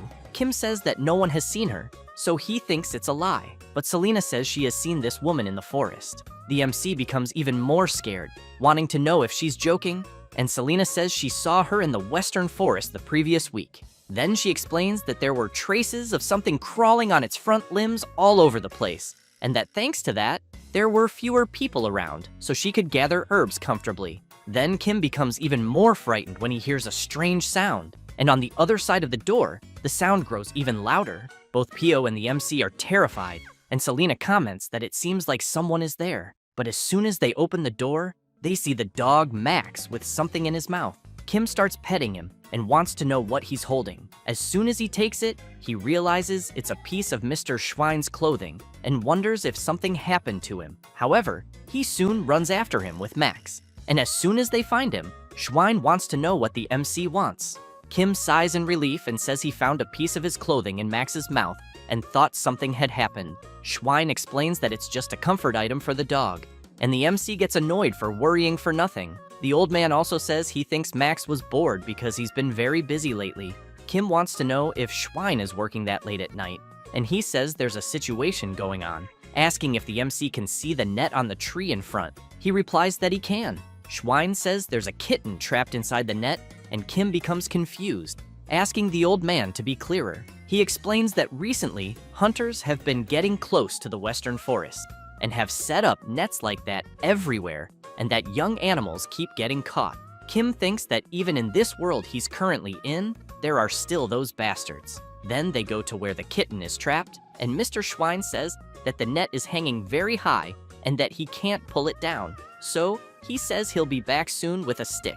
Kim says he understands and that he is worried about the kitten's health. Then he notices something strange and, seeing some marks on the tree, wants to know what they are. Schwein is impressed and says he thinks they're scratches, as if something had clawed at it. Kim looks to the side and sees some footprints around the tree, commenting that they're quite peculiar, almost as if an animal with only front paws had been crawling. He says this while thinking about the monster Pio mentioned. Then he wants to know why the old man is suddenly making crying sounds, so he tells him not to joke about it because he really hates that kind of thing. Schwein starts sweating nervously and replies that he's not making any sound. At that moment, a creature with sharp teeth approaches and begins moving toward them. Both the old man and the MC get scared and scream, saying that the legless monster has arrived. However, as the creature gets closer, they see that it's not the monster the MC was imagining. Then he realizes it's just a fox, and that apparently the animal injured its hind legs, which is why the footprints were dragged. Then,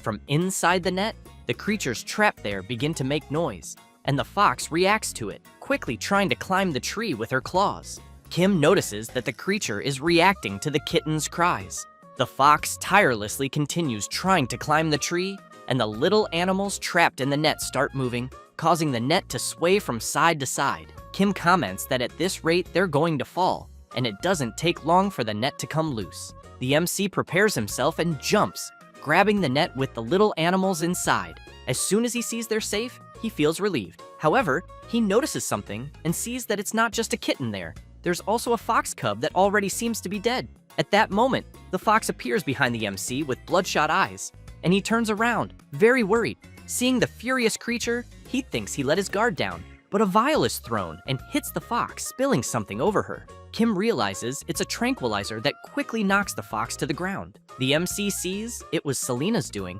and she wants to know if he's hurt. He is very happy to see her and thanks her several times, but wants to know what she's doing there. Selena says she was curious about the creature they mentioned earlier, but in the end, it was just a celestial fox, which is known for having a cry that resembles a woman's voice. Kim wastes no time and quickly starts treating the creature since she's in bad shape with many wounds. When he touches one of the fox's paws, he sees there are also bullet wounds on the hind legs and thinks that's why the creature was only using the front ones. Selena comments that apparently the fox gave birth recently since her teats are swollen, but there are slight traces of nursing, suggesting she hasn't been feeding her young for a while. Kim becomes intrigued and wonders if the fox cub that was caught in the net was her child. The night before, in the middle of the forest, someone stood before a fox cub complaining that it would be better if it were an adult fox. The other hunter says that even so, he thinks a white fox is rare, so it must fetch a good price. Then one of them notices something, and the mother fox of the fallen cub appears. She quickly charges at one of them, who becomes very frightened, but several shots are fired. One of them, badly injured, says he thinks he got lucky and tells his friend to get out of there. The fox returns to her cubs, and one of the little creatures becomes very alert upon noticing that its mother has returned. However, her hind legs are completely injured from the gunshots she took. But even so, she doesn't stop from picking up her cub to take him away. Once they reach a safe place, she places her cub on the ground, and he begins to nurse. The fox feels happy to see that her cub turned out fine in the end. However, as the night went on, because of her injuries, the fox ended up falling asleep. From the bushes, a kitten emerged, and the fox cub went up to it, and the two began playing together, until the fox cub stepped on a trap that instantly caught them both. Because of the noise the little creatures made, the fox woke up. The cubs, while trapped in the net, kept making noise, and the fox started sniffing around to find where her cub was. Then she heard him making noise and realized he was trapped high up in a tree.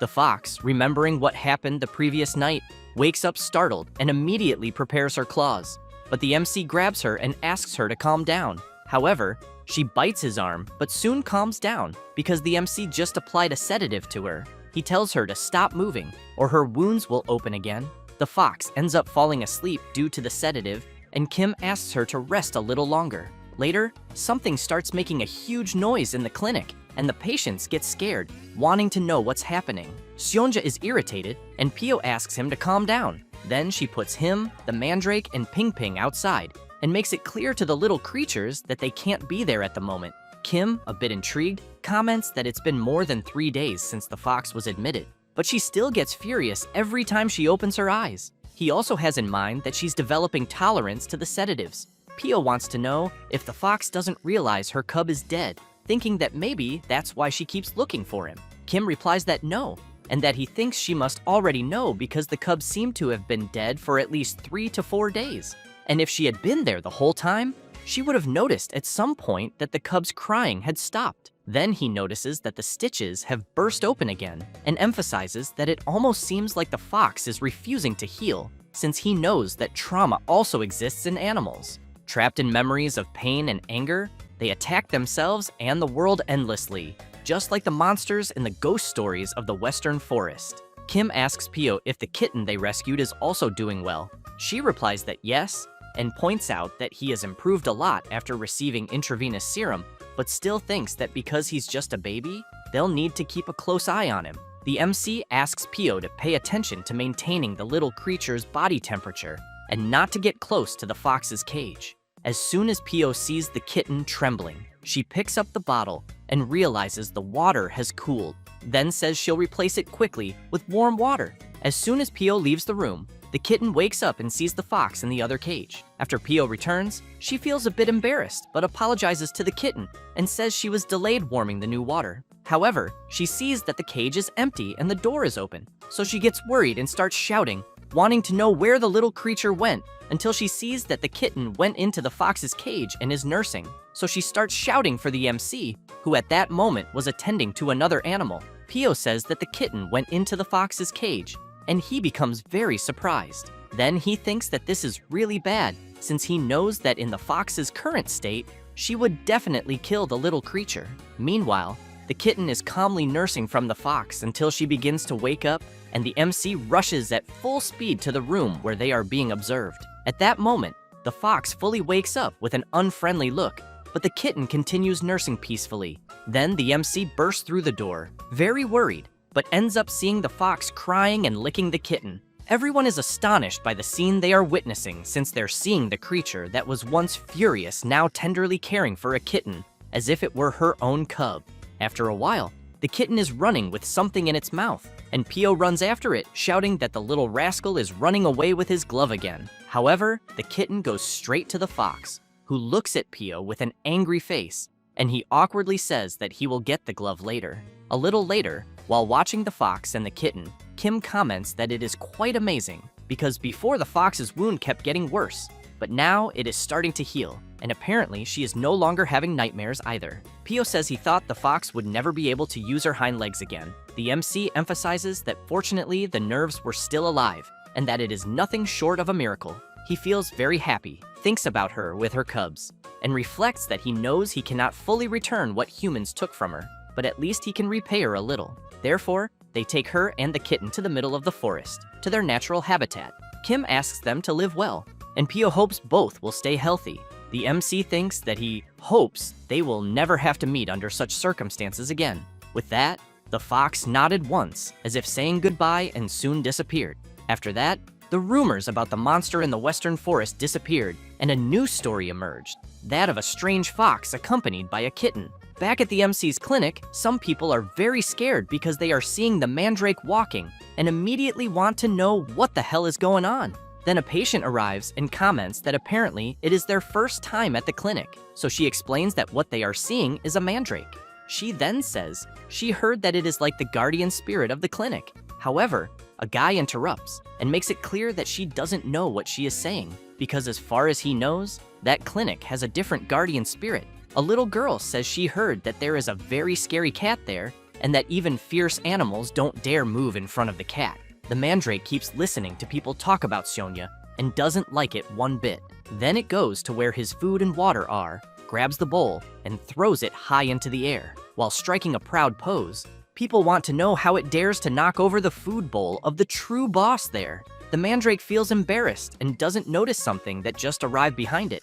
And as soon as it turns around, it gets very scared because it sees Seonya glaring at it angrily. The plant prepares to release its scream, and Seonya takes a deep breath. However, he starts coughing like crazy, almost as if he had swallowed a ball of yarn. People get worried, wanting to know what suddenly happened to the cat. Seonya coughs so much that he ends up vomiting, and the vomit hits the mandrake squarely. While the plant lies knocked out on the ground, people wonder if the cat really vomited. Then someone comments that it is just a hairball. It is the MC who explains that cats usually clean themselves by licking their bodies, and that the dead hair that enters their bodies during this process clumps together and is expelled through defecation or even vomiting. The poor mandrake feels desolate hearing about it. Then Kim grabs a brush and says that he has been too busy to brush Seonja's fur lately, as he knows he should give him a good brushing after all this time. However, an hour later, the MC, terribly tired and covered in fur, finds it very strange because it never seems to end. He then comments that at this rate, it might be possible hair loss, and that if it continues like this, Seonya might go bald. Then, when he turns the cat over, he sees a mark and says that it can only be baldness. But upon closer inspection, he thinks it can only be what he is imagining, suspecting it to be a fungal dermatitis. Kim becomes worried and thinks that he still calls himself a veterinarian, yet he didn't even notice that his own cat had a skin disease. Therefore, he quickly goes to a drawer, grabs a hair trimmer, and thinks that he prepared it for a day like this, being custom made by the best craftsman in the city. The tool in question is the world's first manual pet clipper, and while he begins trimming Seonja's fur, the MC apologizes and emphasizes that it is necessary for the treatment. However, Seonja feels something strange and jumps up, which ends up scaring the MC. Upon landing, the cat becomes furious and growls. Kim is frightened and questions whether Seonja really growled at him. Then both stare at each other, and the MC thinks that normally, in a situation like the one he is facing, a pet owner should take a step back to maintain the trust of their animal. But at the moment, he is not just a pet owner, but a veterinarian, so he knows that a doctor must never back down in a battle of wills with an animal. He then thinks that he has awakened the spirit of the brave doctor, and, while trimming Seonja's fur, says that he is doing well. However, as soon as he passes over the cat's bald spot, Seonja growls loudly in pain. The MC apologizes and comments that it will be over soon. Kim thinks that in cases like the one he is dealing with, he needs to act quickly, because the more pets hate it, the faster he must finish. Until a glow begins to emerge from Seonja, and the light becomes even stronger, leaving the MC astonished. The glow completely illuminates the entire clinic, and as soon as it fades, the MC is holding Seonja in his arms, and completely terrified, questions what the hell just happened. Then he sees a magic circle over the table, and Mr. Kalyan appears. He calls for the bearer of the Celestian blessing, raises his staff, and emphasizes that according to their alliance, he, Kalyan Celestane, responds to the call of the MC, who in turn doesn't understand anything. Both stare at each other for a brief moment. After that, and after Kim explains everything to Mr. Kalyan, he says he understands and asks if that's really what happened. The MC, a little embarrassed, replies yes, and apologizes for calling someone so busy. Kalyan says it's fine, and that he believes he can help with the problem, then explains that Seonja's circular hair loss is not a skin disease, but a sign of shedding. Kim is confused and asks Mr. Kalyan to be clearer. He explains that monoceros go through several periods of rapid growth, and that during each of these periods, they lose fur all over their bodies. The MC still doesn't understand anything and comments that he can't comprehend. Kalyan emphasizes that during this period, monoceros must purify their bodies in the Lake of Sable, and that if they do not do so, the lost fur may never grow back. Kim imagines Seonja without fur, and is completely shocked.